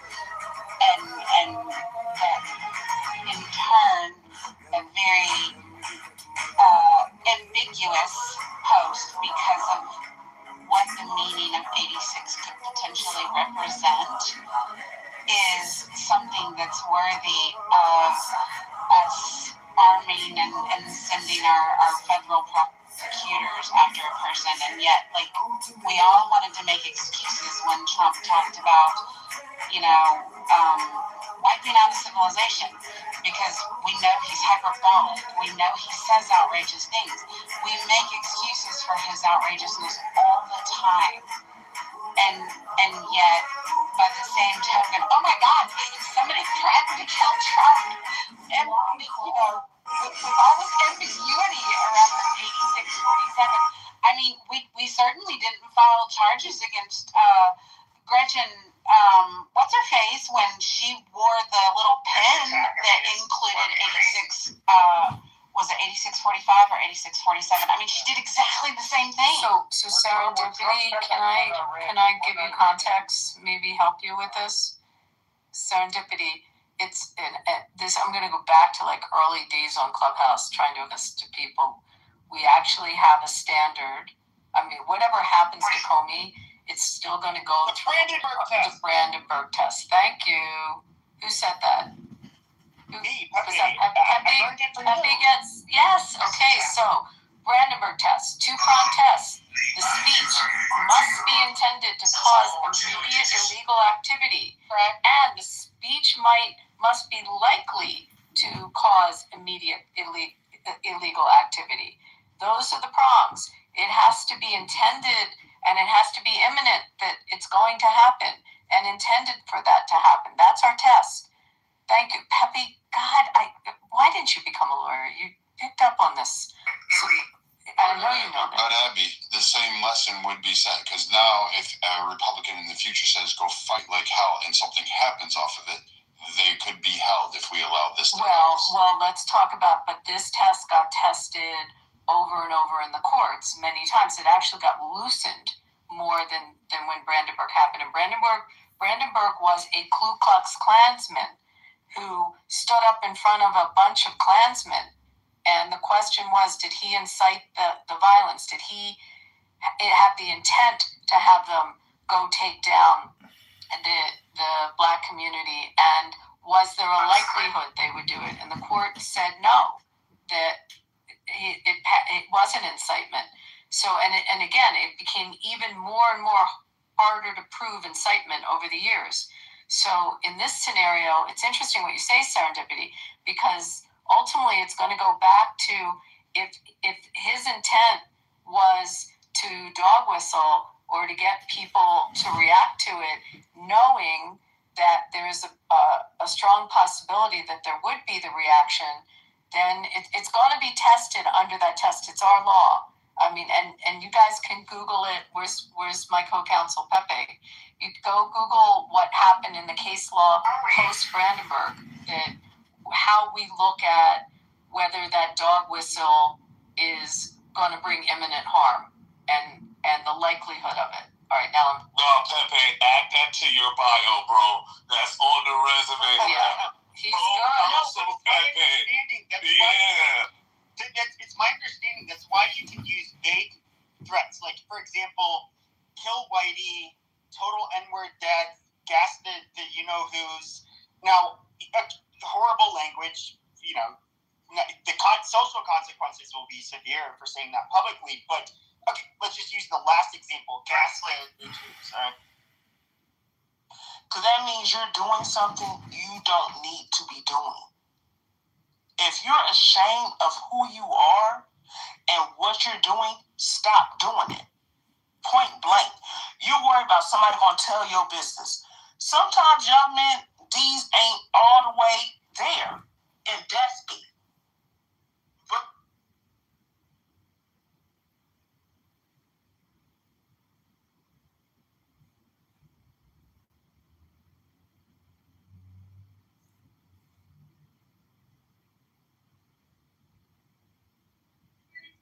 Universe, are you here? Hello, my baby Maria, my darling. The She has no background in DC. So what are you talking about? Stop. What, Henry? I was going to say, I appreciate the explanation, Walter, because I was also worried that moving her out of her current position where she is being so successful, would that create a gap that couldn't be filled? It sounds like that's probably true. So I appreciate the clarity. Maybe some other time we could talk about Vivek, man. That was the only other thing I wanted to talk about, but I'm taking up too much time. Vivek, listen to me. I've been following his campaign. I don't know what he's doing. He came through town. You know where I live, don't mention it, but he came through town a week or so ago, and I went and saw him. I didn't get a chance to talk to him or get a picture or anything, but I was standing there with one of the local mayors, and we were having a good. It was a nice little time. He came to a local Italian restaurant that's like 80 years old, and it was nice. But we didn't have much time to like talk to him or anything like that. But yeah. I just was curious. I didn't know if you have a sense of the campaign. The problem I have with Vivek's campaign is that Vivek's campaign is being run by consultants instead of him. And what he should be doing to win in Ohio is running the exact same race that he ran for president, and he would win. Yes. So I don't know why are they doing that? I have no idea. Oh, man. They gotta hire you. Well, they gotta hire you and Chris and whoever the hell. Listen, I'm not allowed to be hired as a political consultant because to be hired as a political consultant, you can only lose by a small margin. That's the only way that it works. Political consultants only get hired if you lose all the time. You can't have any good ideas. You can't have any real guerrilla marketing experience. You can't have any real opposition research experience. To be a Republican consultant these days, you have to figure out how to charge $350,000 a month and do almost nothing. And that's the only way you get there. Walter, you're a charming person, so please don't go work for Vivek. I just wish I came up in this era of Democrat operatives where you can get paternity leave for like 4 months and get paid. You can get, you got the good life. You know what I mean? Like back in the day, we had to grind for that stuff, and oh man, I don't even understand today. But these cats are making major money off these NGOs and nonprofit. I guess on the left side, that is probably true. They have a lot of money from they get a ton of money from the NGO side. On the right side, it's whoever can send the most useless fucking mailers. We got to send 80 million mailers, and they're all $17 each, and I get to keep $14 of that $17, and nobody looks at them. No one's seen them. No one cares about them. They show up in the mail, people throw them right in the fucking trash. I mean, these are the dumbest people in the world to me. I mean, the amount of money. I was sitting in this room years ago. This was I was in a private event at the Willard at a fundraising event with Club for Growth, and I was sitting there listening to these people, and they were about to raise, I think, $16 million for a candidate I was talking to. And I went around the room and I started getting to this last guy, and he said, "So, how much are you guys spending on mailers?" And suddenly the room went silent, and I said, "Which one of you owns the mailer company?" And the guy, on the left side said, "Well, I mean, it's not my company, it's my brother." And I was like, "Oh, hold on there. Wait, what now?" your brother, and he did this. They were not happy with me. I was not invited back. This is the reality of the scenario. Okay, these people, this is what they do. This is how they make their money. They raise a bunch of money, and then they all take their cut off the top. And it's a fat cat society, and it's really obnoxious, and I cannot stand it. If we wanted to win, you don't need to do that. You don't need to use freaking mailers anymore, okay? Mailers don't do anything. If you spent the amount of money on mailers that you did on YouTube banners and YouTube ads and X ads and everything else ads, you would do 10 times better. But these people, they don't have any concept of the new wave of how you actually advertise. I mean, the concept of a mailer is so stupid in the first place. Essentially, this is the way I think about a mailer. A mailer is like an impression, like an impression on X, right? You see it for 2 seconds, and then you throw it in the garbage. What's the difference between a mailer and something you see on X? Something you see on X that advertises to you, you can pull it up, and you can see it 6, 10, 15, 20 times a day. If you're paying it right, if you're advertising and doing it properly and actually spending the money on it, that impression will be many, many times. But a mailer is once, okay? And then you see it, and you put it into the garbage can because you go, oh, look, yay. It's like the stupid freaking the goddamn text messages, dude. These things are so annoying. I would want to be a Democrat organizer on the left to do community organizing. I don't throw it away. I got so much mail from Winsome Earl Sears, right? And my husband used to be the personal trainer for her like 3 years back, and I kept all the mail. Okay, and when I saw her, I gave her assistant all the mails, like, please vote for Winsome Earl Sears. My mom, she got so much to her house, like so much to her rental property, and I was like, here's all the mail. I'm just gonna give all of it to you. Take your mail back. Why Winsome lost? They spent all their fucking money on mailers. That's exactly. Oh my lord, dude. Listen to me. If there's any politicians in this room or any hopeful politicians, if you ever meet a consultant that tells you, yes, we need to spend $800,000 on mailers this month and this quarter, fire them immediately, okay? Fire them the next day. Fire them the next hour. In fact, the moment it leaves their lips, fire them instantly. That should be the first thing you do. But of course, no one will hire me as a consultant for these types of things. I only like winning. So, unfortunately, I'm not allowed to win. You can't have good ideas as a consultant. Oh, bro, you're out of business on the GOP, though, man. From what I've heard from you, too, bro, these cats are dedicated to not winning. Like, they can't wait to not win. They are absolutely hell-bent on fucking losing. That's right. Well, and part of the reason why is not a majority, but many of these big consultants, they have these franking contracts with people in frank contracts and people in Congress where our taxpayer dollars pay for mailers and all these different things. You can talk about Axiom Strategies and some others out there. And so that's just part of what they do. And it's crazy, I don't know, man. If you're not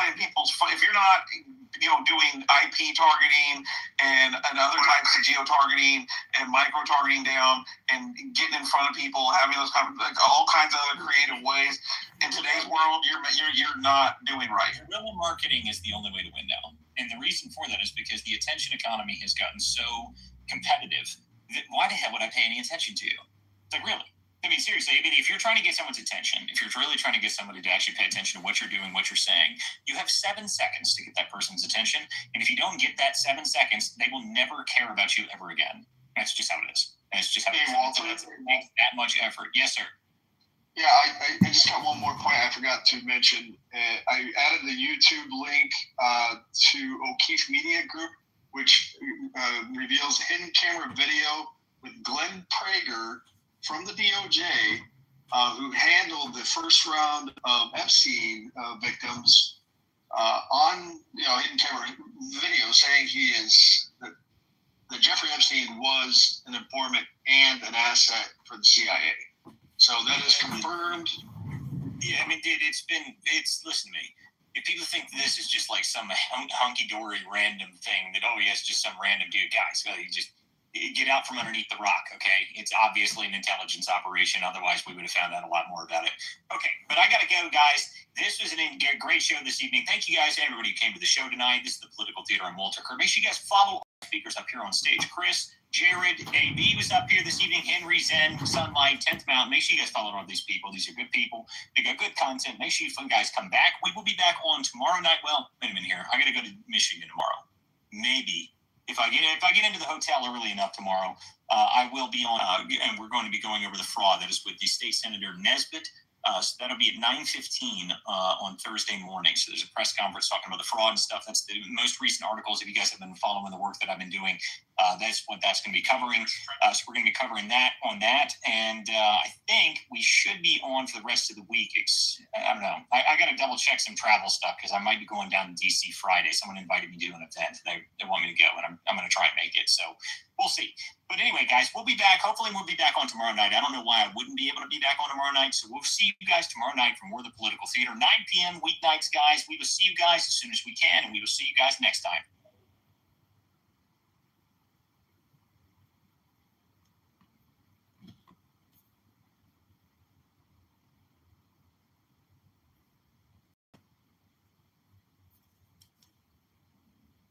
I didn't come. I mean, I had a little bit of experience, but I didn't have a whole lot.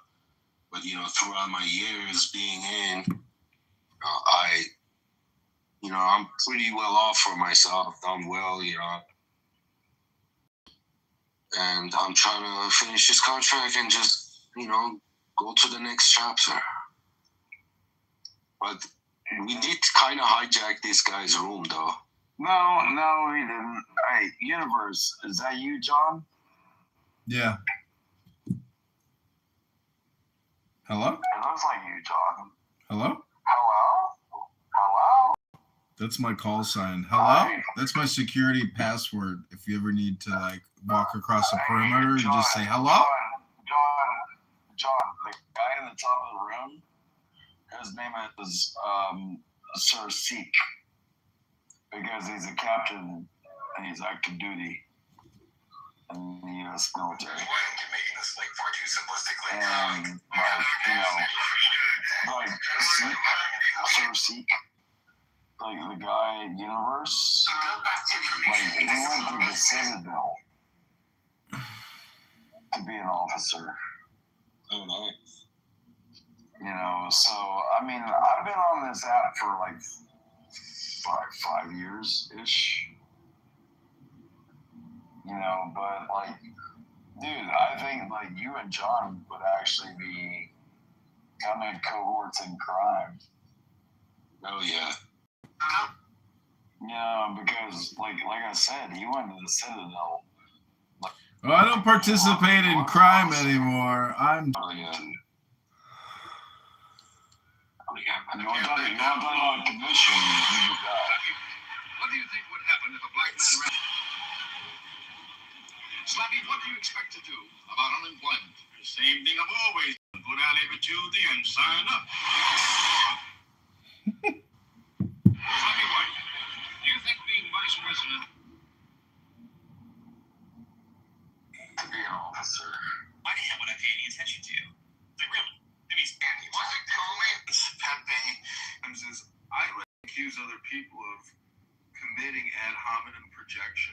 But then when I say that other people are committing ad hominem, is that me committing ad hominem projection against an ad hominem projector? Is it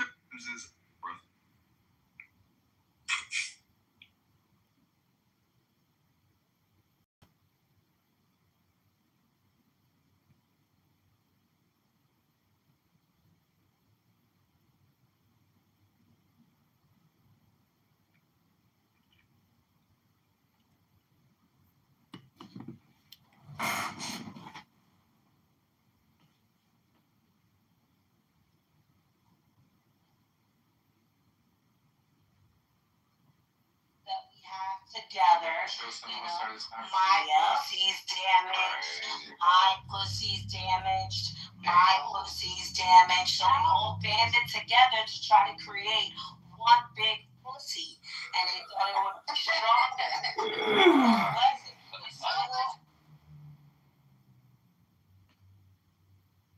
Criminal activity again.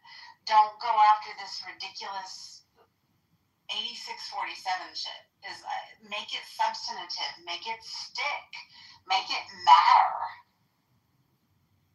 Yeah, that's one of the problems I have too.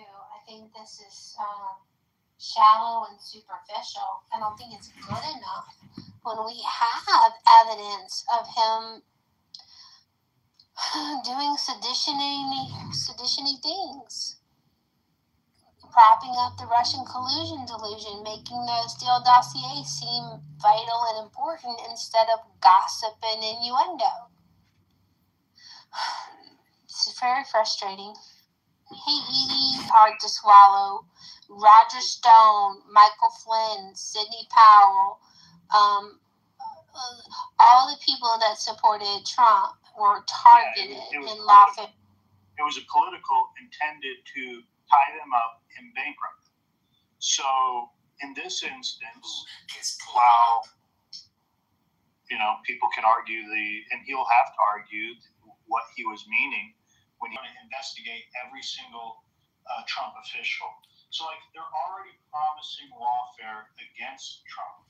Shouldn't Trump fight fire with fire? I'm gonna go after Pepe. I 100% agree with you. I'm somebody who believed that when President Trump is in office, a lot of people need to go to jail. The way they went after Trump and those around him, they had to play dirty, and I don't know how else to do it. I personally do not really give a shit about Comey. I'm not the one who brought this up, but we kind of. The conversation started before Comey. It was about, radicalization of the shooter. But when it comes to the people that were going after Trump, yeah, I do think something drastic needs to happen to them because they will just keep on doing it. How else do you stop it? Well, what we could have done. I would go after Pepe, please. So 2 points. Abby, I back channeled you a PolitiFact that said that the odds of the Senate being retained by the Republicans has gone up. I think the Southern Poverty Law Center scandal is having an effect, and we should push that and amplify that. And that goes back to the propaganda message. We have evidence that people are being manipulated and told that white supremacy is the number one threat to our country, and we know better. So we should educate on that. And the second point is, Joe, we are tossing out odds about how likely is it that with this charge, Comey will be convicted and found guilty. The highest percentage the stage gave us was 5%. What's yours? Talking to me? I'm sorry, yes. I was. Yes, sir. How you doing? Good to hear you. I was getting accustomed. No, I don't think it's likely, given the state of clearly in this room right here. If Republicans are thinking it's a bad thing, Comey better get a bunch of clubhouse Republicans on his jury to not convict.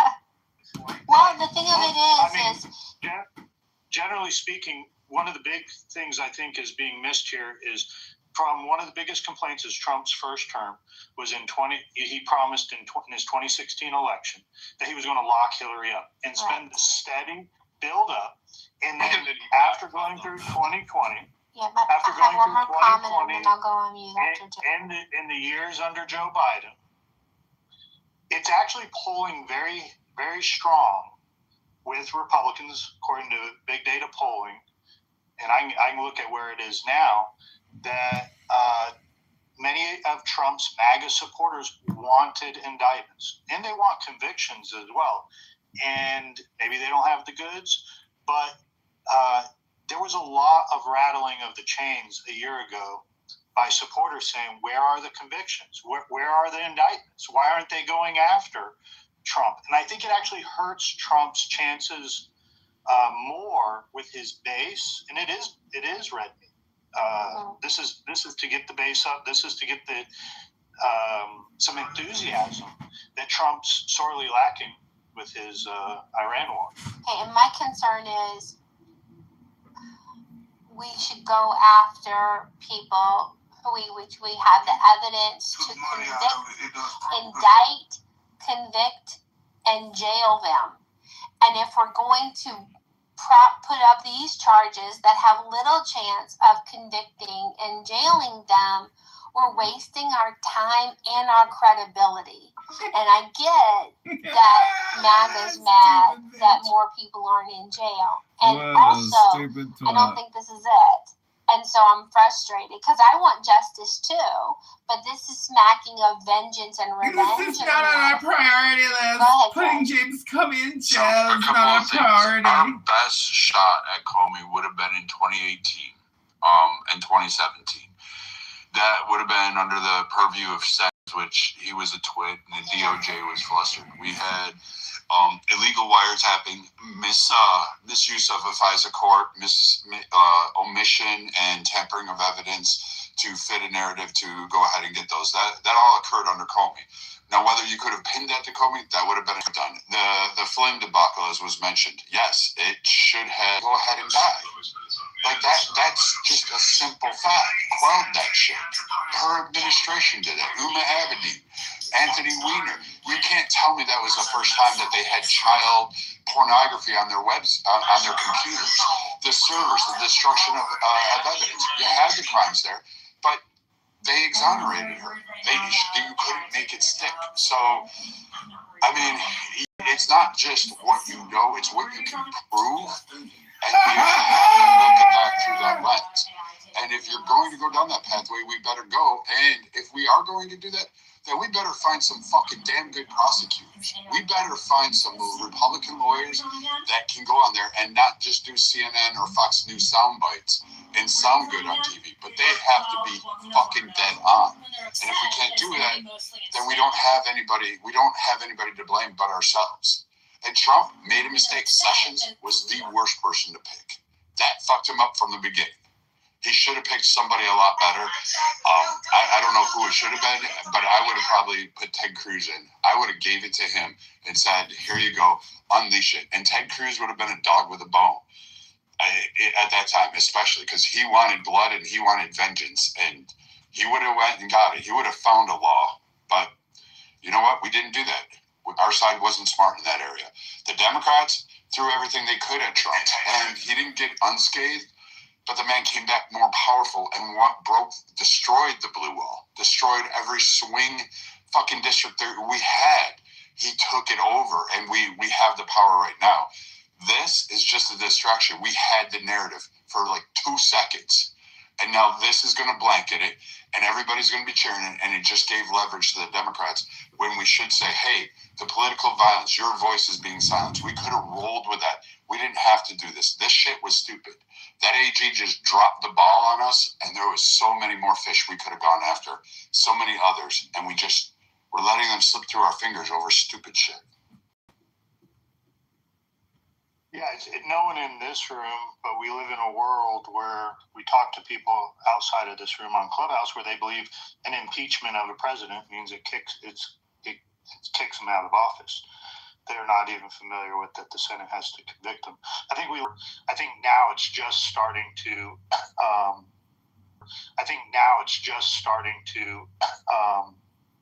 Actually come to the news cycle, because I believe they were working on this grand jury for quite a while prior to this, even when Bondi was still in office.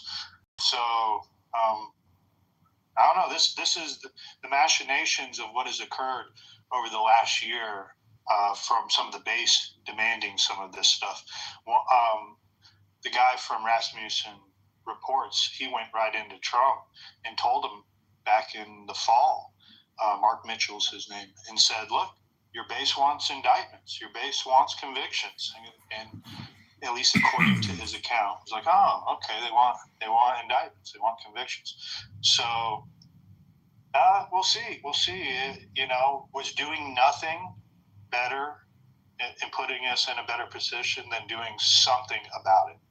And I'm on the side that says do something about it regardless of the outcome. All right, if that was the case, so take a look at the impeachments against Trump, the prosecutions from New York City, the release of his tax returns, creating fucking new state laws, manipulating a law to turn a misdemeanor into a federal crime, and then charge him 31 times with the same fucking crime. Then you go, all right, we've got this. Then you got the Georgia, what was her name? Stacey Abrams, not Abrams. The girl that was. Yeah, whatever her name is. Yeah, she's Willis. Fanny. She's in a hotbed of water right now, and she's like trying to survive the next day. They tried to do it in Florida, and the Democrats lost on it, which gave power to Trump. I'm not necessarily saying we shouldn't have done anything. I'm saying we didn't have the people that were really going to go after. We put the wrong people in play, and I'm kind of grateful to Trump right now because he didn't necessarily go after Hillary, because that would have been front page and it would have been a failure. It would have been a failure, another failure, and who knows how this election cycle that just passed would have turned out if Trump, under 2016 with COVID shit that was happening, started prosecuting everybody and losing. That would have been an epic loss on our side, and it would have hurt us much more down ticket, and we wouldn't have had the powers to basically shift a lot of things. And I still don't like Mitch McConnell, but hats off to him for securing the courts and making sure a lot of provisions down ticket, down ballot actually worked in our favor to help propel up and to help us have that sweep of a victory. And McConnell played it right. He set us up. Now it's up to our team to hold on to that, and we're going to hold the Senate, and we're probably not going to win a major majority in the House, but it's still a coin flip. We can still take 3-4 seats over and still have power, but an actual good shot. I just don't think throwing shitty fucking prosecutions that all the media is going to cover and not cover any of the other shit.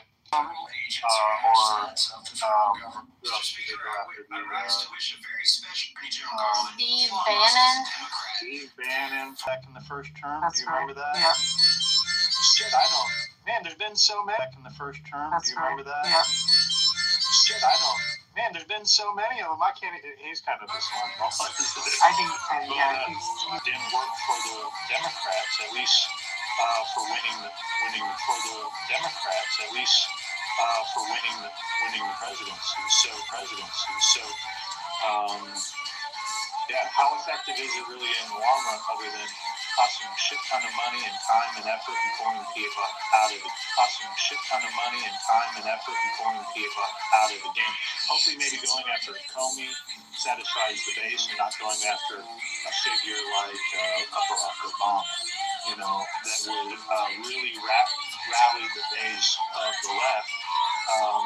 Because it would. Going after a Hillary or going after a Barack would definitely bring the left some momentum.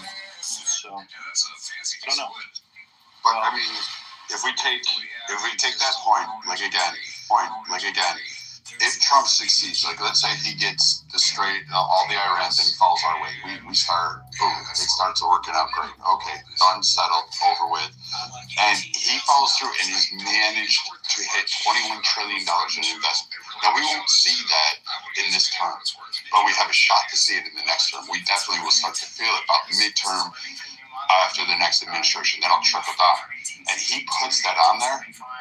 I mean, can you imagine if it's all under conservatives, it's control, and we can actually fund and start doing things and start targeting issues that we have been complaining about for a long time, that we're going to have an economy that's booming under 12 years of stewardship under conservatives. It would take literally 50 years for the Democrats to break that shit. And not that they won't spend us into oblivion, but we really could hold something there, and Trump could walk away with something that will last, I don't know, another 250 years. He'll be able to support this country with those investments. Again, it's a big if he hits 21 trillion, because that's a hard goal. that economic boom for the U.S. will cement us for 150 years. It looks like it'll be cured. Iran's going to be cured. Kim Jong-un is, I don't even know what's going on in North Korea. Nobody does because he's been quiet. The other thing left is Russia. One of the greatest presidents, if not top 3 of all time.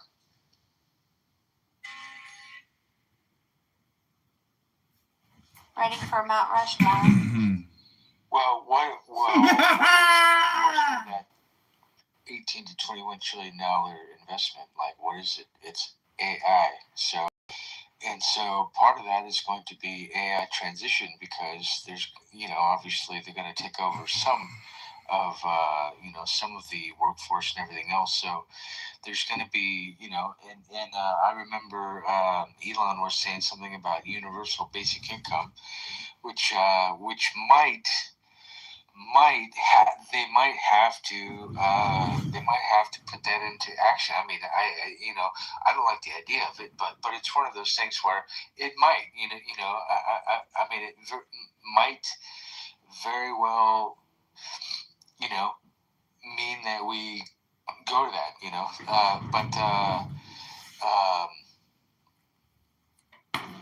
but so it's mainly going to be the AI transition.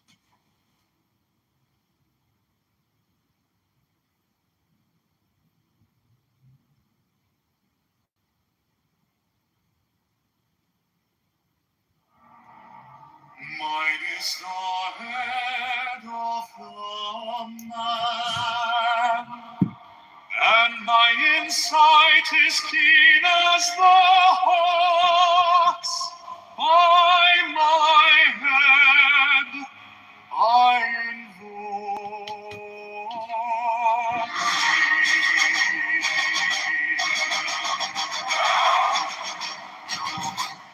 I am the only begotten child of my father and mother. My father is dead. My mother bore me with labor and pain and fear. By my body I invoke thee. About me shine the diamonds of radiant white and pure. By their brightness I invoke thee. Mine is the red triangle, reverse the sign, given of none save indeed of thee, O Lord. By the Lamb I invoke thee. Mine is the garment of white, sewn with gold, the flashing of light that I wear. By my robe I invoke thee. Mine is the sign of the prophets and time. By the sign I invoke thee.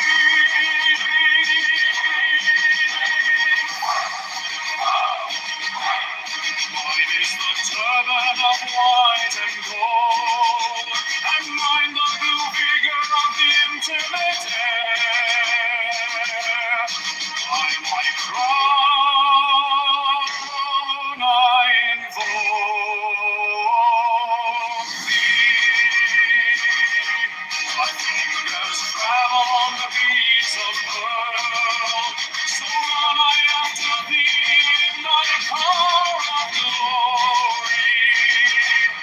By my fingers of double power and the voice of the Master.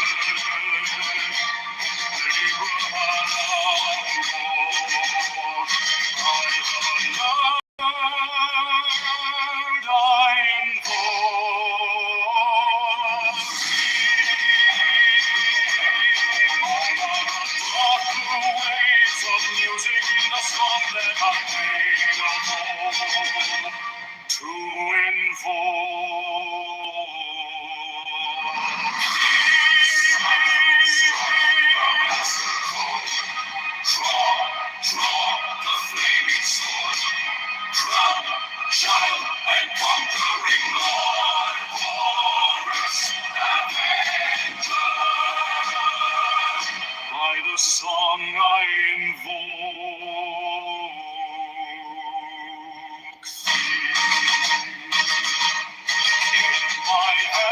thy sword of revenge.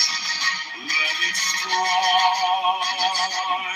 at thy bidding. By the sword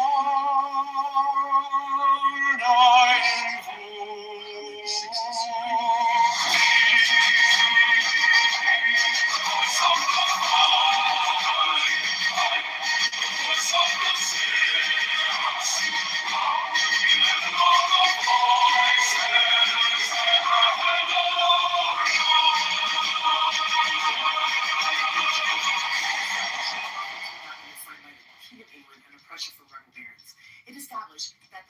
Mine is the head of the man, and my insight is keen as the hawk's. By my head I invoke thee. I am the only begotten child of my father and mother. My father is dead. My mother bore me with labor and pain and fear. By my body I invoke thee.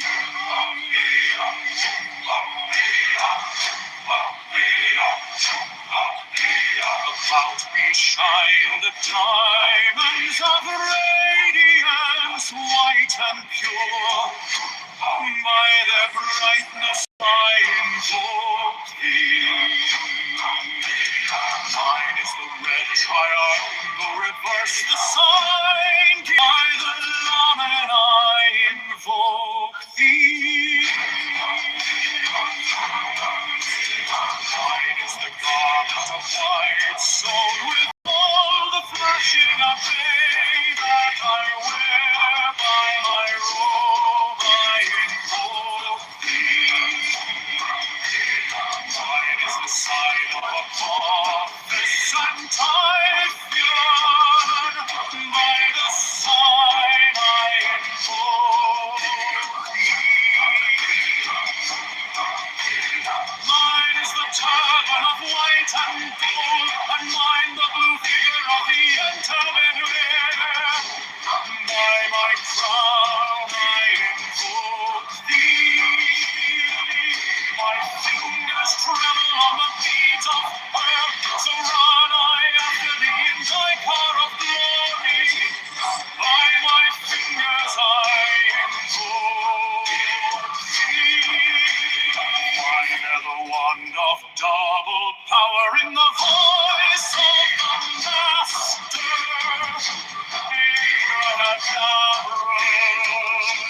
By the word I invoke thee. I know the dark blue waves of music in the song that I made of old to invoke thee. Strike the master chord, draw the flaming sword, child and conquering Lord, Horus Avenger.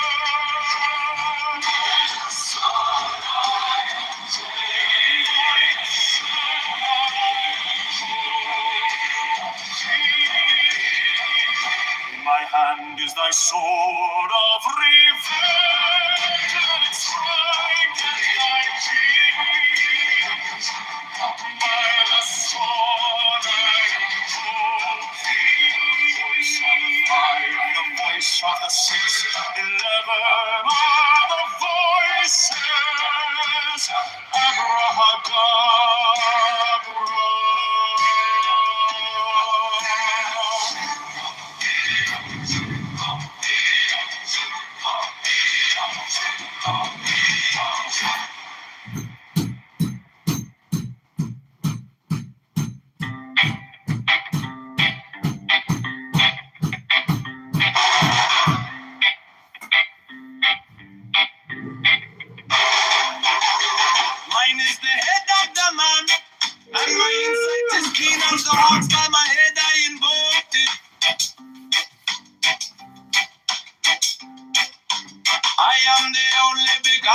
child of my father and mother. My father is dead. My mother for me with labor and pain and fear. By my body I invoke thee.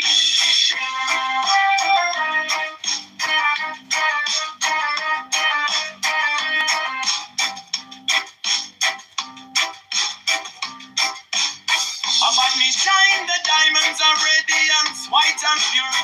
By their brightness I invoke thee. Mine is the red triangle reverse, the sign given of none. Save it be of thee, O Lord. By the Lamb and I invoke thee. In of prophets and typhon. By the sign I invoke thee. For mine is the turban of white and gold, and mine the blue vision of the intimate. By my crown I invoke thee. My fingers travel on the beats of earth, so run I after thee in thy car of glory. By my fingers I invoke thee. I hear the bond of double power in the voice of the master. Abrahadabra, by the word I invoke thee. Be mine are the dark blue waves of music in the song that I made a bold to invoke thee. Strike the master chord. Draw the flaming sword. Triumph and conquering Lord. Alright, Avenger. By the song I invoke thee.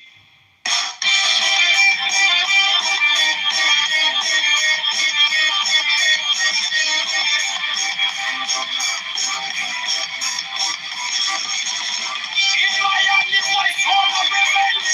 Let it strike at my vision. By the sword I invoke thee. The voice of the fight, the voice of the 6-11 of the voices.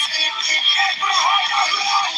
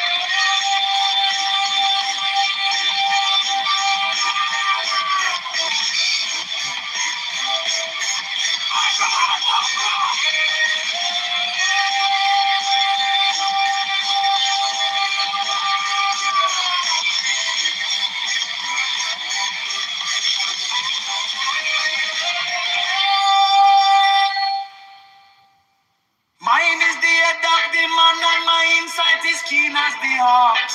By my head I invoke thee.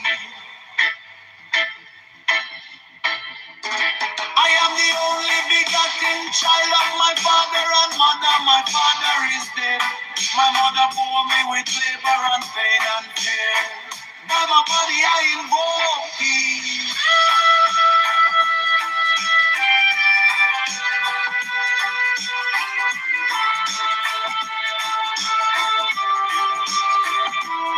Above me shine the diamonds of radiance, white and pure. By the brightness I invoke thee. Mine is the red triangle reverse, the sign given of none. Save it be, O.P.P., O Lord. By the Lamb and I invoke thee.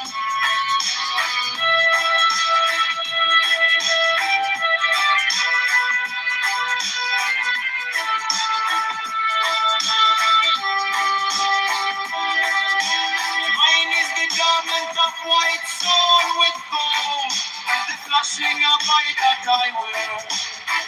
By my robe I invoke thee. Mine is the sign of Apophis and Typhon. by design I invoke thee.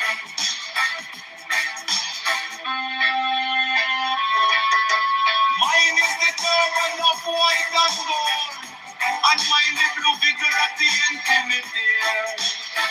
By my crown I invoke thee. My fingers travel on the beats of pearl, so run I after thee in thy car of flow. Mine are the dark blue waves of music in the song that I made of all to invoke thee.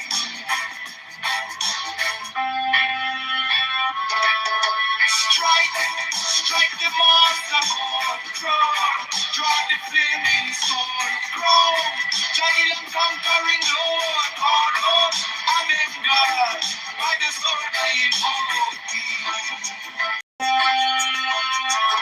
In my hand is the sword of revenge, let it strike, I die thee, by the sword I invoke, the voice of the fight. The voice of the 11 are the voices.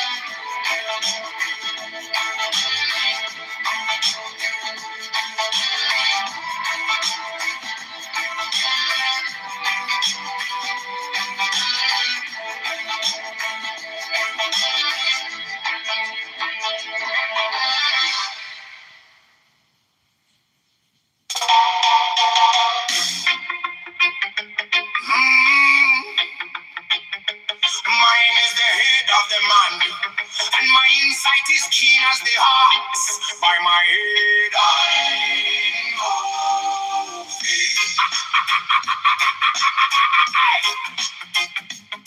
I am the only begotten child of my father and mother. My father is dead. My mother bore me with labor and pain and fear by my body. I invoke thee. About me shine the diamonds of radiance, white and pure by the brightness. I invoke thee. Mine is the red triangle reverse, the sign given of none save it be of thee. Lord by the layman. I invoke thee. Mine is the garment of white, so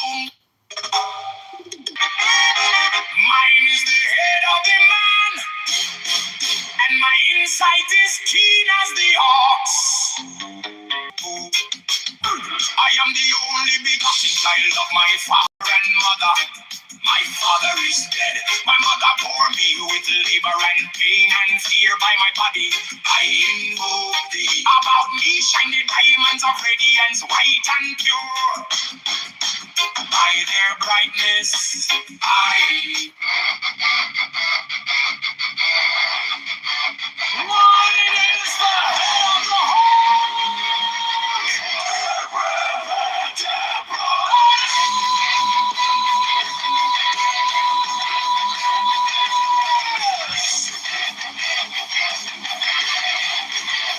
Since I bear the rooms and cross of life and light,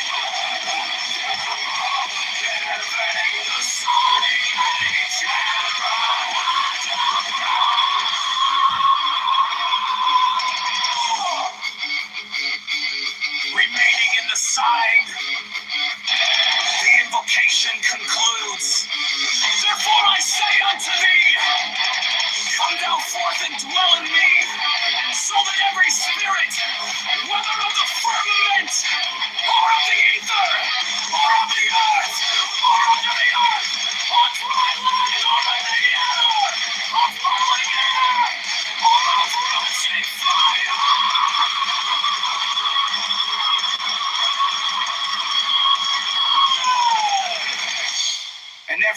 spell and scourge of God, the vast one might be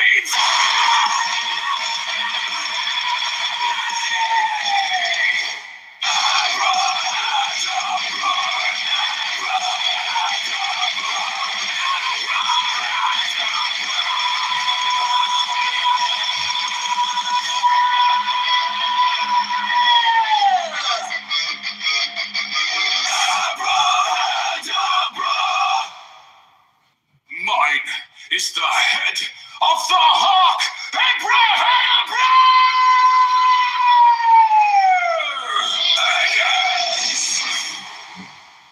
I bear the rose and cross of life and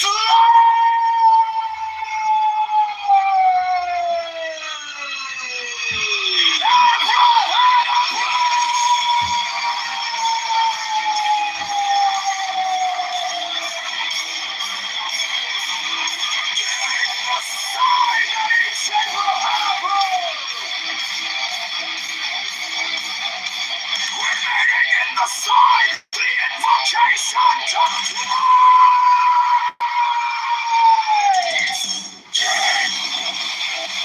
therefore I say unto thee, to those who is well in me, so that every spirit, whether of the firmament, or of the ether, or of the earth, or unto the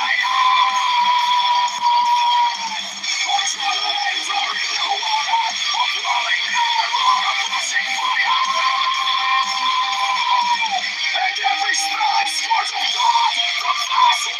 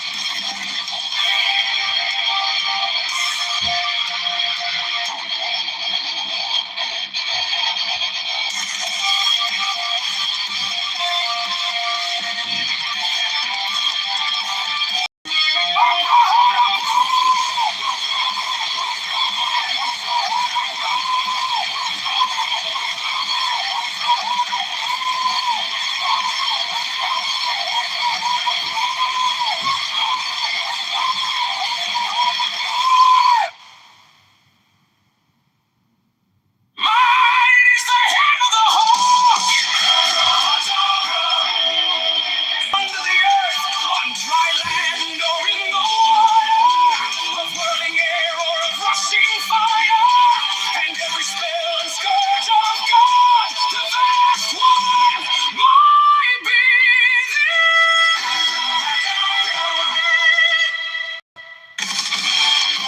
Mine is the head of the hawk, abracadabra, and ends. 6. I bear the rose and cross of life and light, abracadabra, giving the sign at each abracadabra. Remaining in the sign, the invocation concludes. Therefore I say unto thee, come thou forth and dwell in me, so that every spirit, whether of the firmament, or of the ether, or of the earth, or under the earth, on dry land, or in the water of a whirling air, or a rushing fire, and every spell and scourge of God, the vast one, might be abracadabra.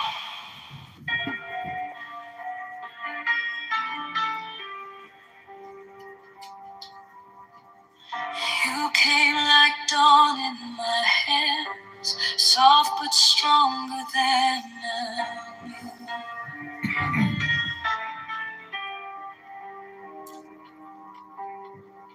My fear turned gold in your eyes, and my whole night broke in two.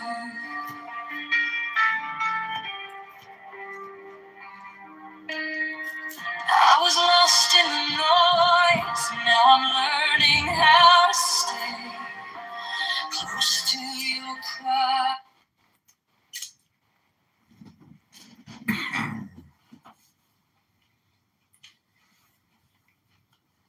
Have all the channels. Just depends on how you.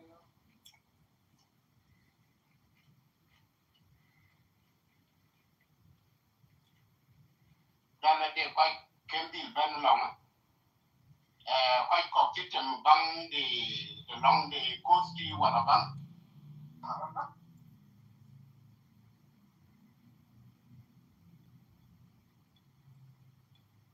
Starbucks, and that's because it's from Seattle. Everywhere else you go, you get jalapenos McDonald's down there. It's kind of wild. Jalapenos aren't even that spicy. That's the No, that's right. That's entry level peppers, and you know, if you send one jar to New York or Pennsylvania, you got to send an SDS. You got to have people showing up in plastic suits surrounding the jar and say, "What the fuck is this stuff?" But it just comes out how you get. What's the hottest pepper? Is it the Asian peppers or the jalapeno? Well, they have like height. So you have to look this up because this is like literally these peppers start getting hundreds of times hotter, and it literally people they get ulcers where they burn a hole in their stomach trying to digest this stuff. It's Are they hotter than Szechuan? Than like the really hot Chinese? That's not been my. Oh yeah. Really? You think that's the case? Because I've had my face burned off over in Asia eating those little shits. Yeah, I mean, I've been in desperate, really like pain in Asia. Yeah, they have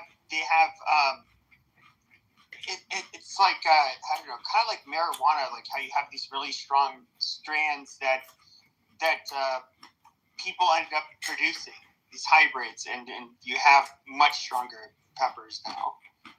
You can look it up. They have was it the Scoville scale? I forget what it's called, but it is you have peppers that are just like insanely spicy. And I haven't had those.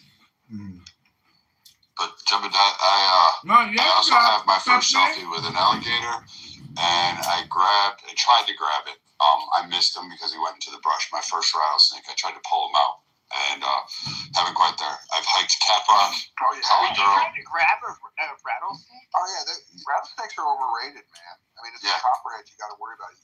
Rattlesnakes are the big pussies of the reptiles, actually. I mean, if you step on one, you got a problem. But if they see you coming, they're going to run mostly. No, that's true. But here in Arizona, where they're like pretty common. They're a lot faster. They're a lot faster than like for example the vipers in Asia. Yeah.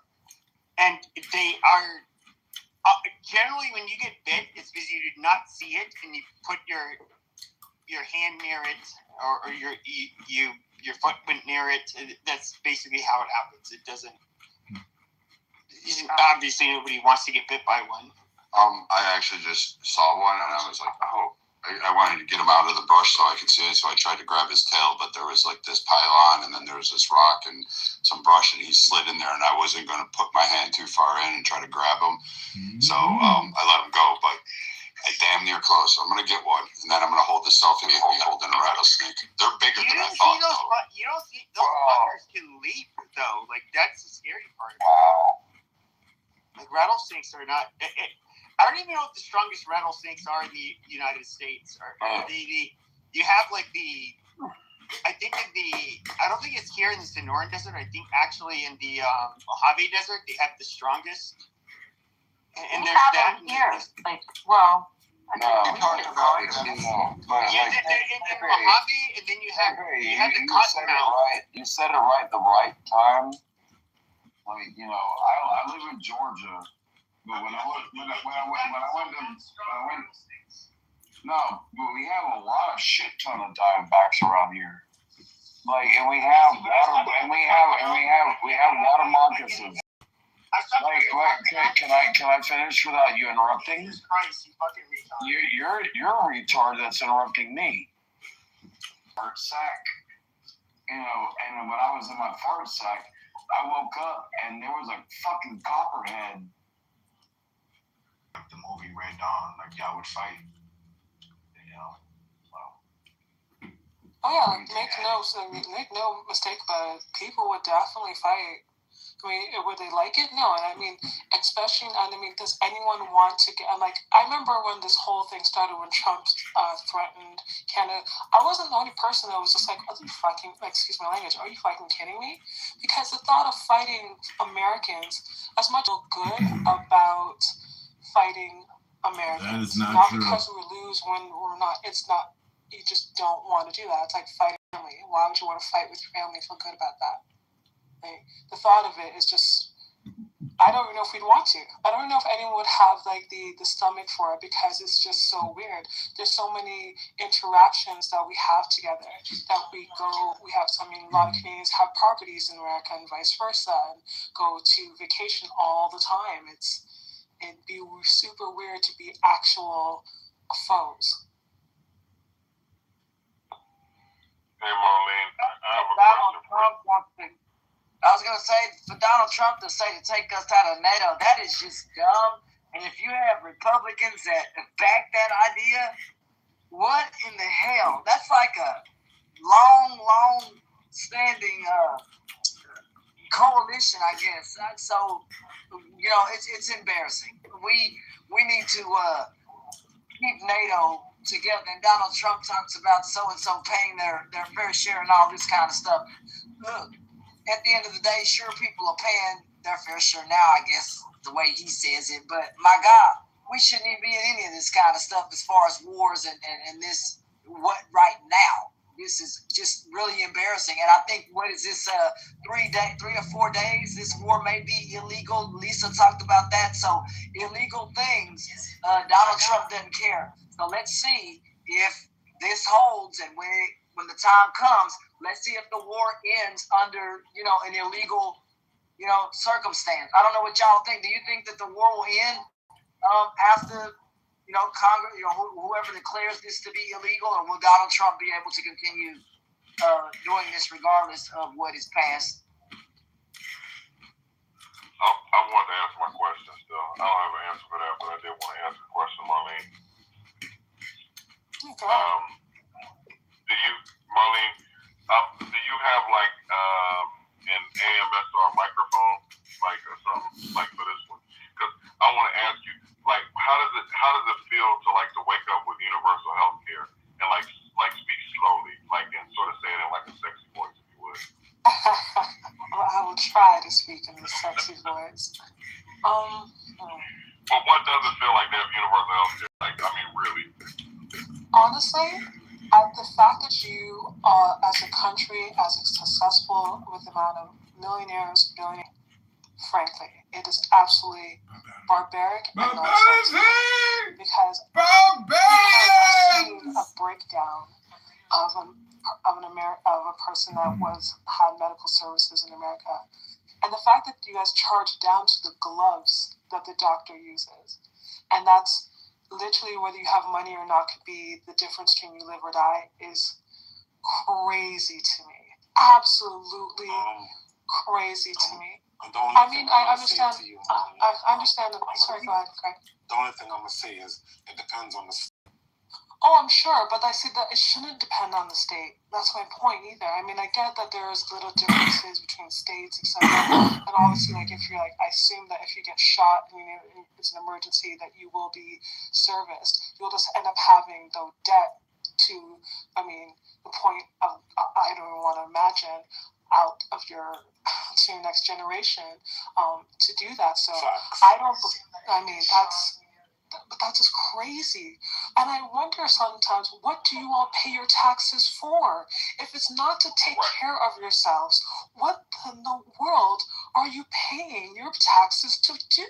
Because no one, I mean, sure, let's just be very clear. Canada is not perfect, and especially since this, in the last decade or so, of this adaptation of privatization, which unfortunately came from you all. We have greedy fucking politicians, mainly on the right. I'll say it straight goods because they're corrupt as fuck. They've taken that idea from privatization and stealing public funds to fund private care. That was an idea taken from America because, again, they're just all corrupt and they get money out of it. It's not because that is the fundamental way. And eventually there's going to be a huge pushback on it because the boomers are now getting old and they're needing care, and we're literally having a crisis right now in our healthcare. But outside of the recent issues, fundamentally, no one's going broke or poor from going to the hospital. It doesn't matter what you have, that is basically covered. And if you have a good job, you'll even have additional coverage that covers a lot of that, if not all of it. So the most that we pay for is prescriptions. And even some of that, depending on what your drug plan is, will be covered completely. So there's no one, the only time there can be for certain special things, there could be a wait for a few months. But if you have the money, sure, you can privatize that and go and spend that right away and probably get reimbursed. But the fact that you all do not have universal health care, and also you have maternity times of 2 weeks, we go a year. Maternity was a year, and there's paternity leave too. So it's that is crazy to me that you all live like that, and you must probably have to choose between, am I going to go to a hospital, the doctor, or going to just suss it out, which is crazy. You should wonder whether or not you're able to go to a doctor to take care of your health, and whether the government that you pay and you vote to put there is going to cover that. Because what other function, other than taking care of the people, by the people, for the people, are they there for? It's crazy. You guys should have already protested and burnt the whole shit down at this point. Let me jump in real quick on that. So to the point about, because that's the reason why I asked you, so I really, and you got to it about how it feels to be able to know you can go to the doctor and you don't have to work. So for us and for a lot of people, these people in these rooms, most everybody in here, if you can be on Clubhouse, you're probably working or you're doing okay or whatever, or you have insurance. There are a lot of people now that have lost their health insurance, these healthcare subsidies that they talk about, and all the confidence in this country have something called Cobra, and Cobra is super expensive when you have to go it on your own. Now we have this sort of healthcare, this Obamacare essentially. You can go in and but you're still paying for this healthcare. People talk about their healthcare costs are going up. A lot of Trump support, all these people talking about that. Saying that to say that Lindsey Graham, I literally watched him say out of his heterosexual ass face today that he the ballroom, they're asking I think for $380 million for the ballroom, and Lindsey Graham said, well, we're just gonna go ahead and give him $400 million just because we know it's gonna take a little bit more to build.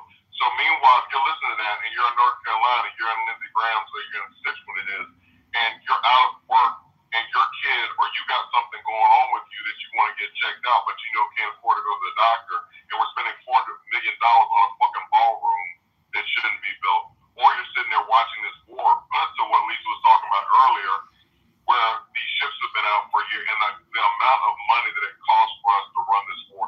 I think it was $1 billion or something fucking, I don't know. It's this money, it gets to where the numbers fucking monopoly money. But saying that to say that people, so for y'all to have universal health care, we don't, and we're literally watching people just burning through our money, and people literally out here are suffering behind it. So that's why I was just asking, just to wonder how it feels to be able to if you have something wrong, you just go and just get it taken care of, and not have to worry going into debt. Hey, Michael, just go ahead and do it, brother. Let's move to Canada. We'd be glad to have him. And honestly, I don't know how you guys do it. I have no idea how you Americans have not burned shit down. In fact, I'd burn that damn ballroom down. The question I think everybody in 421 when's the I'm sorry, but there's no freaking way. I think you guys, America right now under Trump is having let them eat cake moment. Which is when is the Michael Marlene wedding? Okay, Omar, I want to respond on Omar real quick. So Omar, Omar tries to minimize shit and feels like I'm doing too much, and he's like, he minimized. So the shit I'm saying is real shit. So I'm not moving to Canada until I've got family here and we bled and died on this motherfucking soil. No, I'm talking about when you gonna move to Canada. We need to get, yeah. I'm just saying, we need to get our fucking healthcare fixed. So what I want to happen is that there'll be somebody like a Maxwell Frost, there's gonna be younger or the people like your kids or whatever, like on my kids, like coming up, they're gonna go ahead and push for this shit to get us to where we need to be, because like to Marlene's point, all the taxes we pay in this country are watching our money being squandered for everything, and they're literally people that can't take care of themselves financially. They literally can't medically take. Your family never have to deal with this bullshit. Your family never have to deal with this bullshit or whatever the rest of us have to deal with. So I guess you're living outside the bubble, so that's good, man. You good. Your proximity to whiteness, I guess, saves you from that. Yes, sir. That's right. Your California, proximity to whiteness saves you. So we don't have that issue. We like Canada. So anyway, I'm sorry, what?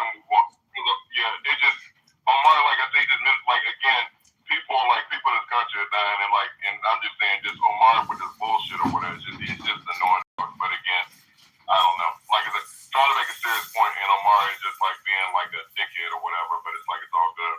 I mean, I think if all the protests that you guys should have, I'm not saying, and I'm not trying to minimize the importance of the other ones that have been conducted so far. But I honestly think that if there's anything that you guys should be on the streets about nonstop, is the fact that you don't have universal health care. I mean, it's crazy. I mean, a country such as yours, the size of yours, and with the amount of amount of rich people and the amount of resources should not be operating less than a third world country, because that's exactly what it is. I mean, you shouldn't be also worried about putting yourself into generational debt because you got sick. That's not something you did to yourself. Like, if you get cancer, you should not have to worry about whether you can pay for your cancer treatments or your child's treatments and what happens to your kid. That's barbaric, and I just don't understand why that hasn't been the number one. The fact that you guys got insurance was a big deal, which was again kind of crazy to me, because you guys couldn't go quite to universal route. So Marlene, check this out. So California tried to do it, and you can look at it a few years ago.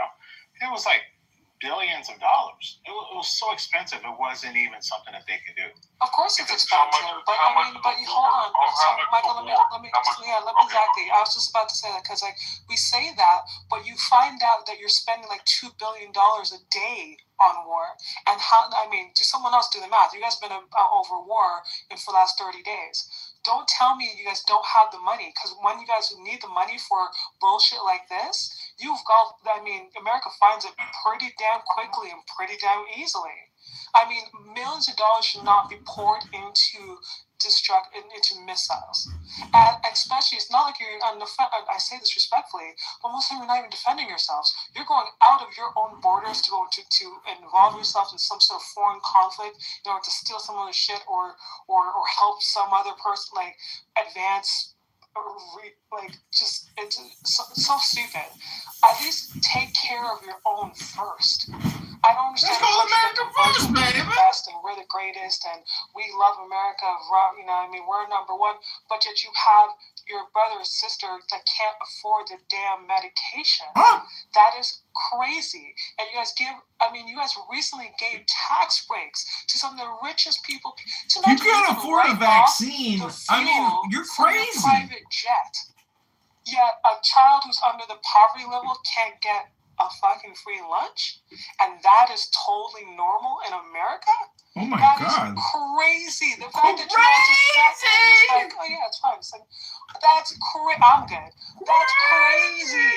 I go to bed knowing just fine that people can actually go to the hospital and they're not going to be rejected. No one's asking them for a bill or shit. They're only asking hey, listen, that's it. I could not. I couldn't be.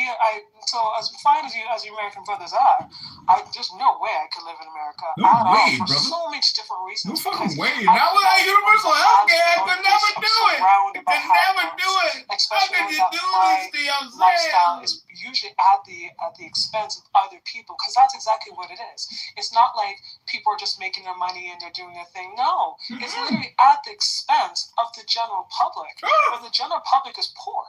You guys are even like poor. Wait till the bills come in on after this war, plus the tax breaks that are being given. She ain't lying. Big beautiful bill. My God, like My God. I don't understand how that should be protested. That should be protested on a daily basis. If you guys really want change, that is the number one aim that I would, as a citizen, if I was new, because that's crazy. People are going to get older, people get sick, and people, especially if you don't have any regulations regards to your safety in the workplaces and the quality of food, all that stuff, that makes people sick. And if you cannot, sick people cannot enjoy money. Because you can have money, but if you don't have your health, you have nothing. And if your whole populace is getting sick, that affects your economy, that affects the workforce. So all of it's connected, and taking care of each other and making sure that your generations are taken care of for the future is for the betterment of the country. You can't talk about, oh, it's going to cost us this much. Actually, it's going to cost you way more in the long run. But that's just my opinion. I learned. So to that point, also, they talked about the SNAP benefits. So people also, we don't have medical, $75 after Trump did what he did with this bill. And then she said the shit went down to $25 per month for food. So this an elderly woman who's having issues. I can't remember if she was disabled, but her went from $3.75 down to $25. They're literally killing, because we're pulling money out of these programs like Russell Watt and all this shit they did with Doge and Elon Musk and all that, all these cuts they did. But meanwhile, like to the point that we're all talking about, this war that Trump, he thought it was going to be quick, whatever, but it's like we're burning off all this money. We're just shitting out money. And meanwhile, this woman is on $25 a month trying to eat. So the priorities are what they are. But when I was asking the question about Canada, I was generally being serious, because I don't think I've ever asked a Canadian what it feels like just to be able to go to the doctor and worry about shit. They have waiting lists, but their waiting list sometimes not as long as England. It depends on what, if we're talking about something special, like say like a rotary cuff or some sort of like something that's rare. Yeah, I think non-emergent, not especially like it's like cosmetic, like say a breast reduction, and that's because only a few doctors do it. It's not because breast reduction in 2026. I am. So let me say this to what Craig just said. So the waiting list here in America is that, and it's happened in my family. The waiting list is that my legs. I agree with that comment. And then die of a fucking heart attack. Our waiting list is that we don't have the money to go take care of shit. So like black people,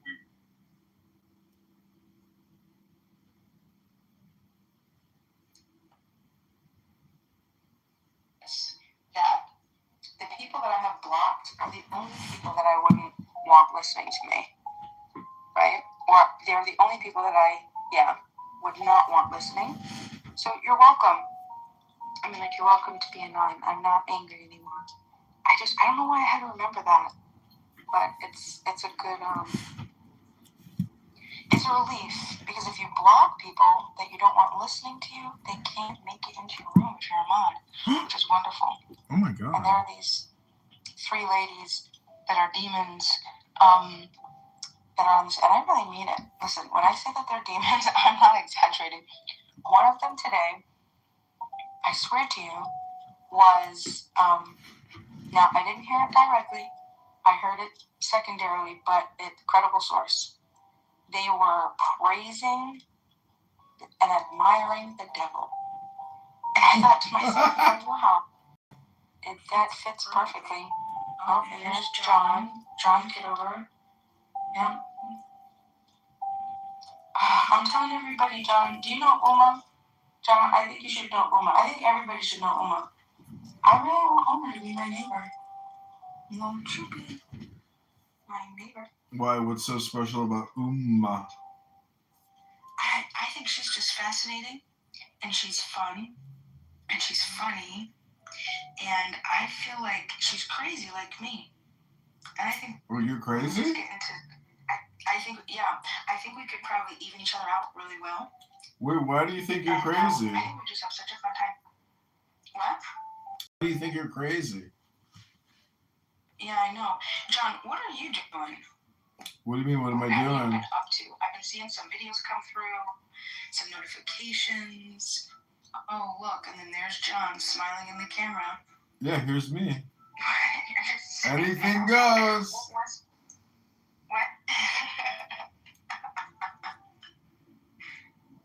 So, do you know what I'm sad about? I was just What? reading this art. Apparently, this woman, and it's frustrating, and it gives me a good reality check. There was this woman, this hero, this savior, that apparently there was this fight that was going on at this bar, and this woman had run into the bar and said, help me, somebody's beating me up.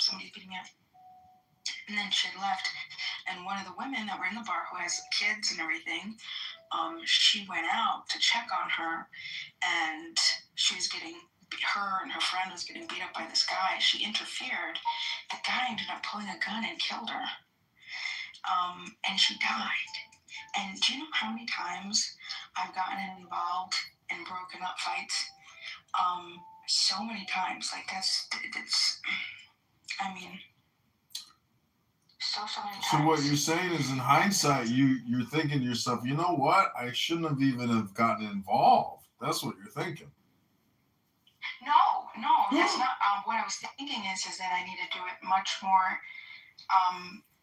What is the word? Intelligently. Like I have to be really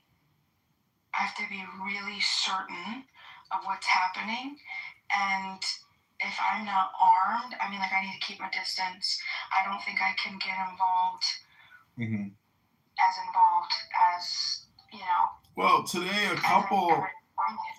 a couple walked past my house today, and she was screaming, "Why don't do this?" And he's like, "Leave me alone! I'm gonna punch you in the face! Leave me alone!" And I swear to God, last year, just about the same time, it was the same fucking drama. And I put it on YouTube. I'm like, this is the second time I've recorded this couple. It's so crazy because. Yeah, I put them on my YouTube account. Oh my God. It's the only weapon we have. I'm not going to call the police, but at least I got a little social justice. Oh, for being disturbed? Yeah, they do this all the time. It's like, take your drama, keep it inside your house. What, you think people want to hear you guys? Shut the fuck up. Oh, you're pretty funny. Do you know what? You are funny, and do you know what else you're annoying? Yes, do you... And then there's like a percentage of you that's also lovable, and there's also a credible influential, credible influencer, I guess you could say. Well, do you know... Right, but that's a small percentage. Do you know what a highly annoying person is versus an extremely annoying person? What's that? Basically, an extremely annoying person is highly argumentative, but a highly annoying person is just totally obnoxious without even being argumentative. Oh, wait a second. So, say that one more time.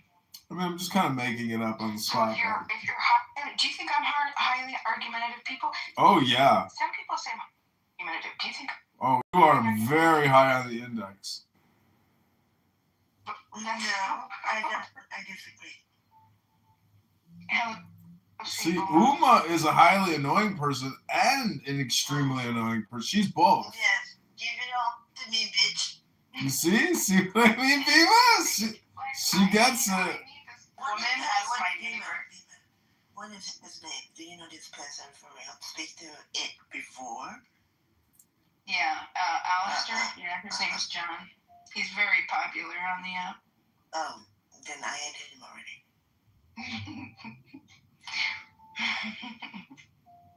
I'm not popular on this app, Bima. FYI, you know, it's a big universe, and you can go into rooms with like hundreds of people. Infinite universe does not only English. I'm a nobody on this app.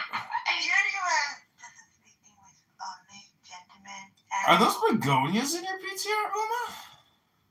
What? I don't know. Don't know to me. I gotta tell you something, Uma. So, a couple days ago, I had gone out. By the way, those flowers are absolutely gorgeous. I had gone out inside, and I was just laying on my grass, and it's so interesting because I couldn't see visibly standing up any purple at all on the grass, none. But then as I laid down in the grass and I put my head on my chin, because I was laying on my stomach, I saw this little teeny purple flower, and it was so small. And then the most sweet thing happened. These ants came, and they were just like, they were so drawn to this little flower, and they were like touching the flower, like walking by and like touching it, like checking on it, you know, like going by. I don't know if they were using it as like a marker to like find their way to and fro or whatever, but it was the cutest little thing. And I thought, wow, look, they love the color purple. I was just telling everybody that I just bought a whole bunch of purple flowers because my property doesn't have enough purple.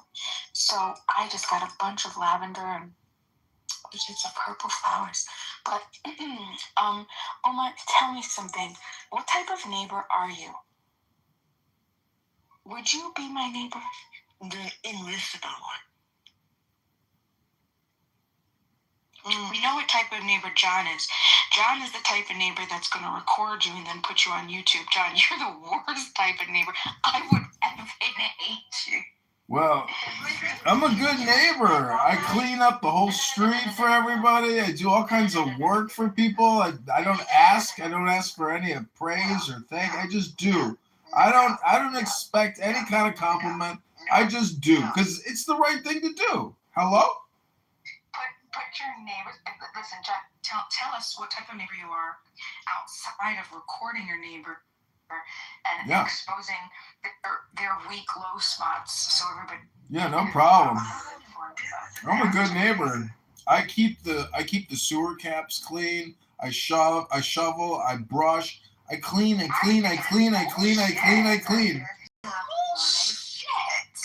Bullshit. I clean all the time. I go around with a bucket and a picker and I pick up all the garbage all over the place that these fucking. What the fuck are you doing? That's actually really sweet. Okay, but I don't know if you do that.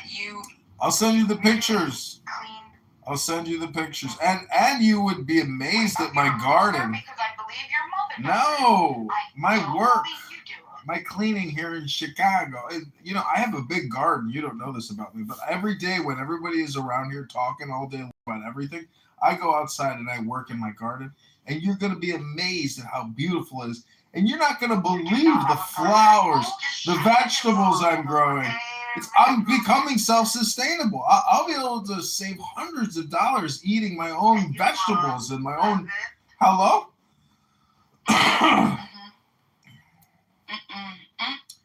Listen, Necro is one of my top political campaign contributors.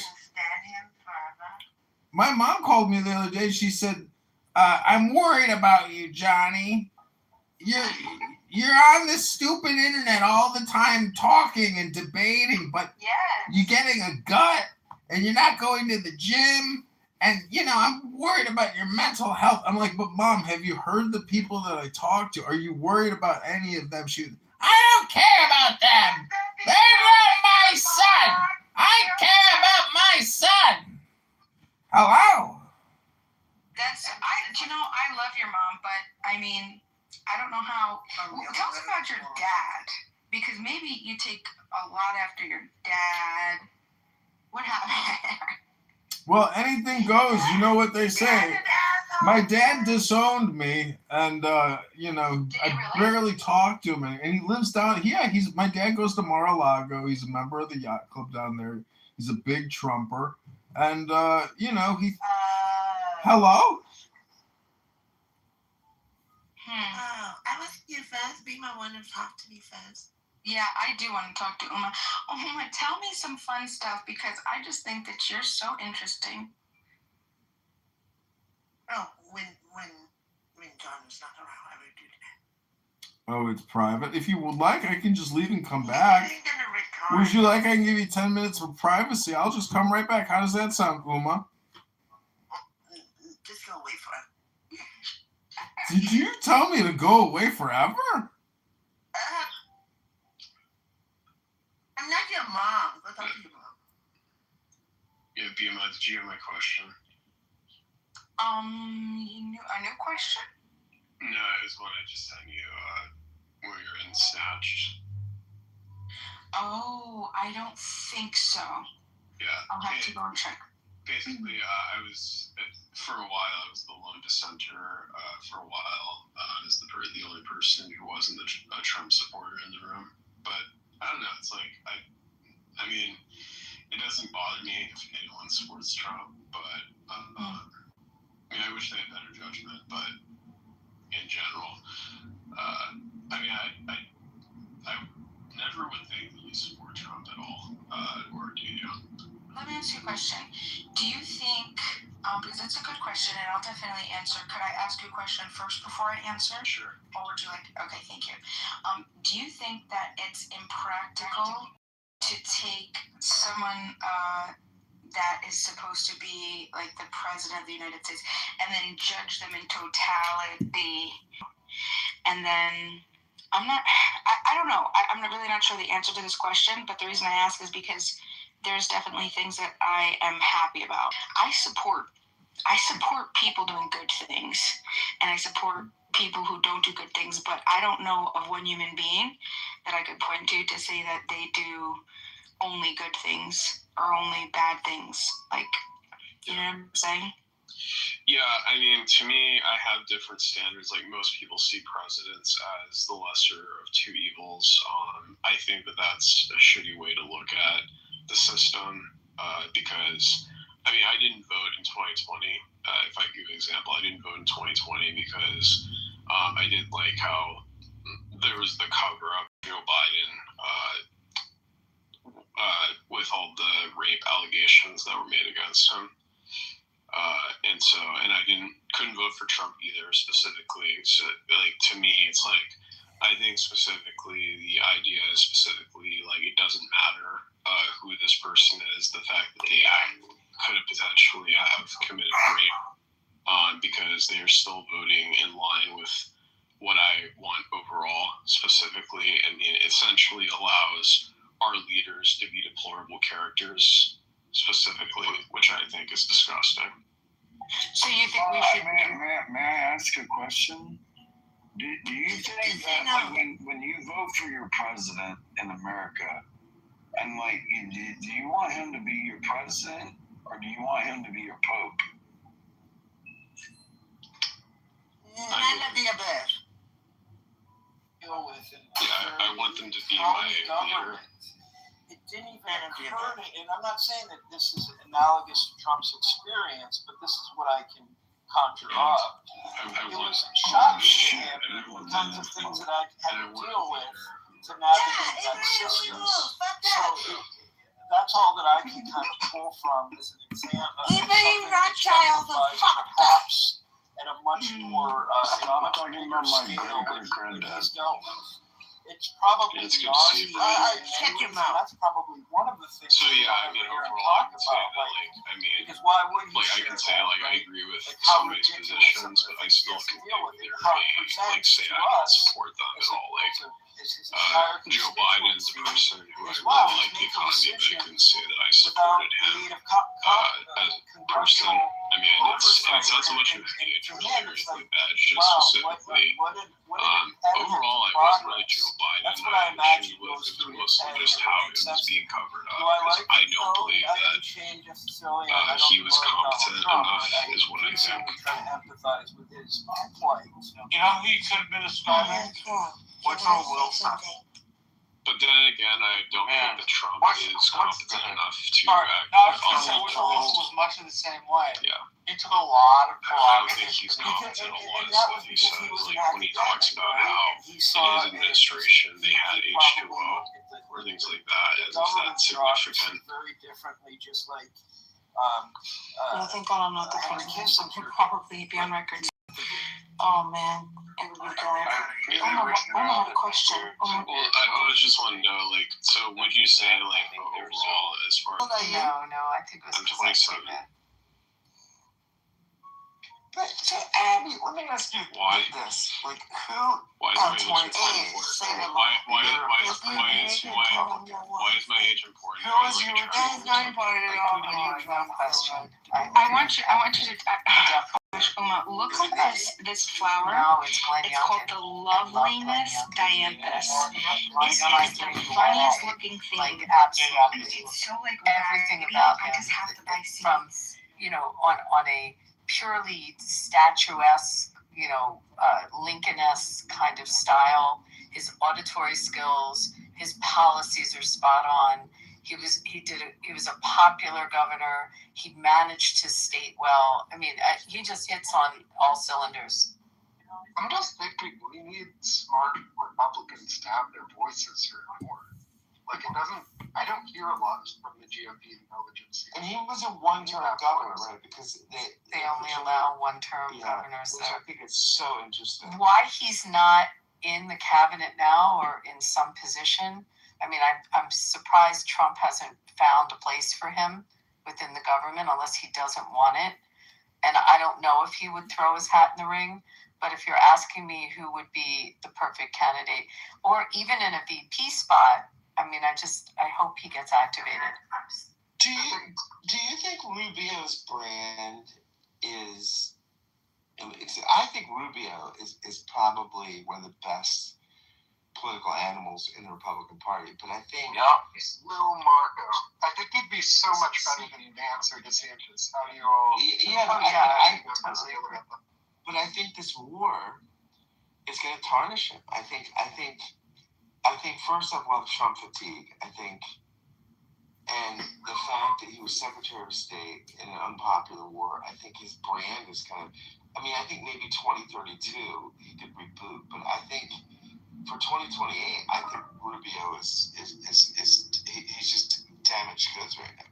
Scott, we had Vance campaigning for Orban, so it's like there's some egg on the Vance belonged nowhere near that shit. I don't know why the president sent him. It was dumb. I would love, if I saw Rubio in a debate with Gavin Newsom, he'd rip him a new one. Rubio would destroy in a debate Newsom.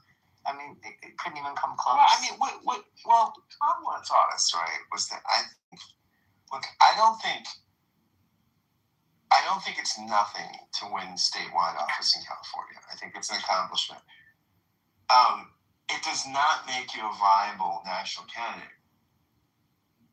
And so I think people that think that anybody from California would be a formidable national candidate as a Democrat are clinically insane. because California is just so far different than the country. I like California. I love it out there. I think it's great. But I just don't think. I mean, Harris showed us like what that statewide brand.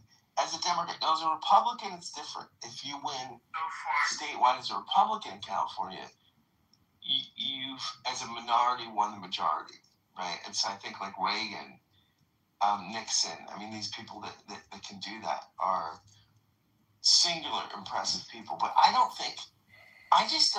have any confidence or respect for a Democrat just because they won statewide in the most liberal state in the country. I don't think that's it.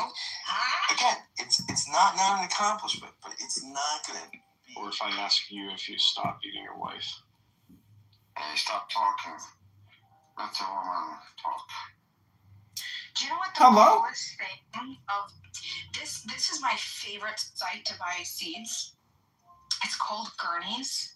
GURNEY. And one of the coolest things about the site is, you know how you have your grow zones, right? Once you put your grow zone in the website, and you could look at whatever you're looking at, it'll tell you, oh, look, this grows in your zone, or nope, your SOL, you know what I mean? So you have an idea of what is perfect for your zone, and you don't have to go and check, blah, blah, blah, blah, blah. And it's just so wonderful. Hey, is that from my really... Hello? The trans man. Uma stays forever. Is this a grow zone? Anything goes here. Anything. Uma's part of the grow zone. Oh, anything goes here. Anything. It's a grow zone. It's a grow zone. Hello? Ooh. He's back. He's back and better than before. He's unstoppable, this one. Uma, there's hope for you. Necro love fucking tranny. Ooh. Necro does like fucking tranny. Ooh, juicy. Anything goes. This is Rich. Anything goes. The worst part about Rich is that he has thousands of accounts, or at least hundreds. Unstoppable. Wonderful. Unlimited power. www.tip-number.com. Right, yeah, 100,000 trains on your fucking website. Unlimited power. I would just like to say that Pro is like the worst human being I've ever met in my entire life. Pro is wonderful. I No, love he's Pro. a horrific person. Why? Why would you say He's such terrible. a thing? Why? No, he's a mass serial killer. Yeah, that's horrible to say, He Rich. is. Rich, you make He wants to kill all the Jews. Rich. Go. I don't believe he ever said that. Kill all the Jews, you said? Yeah. Well, Bima said that she would join Hezbollah. Bima said that she would join Hezbollah. Bima said she would join Hezbollah and fight to the death with the terrorist Muslims if they were trying to destroy your house. Thank you, Rich. At least Rich If I lived in Lebanon, I would probably fight for president. Family and mommy. If I had my family killed, blah, blah, blah. At my property taken. And Ew, stolen. gross. Another Catholic Who did that Zionist. to you, Bima? Ew. No, that is dickhead, bro. Why would you want to be associated with A-Check, Pro? What's wrong with Check? Horrible.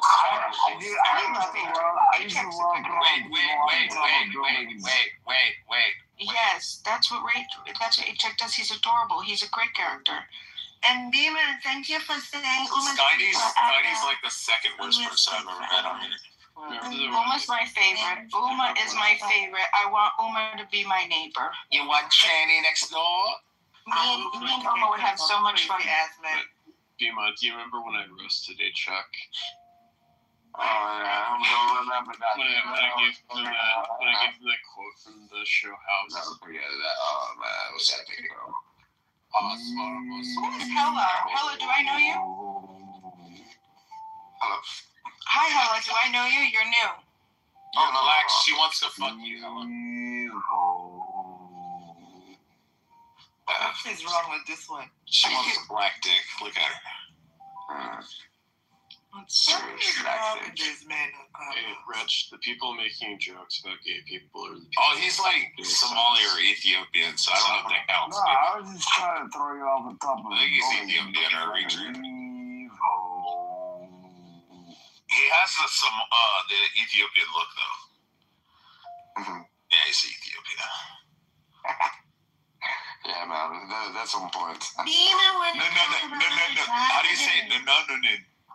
I want to talk about what Uma wants to talk about. It sounds like animal. It sounds like the Muppets when they say how are you in Amharic. They're like, Huh? banana. I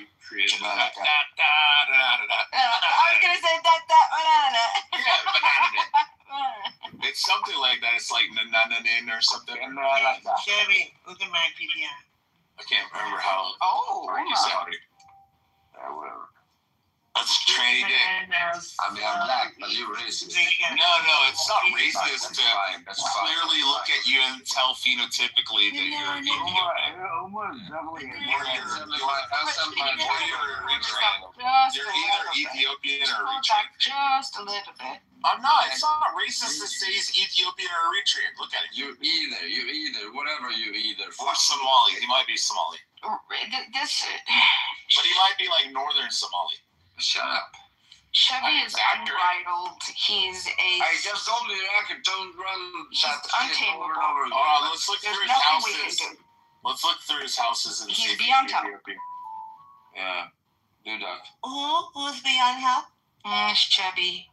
We just have to do it. Oh, he's part of Talking Apes, so he's functionally retarded. I don't know. Now, if I had my hands ready, they're ready, but you know, I don't like anyone on Talking Ape anymore. They fucked up, you people. Yeah, they are. So was I right? Eritrean or Ethiopia? You just fucked up. You know, I know I'm right. It's one of the three. It may be. Hold on. It may be Somali.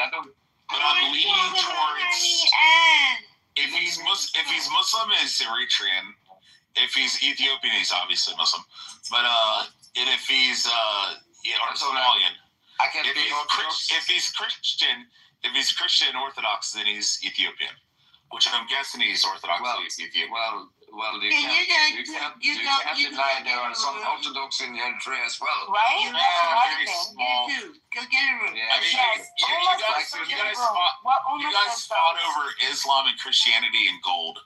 That's why you guys separated. We're not fighting. Oh yeah, he is. Wait, he is. What are you two doing? I'm just checking you. You know your stuff. No. I mean, you guys fought over gold and Muslims and Christians. You guys are like the Sudanese and the South Sudanese. Yeah, but who are you then? Like, what do you mean? Oh my. Who are you? Like, that's very anonymous picture. So. Oh, and he's drunk. So clearly, he's probably not a Muslim. He's probably Ethiopian Orthodox. Jeremy, where you come from? What? Where are you? Not from tranny land. That's where I don't come from. And who's tranny in here? Oh, Thai girls. Switch yourself. I'm not a tranny. I mean, you're Thai and you're tranny. Oh, then I don't like this guy anymore. I don't like the guy. Let's get rid of him. Yeah, get rid of him. He'll just come back. The hell we're on the road. Chevy, Uma says you have to pull it back a little bit. So we found out that Hella is Ethiopian. This is amazing. Rich. Translate my name and got my original. Rich. I asked the question. Rich is a very powerful Clubhouse user. Can you tell us a little bit about Ethiopia? Can you tell us anything that maybe us dumb Americans don't know? The first church. Not you. I'm not talking to you, Chevy. Chevy, I'm talking to Helen. Jews that now currently reside in No. But it's just not the way. It's not our selection process. You know, Jason, Gandhi is not going to get elected in our system. We did, Jason. We did have Washington and Adams. I mean, those were probably, and maybe Jefferson. I mean, those were a different school. Yeah, they were a different school. They were a different breed. I mean, but really, you're just talking about a different concept of how we get a president. It's not a bad concept, okay, but it's a different concept. But what Austin just said about being a good governor, I think that's interesting, and you have to really unpack that, because really the best presidents come from gubernatorial backgrounds where they managed, and they, the majority came from that, and they were in a management role. And some governors have more obligations and more that they're responsible for than other governors, like just how their state laws are. And I've made this argument before that probably the hardest job of all 50 states is the governor of New Jersey. The Jersey governor oversees so much more than other governors do. and it's a much more encompassing job. And you just look at, I mean, where did a lot of our presidents that came from New York, governors, California governors, right? Texas. I mean, just like think about what was the breeding ground. Oh, these big states, or big or complex. Or complex. I mean, the Jersey governor has to appoint all the judges. They're not elected. You know, it's just he oversees more under his control. And again, it's a good prep. I'm not saying that Chris Christie would have been a great president. I think he would have been a great attorney general. It's kind of sad that they had a falling out. I think he would have done a good job, but the people that like, I don't know all the different states and their laws and how much are under what's under his control or her control. The governor of California, Texas, and New York, they're managing a sizable global economy that's larger than the economy of most nations. They have a very important job. And another interesting and weird thing, I just remember from Dan's placement U.S. history, Ohio is really important to presidential history. For some reason, Ohio has been an interesting source of candidates. Producing candidates. Yeah, we had Garfield and Taft. A lot of people. I wonder why. Well, it's one of the most popular. I don't even know how to do it, but it's very populated, and it has been kind of it was almost a frontier state in many regards. It's because it's high in the middle and round on both ends. So I think that's what.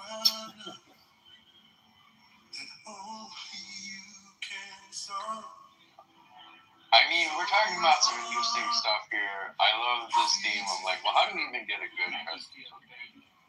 Because I think about, people talk about Trump supporters, but I spend a lot of time with a lot of people who support Trump, and people are like, oh, they're unpersuadable, or whatever. Many of us are very dissatisfied with things that Trump does. We just don't have a better alternative. That's what it is. He's like the least bad option. I think about, like, just look at the Democrats in Virginia. They took over Virginia, and what they do, they immediately start taking everyone's guns. Okay? This matters to Republicans. I wouldn't hate Democrats so much if I didn't see stuff like that. But, that state is being ruined, okay, in real time. And so many of my fellow Americans are going to have to flee that state, which is not America anymore, and go live somewhere else. And it's just shameful. That she's destroying the Klan, and the Jews will not replace us, folks. Marching on chariots, though, and they get back to it's destroying this. Well, but they shouldn't have. But isn't that the Southern Poverty Law Center anyway? Yeah. Somebody lost it, on this thing to the tune of $2 million. Yeah. I hate to break it to you, Austin, but nobody's going to have guns there when the Democrats are through. It's not the bad people they're taking the guns from. It's good people. What if Well, you don't understand what it means to be an American then. You don't understand the founders' vision. You don't understand the founders' vision for security and balance of power in this country. It's not that people you disagree with. It's not that people you disagree with don't have power. It's that you do have it. But the Democrats' vision is that nobody has power. One of the challenges is that we have four-term and two-term limits. Imagine you extend it to a six-year term. The maturation that you see in a president is pretty impressive. Sometimes it's astonishing, sometimes it's terrifying. I almost think that just the mere two-term, 4-year term cycle in itself lends itself to a certain type of personality growth or persona growth within the space of the presidency, and that in itself is challenging. I mean, imagine if you were an employer, you were taking a position, you knew you only had so much time to get a certain amount of things done. I'm not likening it further to the presidency, but there's something about that makes it challenging in its own right that dictates how you behave yourself. If you knew you had 15 years, maybe you would be threatened, maybe you would feel insecure, maybe you would feel more, I don't know what it is, but I think that is something that we need to consider. I think there is something to that, and I wonder if you could lengthen the terms by introducing an executive council so that there still is some change over some time scale. You know? So, like, if we had 7 presidents, like in Switzerland, you know, and I don't know, 3 of them come up for election every year, and, you know, or every 2 years or something, every 4, but they can stay in indefinitely, or they can stay in for 5 terms or something like that. Then you get a lot of changeover, but at the same time, people could build experience, and that could be more balanced. Could lower the stakes as well.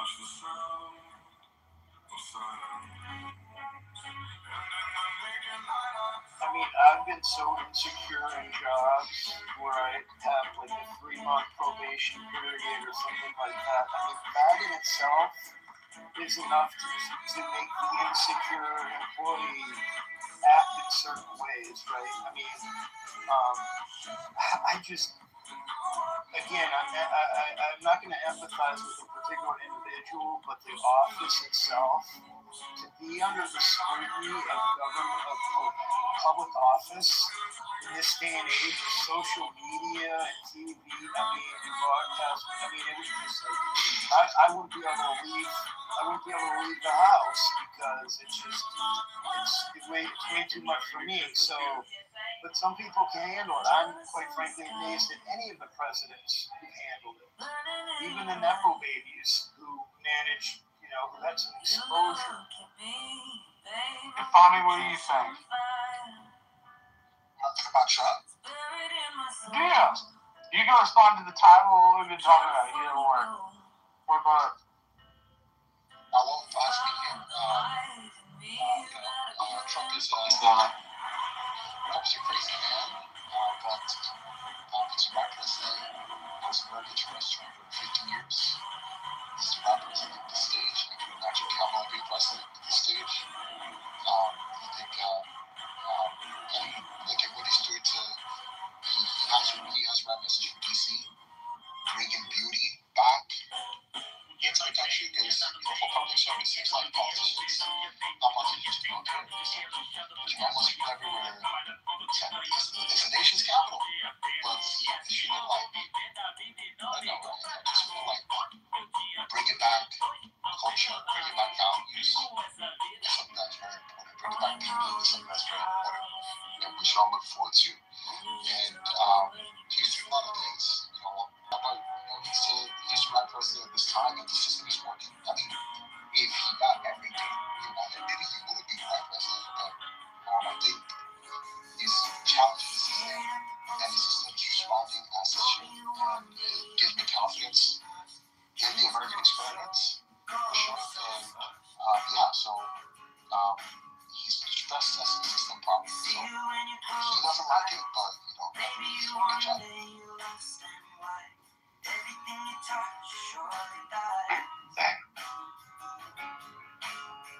Yeah,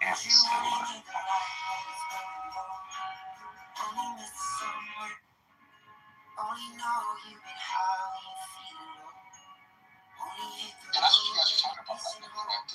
Can I keep it? Yeah, largely. Yeah, you hit the nail on the head. Yeah. So we'll see. I'm kind of curious. Honestly, I can't picture what's gonna happen after him. I don't know. For some reason, I can't think that far. I can't think beyond Trump. We'll see. That'll be interesting. We'll get another president, and we'll all be in. So after Trump ends, it's like the end of an era because it's been Trump or Trump-esque since Obama left. Right? It always has to, even though Biden came in, Trump has just always been this nervousness. And Obama triggered him to be president, and I got banned. I wonder how it's going to snap back. I wonder how the country's going to move forward. And the next president. I mean, we can't even imagine who the next president's going to be. It's going to be Gavin. I can't imagine it being Gavin. I can't stand when that guy talks. Also, I can't stand him because he's patronizing me. What he's talking. We'll see. It's easy. Leave it to somebody else. Do you know? Yeah, I agree with you. We'll see. Abby, you research this thing on John Roberts? I saw it, and then I tried to find other stuff on it, and it's a citizen's complaint. Like it just doesn't seem like it's pulling any weight. So we don't need to be worried about it. No, I first it popped up with a sensational headline, and I'm like, whoa, okay, this is huge. And then the more I read it, only one of these things that aren't like the others. Those four have never been a salient point in their entire life. Rich is so boring. Yeah. Anything goes. There's John. There's John Kitover and his green and white fucking cowboy hat. What's going on, Samoa? Chilling, man. How are y'all doing? You know what I'm saying? We're hanging out. Samoa, what's it like spending 80 hours a week in chillism? The demon Samoa took over chillism. Wait, who's doing that? Samoa, what's it like spending your whole life in chillism? I'm not in chillism right now. Yeah, 80 hours a week arguing, debating. Oh, what's it like being a part of Nathan's art experience? Yeah, when somebody says your whole life. What's it like being a part of Nathan's art experience? Yeah, but what does that mean to you? I'm asking you a question. Well, your question was a little bit off. Right, your question was a little bit off. Samoa is a great debater on this app. Mm-hmm. He is. He totally, absolutely is. Yeah. He does it for the sport. He could take either side, pro or con, anytime, any place. He might switch mid-argument. It doesn't matter. That's how talented he is. Mm-hmm. He's quite talented. And he's educated. So he's, well, why would you pay a debt if you want him? Yeah, right. And, Hey, the crazy part, Big Man, is that he's the only one that still thinks that when everybody else has already understood it. No. If you go into chillism right now and ask if you owe anybody money, everybody will say, of course you fucking do. No. Everybody. Yeah. No, you're wrong. Samoa, you're absolutely wrong. I'm a reason you're $50 short, right? Oh, yes, you are, bro. You are, bro. We were gonna make a bet with Joe, and Samoa, that girl jumped in. Oh, go ahead. You still haven't told me, damn it, that girl. Yeah, bro. I was like, stop! What are you doing? I would have split the bag with you. Yeah. I'm still waiting for you to say, damn it, that girl. Damn it, that girl. Thank you. You're helping catch on now. There you go, man. so what is this? This whole what did you hear about Fauci aide being charged with covering up or concealing COVID records? Did you hear about this? This is old news. Oh no. Oh, is it? No, he got pardoned for 10 years back. Oh, did he? Mm-hmm. Oh wow. So he's not to be executed? That is old news. Thank you, Uma. No? Yeah. No. Yeah, fuck America. Uma, not all of us. Uma, take it easy. Uma, please. There's a lot of Americans in here that don't appreciate your potty mouth, Uma. Uma, you are an extremely annoying person. A highly annoying person. Oh my gosh, John. It's true. My pussy hurts. My pussy hurts. Oh, anything goes.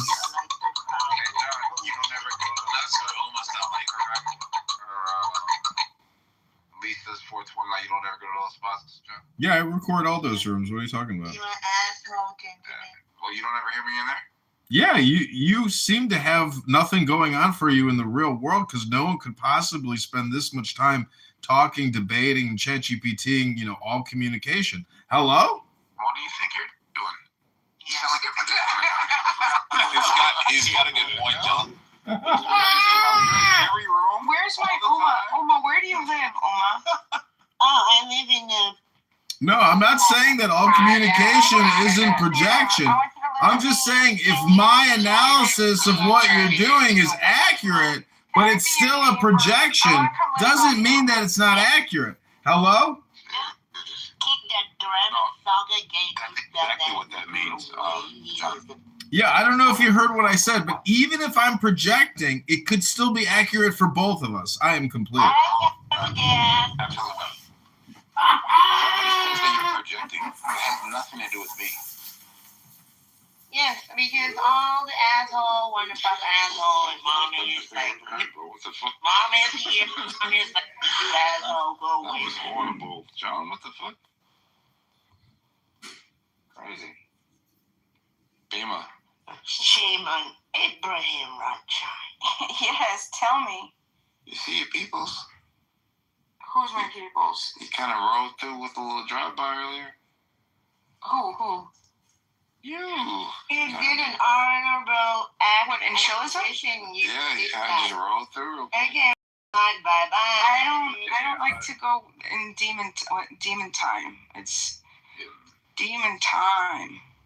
So, Bima, if me and Rich were in a fight together, who do you think would win the fight over who stands up for human rights? Depends on who's getting the For dollars. human rights or who? Definitely Necro. Fight. 110%. Exactly. Bima, who's your people? Oh, fight. I'd fucking mop the floor. I am all starting to look at this new. Oh, but once I catch you, that's the problem. This is a new Yeah. Harlem. Well, I'd love to see you try and catch me. Yeah. Necro, keeping score? USA winning or Iran winning? Who's winning? I think that the world would win if both of them lost. I think if the war happens, the world's gonna lose. So you don't think that there's a lot of people that are quiet right now, cheering in their minds, like, about time somebody's taking Iran out the Like, China is really winning right now, is what I think. I don't think they're winning at all. You don't think? China? Yeah. How the hell do you win when 70% of what you're I mean, using China's is not coming through? our ass. Right? But to be honest, 70% of what you're using. how the hell? Oh, But how the hell would you? yeah. So China has until June 8th until they run out of oil and natural gas. Yeah, they're gonna run out of. I know. It's so crazy. It's actually 73% of all their oil production comes out of the Strait of Hormuz. 55% comes out of the Gulf nations, and 18% out of Iran. For what? Food only? I'm just trying to say, like, you would think Just that 10% from Iran, but their biggest supplier is Russia. Does that mean that See how men can Well, they are after talk the war. one by They can't, Uma. They just can't. They can't handle themselves. Does that mean, Rich, that you admit that the Iraq War is about oil? Or the Iran War? nobody can You cannot fuck each other out. That's not about. No, it's about leveraging, right? It's like we're fucking each other. But you can't deny that. Oh, Necro, I would never say that because I don't think so simplistically. I'm not a fucking moron. I would say that the Iraq War was specifically over the U.S. petro dollar. And control of Saddam Hussein. Was initially appointed by George Bush Sr. And it was taken out, and then the second we took back Baghdad,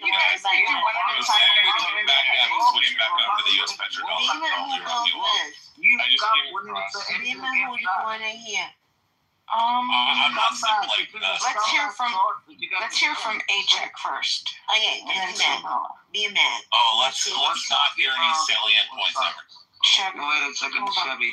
Wait a second. You don't ever I'm make gonna be a You have so many bad fucking accounts and it's who so correct fucking your annoying. man. It's ridiculous. You know? Bro, John's a mod in there. Yesterday, Rich, we were talking about Islam for like 1 hour. I actually thought you actually smart. You only like because I was talking about 1 Muslims, hour. how dirty they are.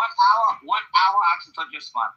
Now you speak and you retire. Bro, I kept telling you during the time. Okay, hold on. A-Check. The entire time that you said you were agreeing with me and you were on my side, I kept telling you during that conversation to shut the fuck up, A-Check, and then you never make any points. It was funny. You were sucking my dick while I was fucking telling you to fuck off. I was saying, shut the fuck up, A-Check. Chevy, are you going to be able to control yourself? Is A-Check going to be able to control himself? Yes. A-Check will control himself. Right, A-Check? A-Check does control Yeah, so I got to restate that Pete restate it because it's been Make sure you take before and after photos. This is what it would look like if it's finished restained. Hold on, A-Check. I'm going to show Viva the before. What it looks like currently. Oh my god. Yeah, it's crazy. All right, PTR. Okay, but show us, yeah. Yeah, that's PTR. It needs sanded down and restained. And it's missing the middle pedal, the brass pedal. But it was built in 1910. That's going to look beautiful. Oh, that's going to look so beautiful. I just know my son. I know my son. He's the way he is once he starts learning shit. He's like very fucking OCD. Why don't you go talk to your wife? Well, A-Check's gone. Chevy, you ran everybody off. You ran A-Check off. You ran Samuel off. John's still here. Necro's here. Almost here. And I didn't say Bree because I don't want Bree to. John's not even on. He's walked. Oh, I'm here. No. I'm here. I'm listening. He's in a green white golf shirt wearing a cowboy hat, leaning back in his chair, looking at his phone. John? Yes, that's accurate. Is that him? It's in his YouTube. Go to YouTube. Hello? I'm here. I'm here. Hello? And that's really John. Alex is John? I'm going to take some rosemary. I just tried. Uma, FY. It almost looks like lavender. Uma, FYI, I just tried kicking you from the room, but apparently my green bean mod powers aren't strong enough. If you let rosemary get like extra big and shit like that, I can't remember what the fuck it does. It turns into like a tree or something. It turns into like an actual plant tree. Yeah. John, you can't kick a mod. I know, it's unfortunate. But it's no longer useful. Cannot kick Uma. Uma stays. I know, I can't, I have no power. I mean, I could boom the room, but I don't want to do that. I'm having fun. John, an old SL Mercedes hardtop 70s. John, you wouldn't do that, right? You wouldn't do that? You wouldn't boom the room? Yeah, of course he would. No, he would kick all of us to the audience and then start playing This Is All Hypnosis fucking like psychology fucking videos. No, it's be my room. If she asks you anything, you have to do it. No, he'll kick everybody in the audience and then he'll start playing fucking like audio. No, it's too late to play those games. I'm getting ready to go to bed pretty soon. Those are more things you do in the morning, you know. Try to break up people's patterns and habits here on this app. Because what, you know how they say in those rooms where they're like, I'm an expert at pattern recognition. I'm good at looking at finding patterns and such. Like those types. What was that, Uma? All the patterns. Why do you make them sound black? All I'm trying to say is that it's true. We are actually more of a pattern and an action pattern than anything else. Like being a, you know, I unfortunately, after 5 going on 6 years of observational studies, it turns out that people haven't learned anything in over 5 years. They're just as stupid as when they started. Hello? John, is that Joe Biden in your fucking John Kitover Instagram showcase? I'm not sure, but go to mayorkitover.com and join the fight to liberate Chicago from the Democrats. Hello? John, You know what it looks like? Go look at it real quick. Click on the link. It looks like Biden staring at the flag, looking when he's supposed to be like looking at the audience, and he's like just staring at the flag off into nowhere. Alyssa, I asked both of you why Clone War happened. It does look like Biden. No, I asked you both, all gentlemen of America, why is Clone War happen? How about gentlemen of Thailand? You go. A gentleman of Thailand down there being in the ass is stalking me already in my name. You know what he said on his name? Uma, you're dead. What I don't understand is how can Stinny even tolerate this app? Like, part of this app is to actually be annoying and to talk.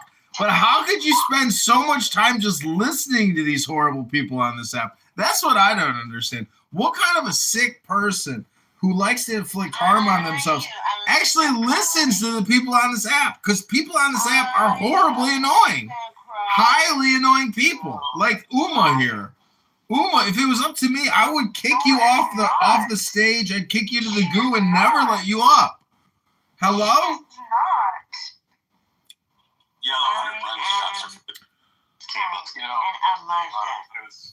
Uma, you're like part of the immigration crisis in this country. Hello? I got my Odin sword and I will shove it in your ass. Oh, Uma's getting triggered. Oh, poor Uma's getting a little triggered. That's okay. You're a highly annoying person. This is what I don't understand is why there are some types of lavender that are more like expensive. Hear that fat girl laugh? You hear that fat girl laugh? Like, is it lavender? Like, hello? What's the difference between lavender and sensational lavender? Like, this is really two different. It's all lavender, Bima. Lavender. Yeah, both lavender. This is phenomenal lavender, and apparently this is $16.99. Yeah, BB, please. Please open a room. BB, take care. Where is BB? Dan's gonna go tell BB to open a room. Bima, I want to know though, will you be my, You could go, Chevy, you could go. Bima, I got a question for you, Bima. No, I don't do that. Oh my gosh, that's your boyfriend? Oh my god. Bima, I got a question for you. Bima, I got a question for you. Can you hear me? Hello?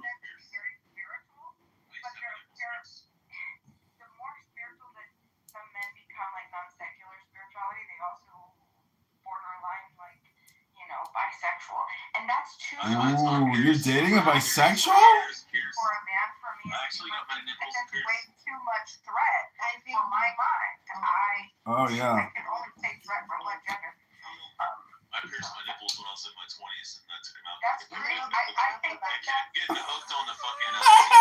Anytime you get out of the fucking car, the seatbelt fucking hook him. Oh my gosh. Damn. That's crazy. Okay, Chevy, bye-bye. You're gonna go hang out with BB, okay? I'll come right back. Come back, Chevy. Alright, go ahead. Bima, I got a question for you. Bima. Bima! The room's going fine, Bima. I don't know why you're crashing. No, go, because I want you to go and hang out with BB. No, BB's not opening her room yet. When BB opens her room, I will. Oh my god. I have no choice. 3, 2, 1, lift off! There's a lot of these kids are living a lot, and they don't get credit for that. Maybe because they can't name it, they can't say, "Oh, I'm living this element," but they're born. Okay, who boomed the room? That's the name of the room. Did you do that? That was me. Why would you do that? I trusted you. Oh, I just couldn't take it anymore. The room was pointless, and that girl, what's her, Uma, is beyond, R-worded out, and it's just a waste of time. I trusted you. Yeah, I know. Well, I wanted to ask you a question. Listen, I get what What do you think? Things in life are permanent? Everything is entropy and temporary. Welcome to reality. It's a philosophy. It's a philosophy. Because I trusted you, but I trusted you with that. Why would you do that to me? It's not. This is a game, Bima. This is just a game. This is like playing a game.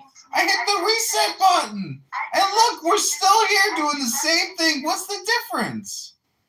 Because I trusted you. This is about principle. Well, do you want me to moderate you so we can, do a room together again right now? I can't. I'm not. How can I moderate with you now and I can't trust you? You said that you wouldn't do it, and you did it, and you betrayed my trust. Well, we needed to have some decorum there. I couldn't let Uma just continue to rattle around my brain, for free. You could have let me know. You could have let me I couldn't get a word in. It's just an obnoxious fucking bang room. Let me know. Well, no, but you betrayed my trust. Out of all the options that you had. Well, just go get kidnapped again and go do some drug deals to build up your low-level trust factor again. I don't know what to tell you, Bima. This room is called Who Boomed the Room? Who boomed the room? Who boomed the room? Who boomed the room? And Rich, yeah, you're right. Yeah, Chevy is right, and I'm so disappointed. I'm so disappointed. I'm so disappointed. I'm sad and I'm hurt, and I'm leaving. Oh no! She's sad, disappointed, hurt, and she's leaving. She still didn't answer the question. Who boomed the room? It's like 5, 4, 3, 2, 1. Lift off. You knew. Yeah, I do. It was coming. I wasn't gonna sit there and listen to Uma all night long. That's fucking retarded. Uma, Chinese.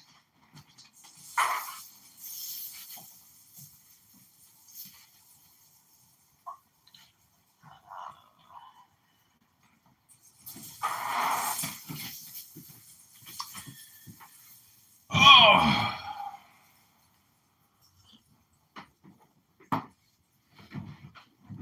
Who boomed the room?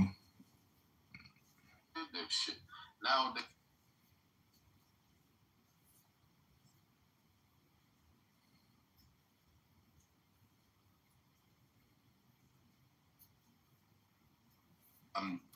Olumi, can you go ahead and give the defense of your position? Yeah, no problem. We have it here because I actually don't want to waste my time with these subjective conversations. So we're going to do... These people are insufferable. We're going to do a quick L. So, calling it raping.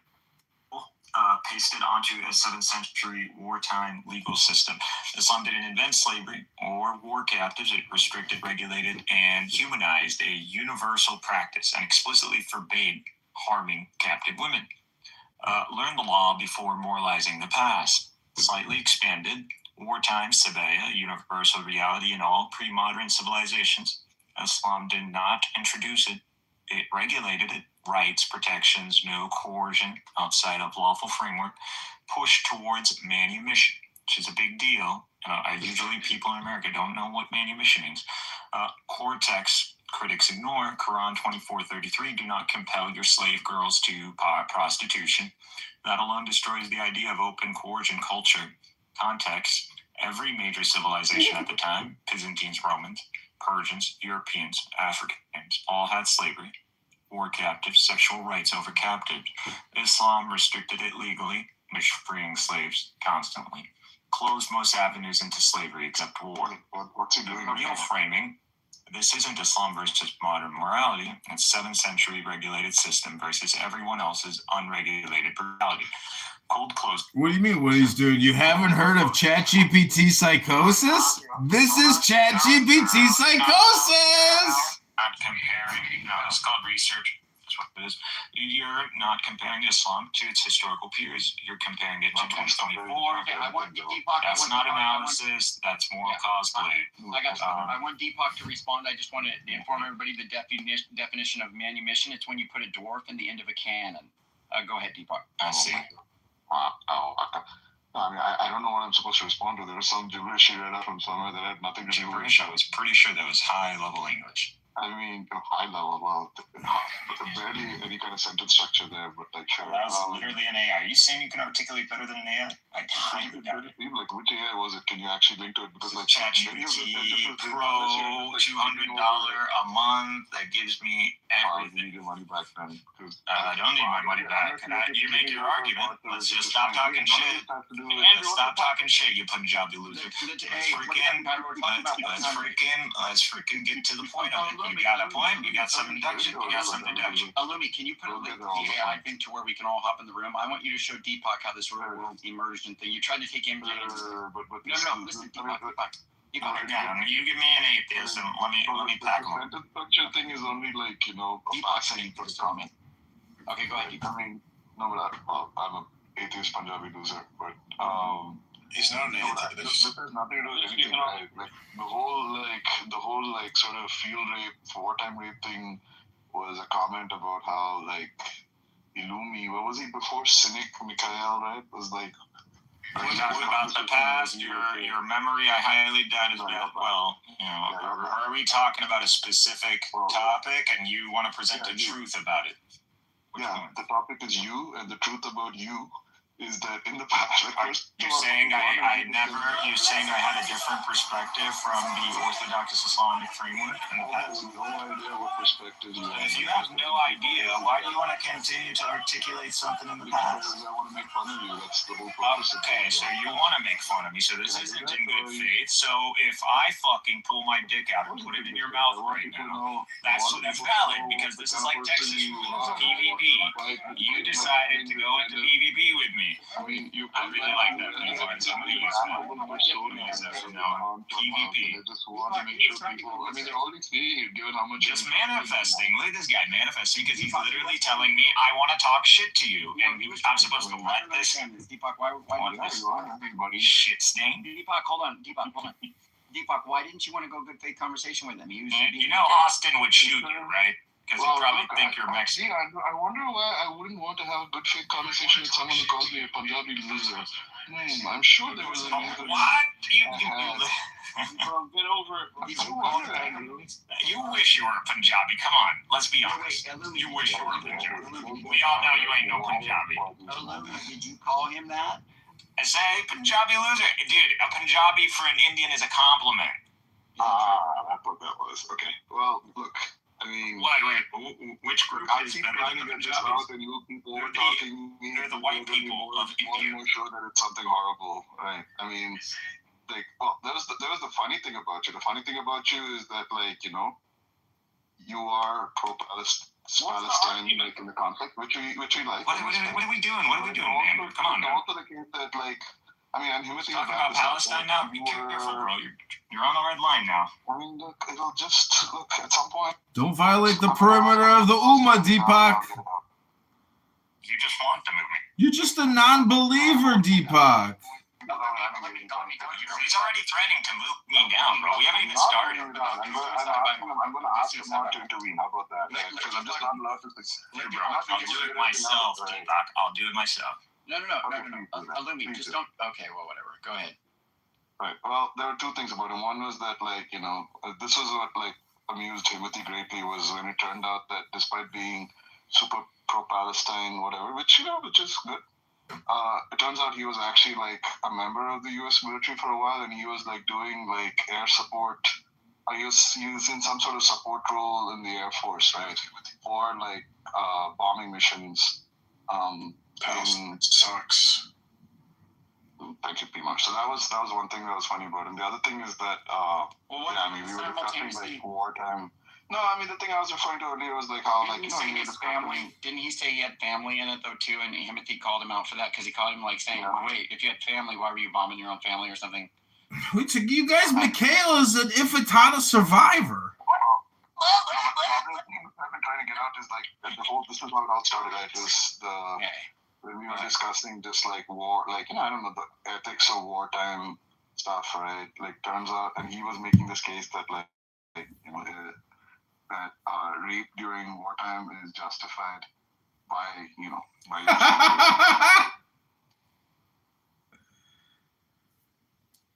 This is his song.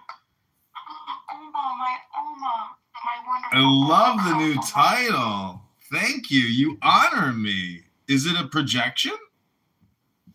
Oh, that was you again. He boomed the room, Oma. We trusted him and he boomed the room. Oh, you made him on. Can you stand it? Can you stand? He boomed the room. So disappointing. So this is a song. This is a quick song. I hope you could make out the lyrics. Okay, here we go. It's so good. It's funny how the goals seem to change, but the hustle remains the same, you know what I mean? Listen to the lyrics. Like that shit you call me. Can you hear them? Are you a different animal? Yes. And the same beat. Are you a different animal and the same beast? Trust me in the hard work, focusing games. We all got 24 hours. How you live in your day? Are you working off a plan or just floating in space? If you could watch your life over, what would you say? Did you really go and get it like no one who ever did it? Or did you half-ass it with excuses for your absence? How many heartbeats you got left before a casket? If tomorrow was the end, is today as good as last one? That's just a few honorary questions you should ask yourself. I pray that give you motivation to go crack yourself. Make the poor mental, physical, and spiritual health. I pray you smile through it all and come through it like God. Miracles every minute, we heroes and we invented. I dare you to zero in and be careful with every minute while living life with no limits, no fear into written in it. We cheers cause we be winning shit tears for happy endings. It's a gift, it's a journey. See you laying on a gurney. You must evolve like a blessing. And be a star at the planet, you and get your goddamn hustle. And go hard till you go home. This that Mamba mentality. We gon' make every day legacy. And I dare you to go and get it. Isn't it so good? I love him. That is Cess the Fifth. That is Cess the Fifth, Mamba mentality. He is incredible, and I'm just so proud of him. I just love it. Yeah. It's interesting though. It's like I don't have a lot of poetry that I've made in a while because a lot of it I did. I got like all my energy out during like the Obama years. So wasn't it just so good? Yeah. Why do you like it so much though? Because it really captures the, what is it called? I don't want to use the same word. Oh my goodness. One of my favorites is Mr. Edward. Hello, Mr. Edward. And Raya. Hi, Raya. Hi, everybody else. Mr. Edwards, what an incredible, encouraging, uplifting, positive man. The best that I've ever found on Clubhouse. If I could choose one person to listen to every single day, it would be him. Nobody else. Nobody else. Mr. Edwards right down there. Yeah, Mr. Edwards down here. Edward Lynn. Mr. Edward. Love to come up, Mr. Edward. Oh, I'd listen to him every day. He's so encouraging. What does he talk about? He gives out very just encouraging, positive, uplifting reverberations of go get it. You craft your own legacy. You could do whatever your mind. It's so wonderful to be refreshed because we get in these cycles of depression, and then we think that we're helpless and we don't have options. And it's just so good to be reminded of our incredible power. And so yeah, hi, Mr. Edward.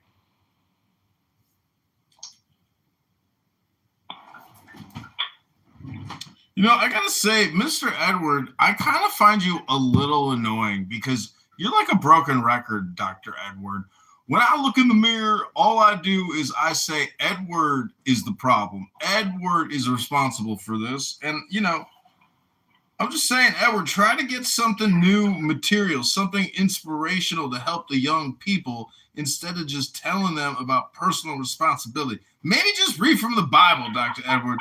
Just read from the book of Proverbs.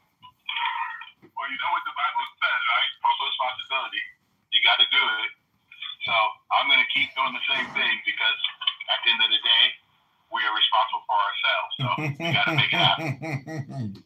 So. And because I'm the Mark Alistair Crowley, you have to behave. No, he's behaving. That's right. Max, it's my honor to hear your voice and this picture of you and your wife.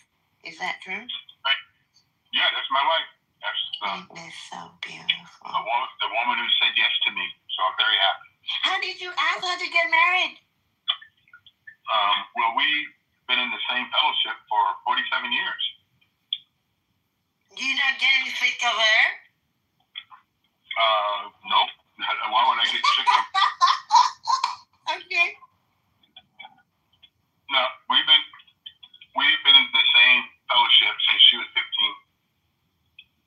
years old. So, is she now? Wow. We have the same foundation, the same understanding about what we both agree to, what we believe in. Our children have the same philosophy, ideology, because like Mr. Ellis has said, our foundation is the Word of God, which never changes. So that's what we do. What a sweet love story. Well, you know, Bima, I always tell people, if you really want to have a good relationship, you have to meet people in your community. Unfortunately, so many people are meeting people outside of community, outside their zip code. They meet them online, swipe left, swipe right, all this other stuff. And then they wonder why they have problems because they don't know the background of people. They haven't been around them long enough. Then your life is small then. Huh? Then your life is just a small radius of people. Well, not necessarily. I think your life is large when you have community. Like if you just take the zip code you currently live in, just Google it. How many people live in your zip code that you've never met? But I don't care anymore about people. No, I know. but you do care about people. You shouldn't say that. No, because I can hear when people care or not. And it's 0 point. No, if you think about God, I was like, can you explain to me about just that word? And why is your wife is not a goddess in their God stupid fuckery of program I don't understand what you mean by that. Bima, can you translate? that one's I'm sorry. I can't translate that one. I mean, like, if I look at you and you're so mean, meet at 15. Some of the people here are still lost soul and being an asshole, like the one who copied my name, follow my ass around this app and thinking he is doing the right thing, cursing my dad, my parents, and all he does is just following my ass around and thinking he's doing the right thing as a lost soul in his own ass. Oh, see down in the audience. Okay. And listening from a website and thinking he has power, anything over me, and he's I know. She looks angry. No, you cannot block him. So this She why looks angry. you just don't know how to Yes, you hear me, Yuma? we hear you. Yes, that's depth, and I can hear your soul. Okay. So there's a couple things that you're doing right now that you may not be aware of. No, I am aware of all of my words. Okay. So what do not speak for me. And I'm not speaking for you. I said you may not be aware of it. Oh, you get rid of them. How did you do that? Okay, the number one thing how you do is stop focusing on them. No. Okay, all right. No. I'm going on You mute. don't know the whole story. I mean, I'm using this app to be a tool to learn how to read listening to soul and voice. And I let them bully me. I give them unconditional love for a certain period of time. I'm sorry, but I don't even know what you're talking about anymore. You're talking about Elizabeth Crowley. Because that's your name. And Freemasonry, fuckery, occult, of whatever America. Oh, you don't like books? You don't like reading things and then talking about them or trying to incorporate it into your personal psychology or your own artwork? I know, but English isn't your first language. What do you speak? Tagalog? No.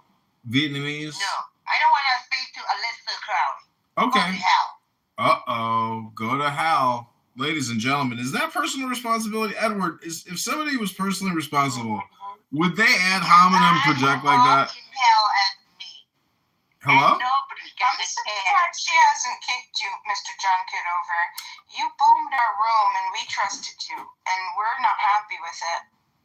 Yes, we are not happy with Alyssa. Well, you guys are in the same room doing the same thing. It's just nothing new under the sun. No one can boom a room. That's just an expression. That doesn't. No, you know what you did, and this is. I would say. This is retaliation. Disorder, not accountability. Oh, NPD. Now I got NPD. It's just one of my problems is narcissistic personality disorder. You were entrusted with green beans and you did it anyway. Yeah, well, unfortunately, Uma is a highly annoying person. It has nothing to do. I couldn't take that. I wasn't gonna leave. It has to do with No. betraying my trust. You understand that? It has nothing. I never believed that I had your trust. You're putting out false beliefs. Oh, good, Dennis is here. Hey, Dennis. Dennis is one of my top students as a coach. Dennis has been a huge success story. Dennis, maybe you could share with everybody about your bull riding journey in Spain, how you flew above the bulls. Mr. Edward, I think I would advise you to close your ears. Tread fucking lightly. It's bad now. It's bad. The room has turned. It's turned downward, and it's only down from here, Mr. Edward. I would not want to expose my incredible. Edward's gonna talk down to us now. I do not want to expose my Mr. Edward to this. Go ahead, Edward. Talk down to us. Well, so one of the things I've learned in life is to be motivated. So my motivation is really simple. I'm very careful how I hear. It just makes it work. Edward, do you still use an AOL email address? Try to get ahead with the times, Edward. Maybe you should listen, Edward, when everybody tells you that you're very fucking condescending. Listen, Mr. Edward. Be like, everybody says I'm condescending, and I talk to other people. Please allow Mr. Edward to respond. No, it's okay. Because he's like, Holy shit. You say I'm condescending, right? Do you think that because you say that I'm condescending, that means I'm condescending? Everyone on this app is condescending except for one shark. No, I do not say. I don't think, Edward, I don't think you're condescending, so he's making an all or nothing statement here, Edward. Liar. You gave me a laughing emoji when I said it. Well, you're teasing him, but it's not totally accurate. Big John great again. What's up, bro? You know, one of my favorite Tony Soprano... Pro, you know what my favorite Tony Soprano quote is? What are they doing, Oklahoma? They're adding me. Like, they just come in and they add me. What do you mean? Those are my burner accounts. I added everybody on stage with my burner. I'm not sure. She's referring to me. Edward, can we try to keep this topical and stick to the room title here? Mr. Edward, I've given you authority. Oh, no, I just want to talk to Pro today. I found out what was the most motivating thing I have to say today. What's going on, Pro? Hearing being speak was the most motivational thing he's done all day. What's up, buddy? How you doing, boss? Best time of life, Pro. What's good with you? Nothing. I just got home here from my mother's apartment, watching some UFC. Yeah. Nice. Well, I'm headed to the airport. Get ready to go to Fort Worth. I'm flying into Dallas. We have a cemetery funeral convention for the next 3 days.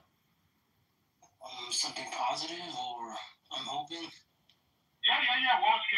convention season comes, you see all the new stuff that they have, all the new software and how to grow our businesses. So it's going to be very positive.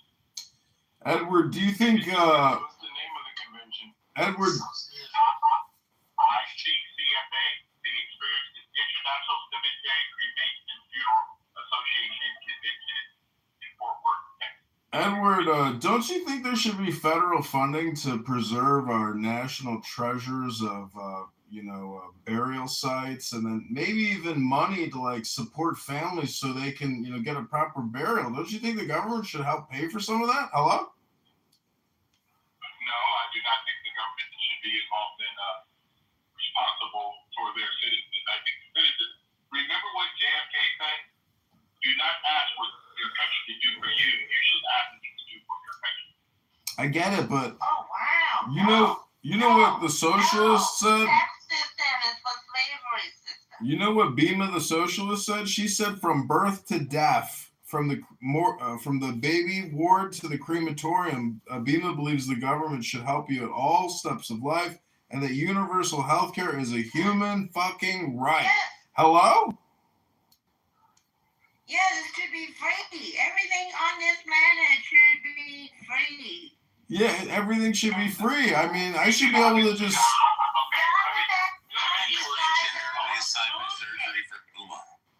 so let me ask you a question. Okay, how do you come to the conclusion that something should be free? Because we just say it. We don't think about it, Edward. We just fucking say it. That's what a good communist socialist does. That question was presented to Bima. Please answer. Every fucking thing. Everything I answer. Bima's the one who made the claim. Okay, Not John. I'm just going to ask the question, Bima. Why do you believe that things should be free? Because they're as free to breathe. Wait, wow. Bima sounds so fucking different. I think things should be free. I don't think things should be free. Okay, so what do you think should happen? I think that each individual and human being in the world is their own sovereign, wonderful creation. And I want to make sure that they have the full freedom scope as much as possible. Excuse me. You're interrupting my flow. And I'm gonna kick him out if you do that again. Shut the fuck up, Uma. And so, you're gonna go. And so I believe that he laughed. Great, thank you. No, I kick so good. And so I believe that each human being should have full authority to the maximum capacity of freedom, as long as they're not interfering with the next person's personal property, which would be starting with their person and the extension of which would be their personal property. So ultimately, I want maximum amount of freedom, least amount of harm, ultimate sovereignty over one's life. Okay. So, do you know the breakdown of the word freedom? Well, the way that I understand it is how I would explain it is the ability to move and make choices without negative consequences. Okay. So, the word freedom is made up of two words, free and known. Free means dominance. Okay? Free dominant, meaning I should be free to dominate over Edward. That I should be able to control. No. Okay, Yuma, please, 1 second. It's a priority problem. Because in seeing what is the most important for you, Mr. Edward? Your soul, Mr. We're equally responsible for life. Every human being's perfect. We are soul. We are sentient or we are celestial. Oh, what are you doing, sir? Okay, so you're acting like you're a god over other, and where are all the goddess? So I try to figure out where you're heading. So could you please explain to me? There's no goal or objective here, Edward. There's no goal or objective, Edward. Okay, all right.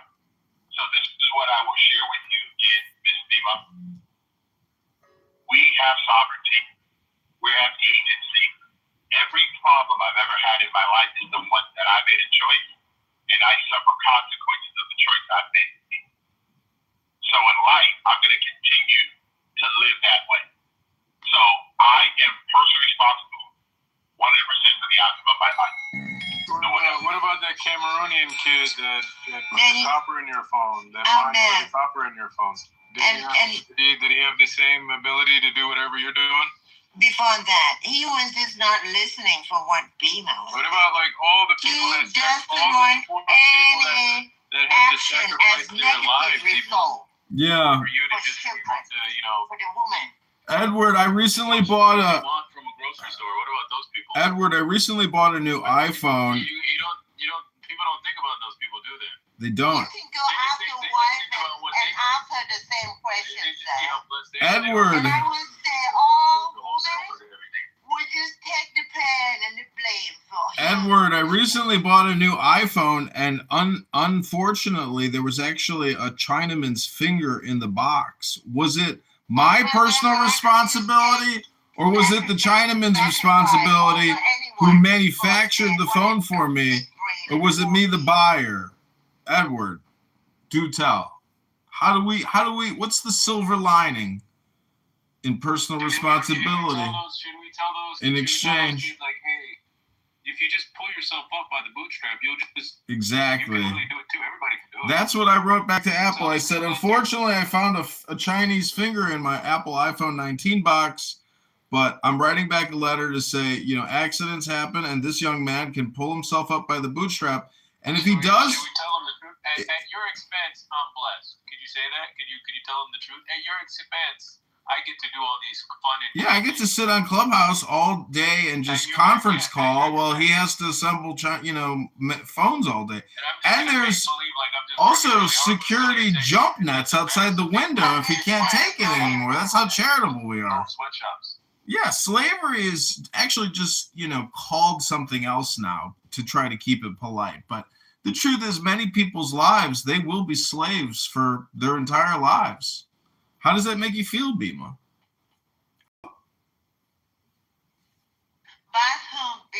I'm still reeling from the violation of personal trust that I afforded you and you broke. This isn't a consensual contractual agreement.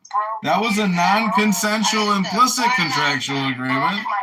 And unfortunately, you arranged it. You set it up. I asked you. You Solomon tested yourself. I trusted you, and you said I asked you, and you said no, you wouldn't. You said you wouldn't. So just for that alone, I'm gonna punish you. Ooh, you gonna spank me, Uma? Ooh. Yes.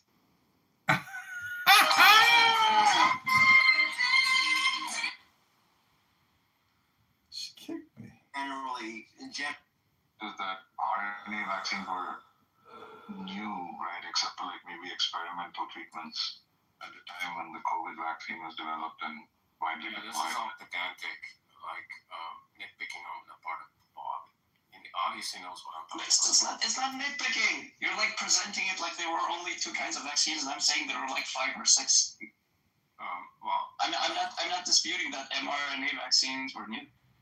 Yes, it is nitpicking because you're focusing on technicalities and missing the point. I'm not focusing on technicalities. I'm just correcting the one thing you said. Shut up. I'm not trying to argue. Wait, I'm sorry. Is there anybody here who that took the COVID-19 vaccine that has sour grapes and buyer's remorse? Hello? Sour grapes. I can just finish. Hey, go ahead. Right. So the idea is like we have all these proven ways of making vaccines that have been used for decades, and yet now along comes COVID, and people have to use a completely novel technology that has never been tested in humans. Not only that, it has to be administered universally to people who never come into contact with anybody else, who have very low chance. I don't know, like truck drivers in Canada, or blah blah blah, or people who have COVID in the past 6 months. Suddenly, it doesn't matter if you have COVID and you're likely immune for I don't know, like how many months or years. You have to get the vaccine universally. Universal vaccination. Not only that, we're were told, you're stupid to think this vaccine is not safe. Not only trust the science. Trust the science. exactly, trust the science. It was all like complete. You guys are all potatoes. None of you went to school. Just them. They went to school. Right. Why does it have to be completely novel technology, never previously tested? Why do you have to lie to people and say you can test the vaccine in 6 months or like a year? And traditionally, FDA tests require like 10 to 15 years prior to being approved, a medication being approved. It's because it was a national emergency and Operation Warp Speed was a $2 trillion federal funding package. They had to rush it through. Don't you know that Pfizer, Moderna, J&J have your best interest at heart and they would never, ever lie to you? And they got to make their billions in profits at your mistake. It's called propaganda, and it was long in the making. It's called Operation Warp Speed. It's a federally funded program underneath the George Bush administration. Look it up. And they just recently arrested Dr. Fauci's assistant, and the whole criminal network is coming down, but it probably won't because no one actually cares. Hello? Let's wrap up the meeting soon. Like, Bob, you're the medical professional. You want to answer any of this? I mean, I agree that maybe some places, I think some of the policies were taken forward. Like, I'm not sure to which extent it needed to be.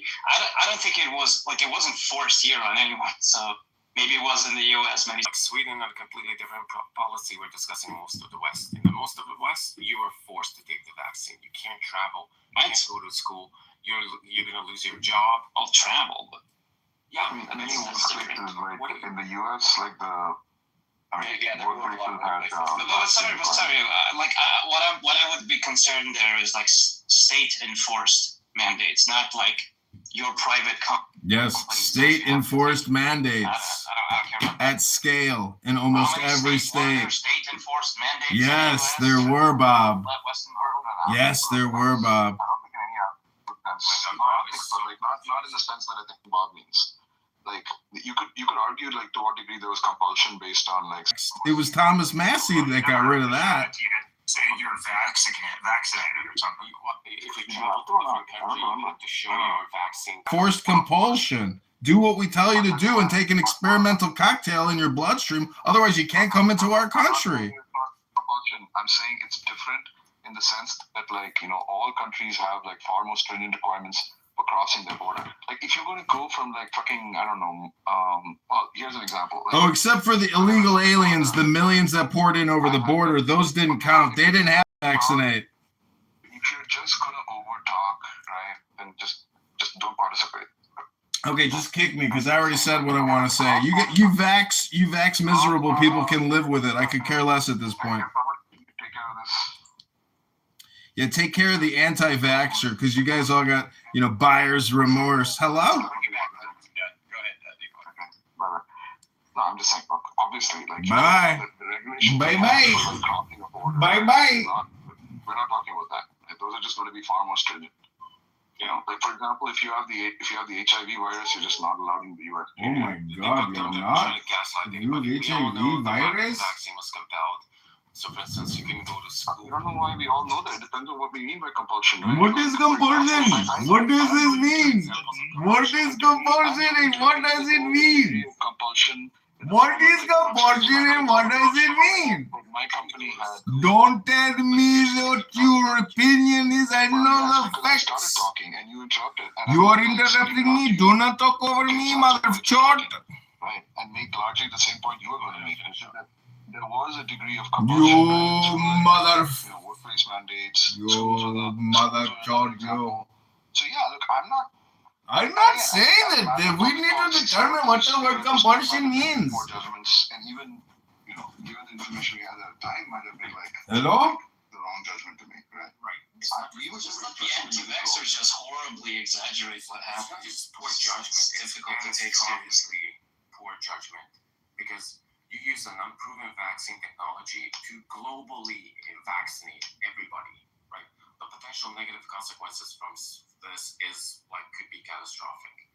Plausible medical reasons to think the side effects could have been catastrophic, like Specifically, it contains a substance that, like that crosses cell membranes. Like the mRNA was enclosed in a type of fatty acid that can cross cell membranes into any tissue, and it delivers a foreign substance that your immune system can recognize as foreign and biomedical it had plausible side effects. Like this medicine did go through, like this thing did go through like stage 1, stage 2, and stage 3 trials. They were accelerated in the sense of like being paralyzed, right? It would require for any such like vaccine or any such category of drug, right? It went through, right? So I don't know what I mean by like unproven. Maybe new thing is unproven, right? Like Ozempic is unproven. Why are we like letting people take Ozempic? Okay, explain to me, because it went through the usual FDA approval process. Explain to me if the typical FDA approval process for any medication, let alone a medication you can force everybody to take, takes about 10 to 15 years. Is it reasonable for you to say that this vaccine is exception and it could have undergone those processes in like 6 months? I don't know actually. One thing I do know that is that like stage 2 and stage 3 were done in parallel, right? Which is supposed to like shorten the time. Now you're saying that like a typical thing takes like 10 years, right? So it's reasonable, I suppose, to ask like, well, how could it possibly have been shortened to like 2 years? I mean, I'd have to look up what an answer to that is, but I imagine it takes 10 years, Deepak. Because you're looking for like longitudinal studies of like the long-term effect. Yeah, right. Stage 1 and stage 2 are not the problem. Stage 1 is just like looking at like cells in a petri dish, or giving it to like animals. And then stage 2 is like giving it to a couple of people. But then stage 3 and 4 is you give it to like 10,000 people and you observe for long-term side effects. How could you possibly determine if this thing has long-term side effects, specifically autoimmune side effects, just from like looking at studying it for 6 months? Off the top of my head, I don't know what the answer to that is, right? Like, Bob, do you know? Well, obviously you couldn't.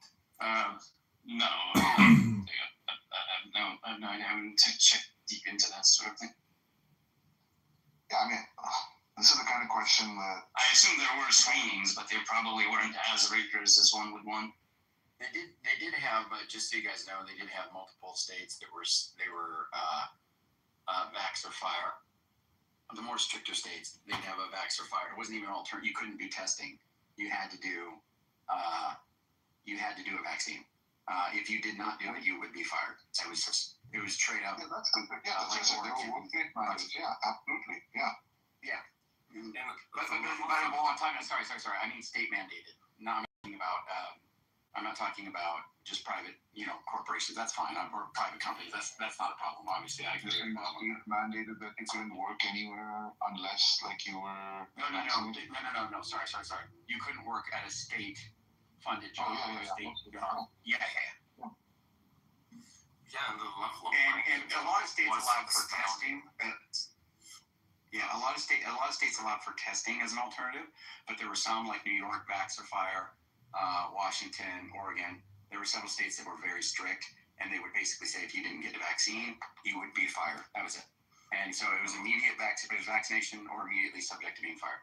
Yeah, exactly. And I think the most astounding thing about this is that the level of mind control was just I've never seen anything like that from the beginning to end. So I was working in I'm not going to tell you where, but I came in a mask, and they told me to take the mask. This was at the beginning of the COVID epidemic, like maybe like 2 weeks in or a month in, and I came to my workplace in a mask, and our facility had a policy that you couldn't wear a mask because Fauci declared that masks are not effective, and if in fact he wrote an article. What do you have to do with Hungary?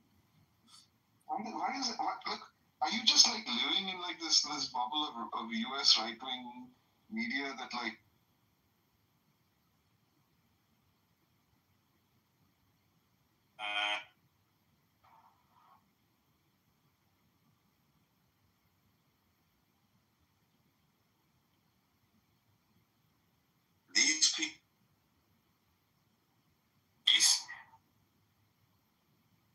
masks are going to decrease transmission.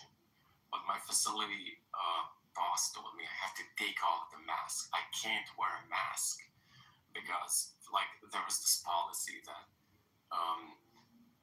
just like a random policy that you can't wear a mask because I think Fauci wrote an article in New York Times. I don't know where he wrote it. That masks are not effective. That it's like magic. It's like akin to magical thinking. Blah blah blah. Suddenly, that distancing needs to be maintained. Distancing is the priority, not the mask. Yeah, anyway, suddenly a month later, everybody has to wear a mask. Doesn't matter where you go, blah, blah, blah. And you have to be stupid for thinking that that you don't wear a mask. You have to be crazy for not wearing a mask. Then suddenly, you have to, it obviously came from a lab. And then they told you, no, you're just stupid, you're crazy. You think it came from a lab? You're obviously crazy conspiracy theorists. And it turns out that the US government, at least like I think the CIA, thought all along that it actually came from a lab. And then suddenly with the vaccines, oh, well, you have to be crazy for thinking it's not a safe vaccine. Like blah, blah, blah. It just goes on and on and on and on. So, like, it's pure gaslighting. It's like impossible to have these conversations when Agamemnon wants to deal with its polemics. Like, these are just like widely exaggerated points. Yeah, widely exaggerated. So I can't take it seriously. So what is exaggerated about it? I mean, like the masks. Nobody. First of all, nobody was vindicated about lab leak thing. Maybe some part of the CIA thought it was a lab leak, but the vast majority of the scientific consensus didn't lean that way, and still stuff. I don't know what that's about. All the exaggerations about everyone has to wear a mask from one month to another. When was that? Like are you saying from 1 month nobody should wear a mask, and the next who said that? Which government official? Good reasons for saying one thing at one point, another thing at another. Good reasons for saying one thing at one point, another thing at another point. But people just go, they said this and then they said that. Any of the monologues you just had. The lack of preparation, even though they knew. We have correspondent Epstein was talking about this. Epstein. And that these stages that we didn't have a mock, we weren't prepared. That is where filibusters, complains, bitches, cries. This is exactly what. Come on, we both know it's true. Come on. Calling the kettle black. This is exactly. Come on. We both know it's true. Come on. Calling the kettle black. This is exactly. Come on. No, it's not exactly what I do. I actually behave quite consistently. Look, if you had a point, you would just let me respond. No, I wouldn't. Okay, so you're not gonna let me. I have points, but I frequently call you out. Okay, so you're not gonna let me. I have points, but I frequently call you out for your dumb rhetorical shenanigans. So you're not gonna let me respond. No, of course I am. Well, you were in a dispute with Deepak just now. I'm just saying. Okay. Look, on the mask thing specifically, there is a version of this that's greatly exaggerated, but it is true that in the US, in the month immediately after the disease spread, right, there was this general guidance from the FDA that masks are ineffective, unless maybe there's an N95 or something. A month later, I think the science just improved, right? Our understanding of the transmission improved, and they were that's the stupidest thing I've heard. I did see it turn out, and what we found out later is that there was a great deal of uncertainty, right? It's not like the FDA knew that masks worked, right? They just had they did kind of over-report their confidence, right, in their belief that masks would be ineffective. Because there weren't studies that showed that masks were effective. They wanted to highlight that they were ahead of this, and they knew what they were talking about, and that's what they wanted to highlight. Look, I agree. The government misled us. Yeah, it's completely false. It's not that there was data that masks are not effective, and then suddenly the data came in that masks are effective. You can know from the beginning, from the first SARS epidemic. In fact, this is what I did. When COVID started, I looked at they're not effective. So this is the way I know this stuff. but the data didn't change. What happened is that they were trying to conserve masks for how the mask is going to decrease transmission. And then suddenly, when more masks were available, like I don't know, a month or 2 months later, suddenly, oh yeah, the science has changed. It's a complete lie. We should have all been listening to Agamemnon, you guys. Well, you should have been using your common sense and your God-given rational faculties instead of being led by Fauci. Again, what is with you and Fauci? I don't get it. Like, have you always been like living they're all very mad about Fauci. This poor man trying to do the best he could. Fauci, you just want to latch on to this liberal right-wing, like, you know. Huh? No, I don't get what Agamemnon has against Fauci, who lives like a continent away from him. Right? Like, it's just the same right-wing spiel. Like, it's not very deep. Look, shouldn't he be like tribalistic polemics, just like, what was the talking point that was supposed to say? He has no. And honestly, it is an easily defeated talking point when you look at the whole international. Just do a poll and ask the think banks the United States or the United States government is conspiring against the science, then what about Turkey? What about all the Muslim world? What about India? What about China? What about all these guys? Are these guys all sitting in the White House and conspiring around the same satanic globe as what you believe, Fauci or Trump or anything? No, I don't. No, they were doing exactly the same. I completely agree. Mass vaccine are extremely defensive, angry, and super uninformed, brainwashed. Was like propagandist fools. Which involved lying to people, not giving them complete information. I'm sorry, I trust Erdogan. Now, if Erdogan is saying there need to be, and we got their scientists over there and they're like coming up to the same conclusions, that's fine. And Pfizer was a Turkic guy too, like the guy was in China. So if there's Muslims, I understand. I do believe everything to be skeptic of everything. I agree. I'm skeptic of governments. I think that's just an American thing. But nevertheless, you got other people who don't align with the United States. You got Israel, for God's sakes. These guys, you know, if Fauci and the whole him being Jewish, you got Israel. What are you going to do about that? Yeah, I'm merely talking about the quickly changing recommendations in the United States and most of the Western world. I don't know what happened in Turkey. I'm telling you that the recommendation changed quickly and radically in such a way that it was obvious that the science didn't change because science was there all along. It was more like a pragmatic recommendation designed to maximize masks for healthcare workers. But ultimately, it involved lying to people. That's not how I remember it. I remember it being far more complicated than that. But there's an element of deception. Maybe that's too strong a word, but yeah, there was certainly, like, at best, then, you know, meets the eye. Again, we'd be like comfortable with. Right. No, but the problem with this type of version and deception is that it had long negative health consequences. Those aren't questions of the medicine itself, of the medical science itself, right? That's the point that I was starting with. Anyway, I don't know. I feel like we've been trying, at least I've been trying to, like, you know, honestly, like, reevaluate, right? Like, what we got right and what we got wrong. I'm not sure. Anyway, like, I have to go sleep now. I think you're doing, like, overall maybe a good job, but you're underestimating the negative consequences, the pernicious negative consequences of deception and coercion. Specifically, when you lie to people, then, first of all, their trust in the medical community, obviously, is going to go down. Second, these policies had such negative long-term health consequences that a lot of people with cancer or heart attacks simply didn't come to the hospital. They failed to get cancer screenings. And so it wasn't simply that people died during the COVID epidemic, rather the negative health consequences are long-term. People were neglected.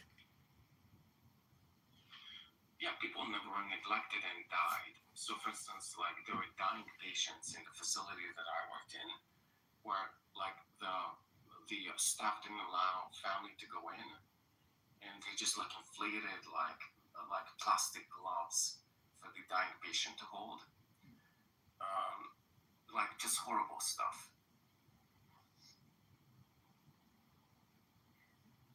And by the way, that patient didn't have COVID. They just didn't allow any family members to go into the hospital.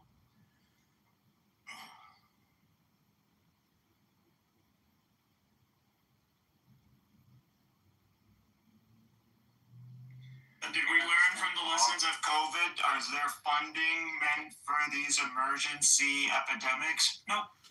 Were we prepared as hospitals in major metropolitan areas to prepare for the same numbers that we were receiving during COVID? No.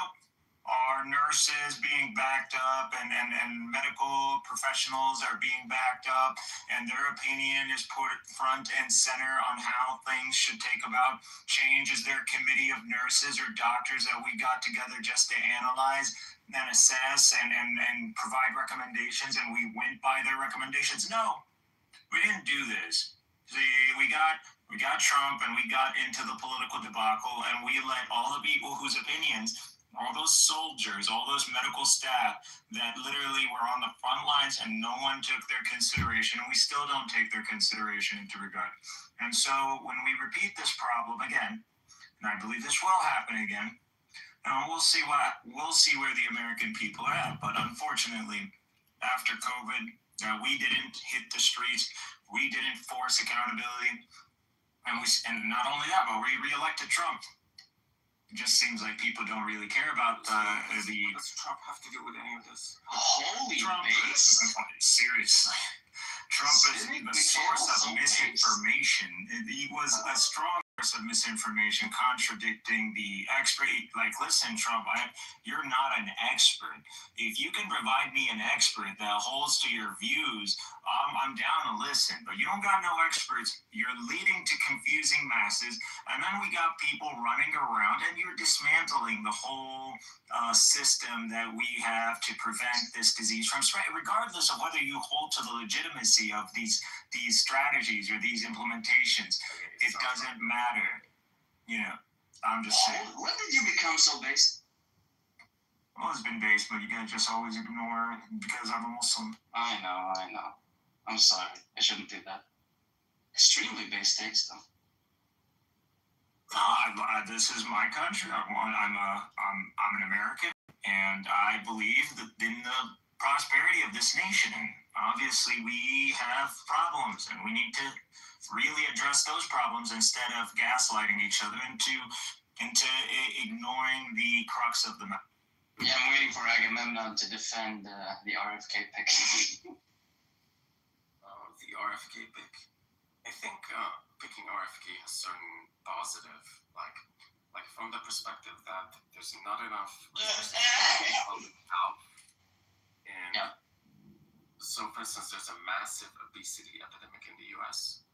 and there's a massive, and like the roots of the obesity epidemic is like never directly, like at least RFK is gonna have positive effects on that. Right. Yeah, we started blaming fat people. Let's ignore all the negative effects. Yeah, we started blaming fat people. We're saying the death toll has to do with people who vape, who do weed, who are fat, who are lazy millennials that are sitting at home. That's what we started blaming. Now it's theory. Oh, he doesn't believe it. Where are you getting that from? It was an interview he did. I don't remember if it was Joe Rogan. A while back, a few years ago. I'm sure you can find it if you go. Again, Bob. Yeah, I typically just lie. You're right. So you think he doesn't believe? Yeah, typically what happens is I make a claim and then someone easily finds and debunks it, right? That happens. Bob is Trump and we just believe anything he said. So you think he doesn't believe in influenza? I believe he believes in disease. Okay, so have you missed that he's like an enormous vaccine skeptic? So wait, has this somehow eluded you? Sure, theory is that he's a vaccine skeptic. No. Okay, what is the other? Just saying that's one part of the puzzle. Okay, what's the other? It seems like you don't know much about him, so maybe you will read the puzzle. Maybe you go read up and I don't do your homework. Oh my god. Okay. Like I do every time. Bob. Typical Bob. It's not like if you just Google right now RFK and then you go into his Wikipedia page, there's like an extensive, really long list of stuff you could read. No, I have to sit and do it for you. Yeah, make an extravagant claim and get in like. Okay, let's go. Okay. Junior, Wikipedia. That's the only thing that Agamemnon. I'll do this for you, Agamemnon. I'm feeling particularly RFK Jr. Here he is. Remember, the claim you're trying to support is he doesn't believe in germ theory. Okay. Right. Here says epidemiologist Tara Smith suggests that Kennedy's book even flirts outright with germ theory denial, quoting from a portion in which Kennedy contrasted germ theory of disease with terrain theory, and another one in which he writes that Lewis did germ theory on his deathbed. There's lots of uncluded claims among which is a common trope among germ theory denialists. And then I do remember he was on Joe Rogan one time and spoke. He has this. It even is in this article. Kennedy praises what he calls miasma theory, in which he says he emphasizes preventing disease by fortifying the immune system through blah blah blah. Historians say this is an inaccurate understanding of miasma theory, which has been done. What are you talking about? Just slow it down, man. Well, maybe you should just educate yourself instead of me having point of view. Okay, we're playing that game on it. Okay, so what is the statement he made which entails he doesn't believe in germ theory? For example, he doesn't believe in HIV/AIDS.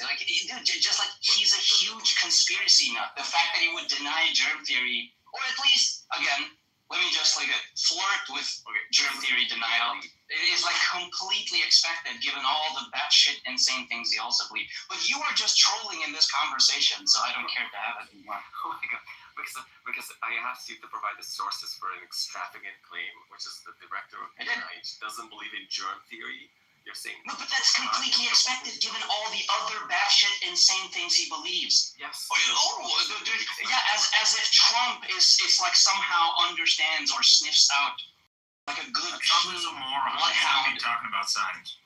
As if Trump is a keen bloodhound of competence, and it would be completely beyond the pale for him to have appointed some complete whack job.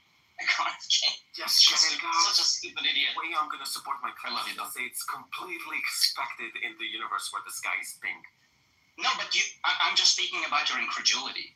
You're like, could it did something? Yes. One reason to think that could have happened, that the secretary of the HHS could have been a germ theory denial. One piece of big evidence is that he believes in a lot of kooky shit. A second one is Trump is a horrible judge of character, and he doesn't care that the people he surrounds himself are competent in their fields. He just cares about the fact that they're loyalists. So those two in conjunction makes it, really plausible. We're past the era of cabinet members being competent at their jobs. The person he picked to be Secretary of Defense is some guy who holds the rank of Major in the National Guard and has since been a drunk.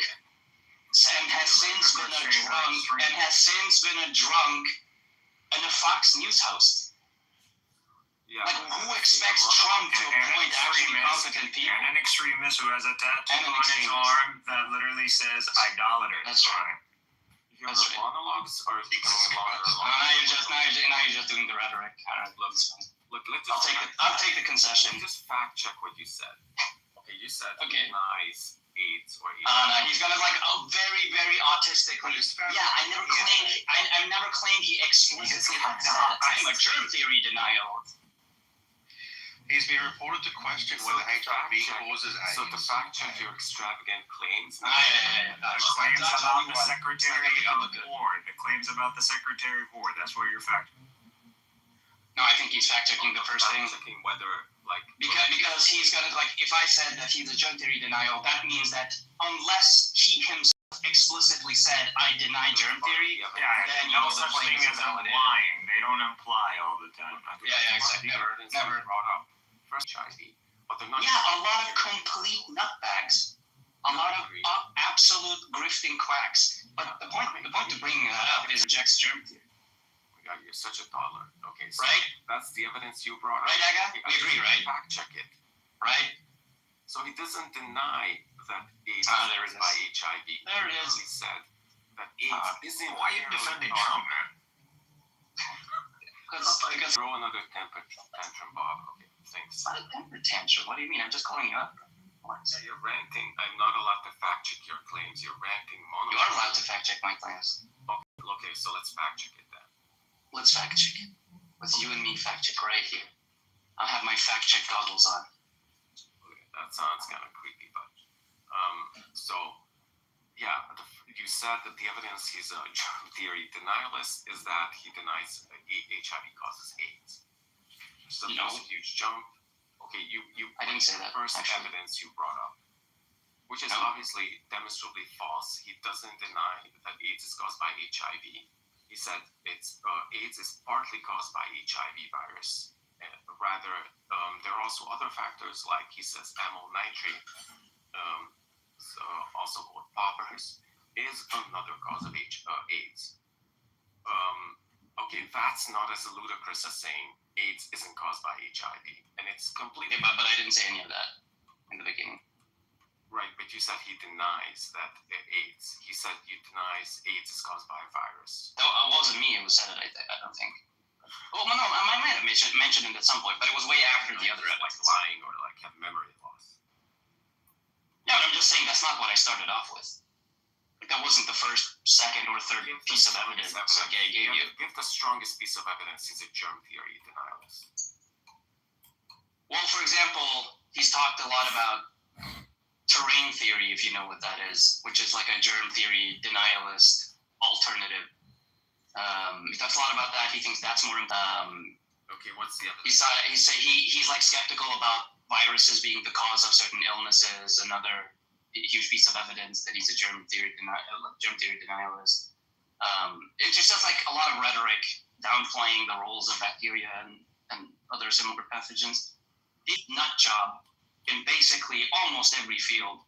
So it's not, there's like you can create a very, very plausible story about high priors about him believing this sort of nutty stuff.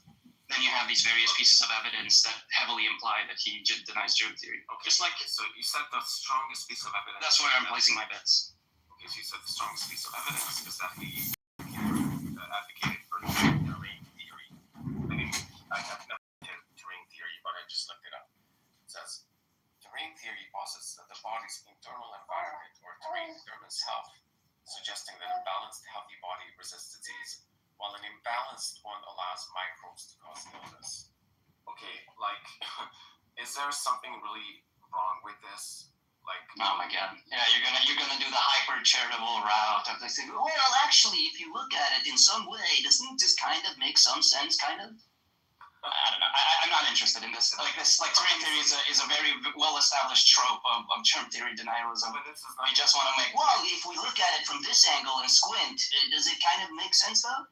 I'm not interested in that. This is all like this obvious anyway. It's not like you think Trump is a moron. You think RFK is a quack. Like I don't know why we're having this conversation. It's not incompatible with germ theory. All right, I know. From what I read here, it's not incompatible. Okay. Like, look, it just says if you have a balance like this. Talk to Cynic Mikhail. I like when you troll other people. Hey, Bob, I got to tell you, Bob, you are a horrible person to talk to. You don't even know how to have a conversation. You say nothing intelligent. You're highly brainwashed, completely programmed.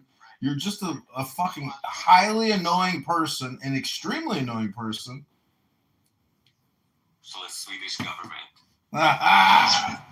Bitch, Bob! I hope he kicks me. There you have it, ladies and gentlemen.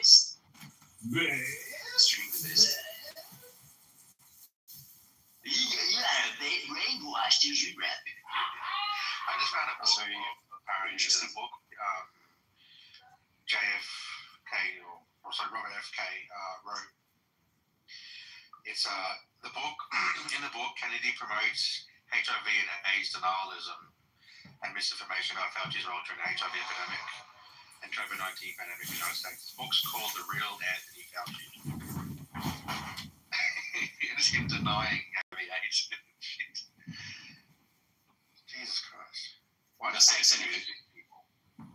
didn't remove that. He just left. I mean, but it's like if you call out his trolling, he just becomes impatient and leaves sometimes. He'll be back. I don't know why he does that. Why he's Dude, I love when he trolls other people. I just get like, dude, like we know each other, right? It's like I know who you are, you know who I am. Why are you and I doing this thing? Why are we doing it? Like,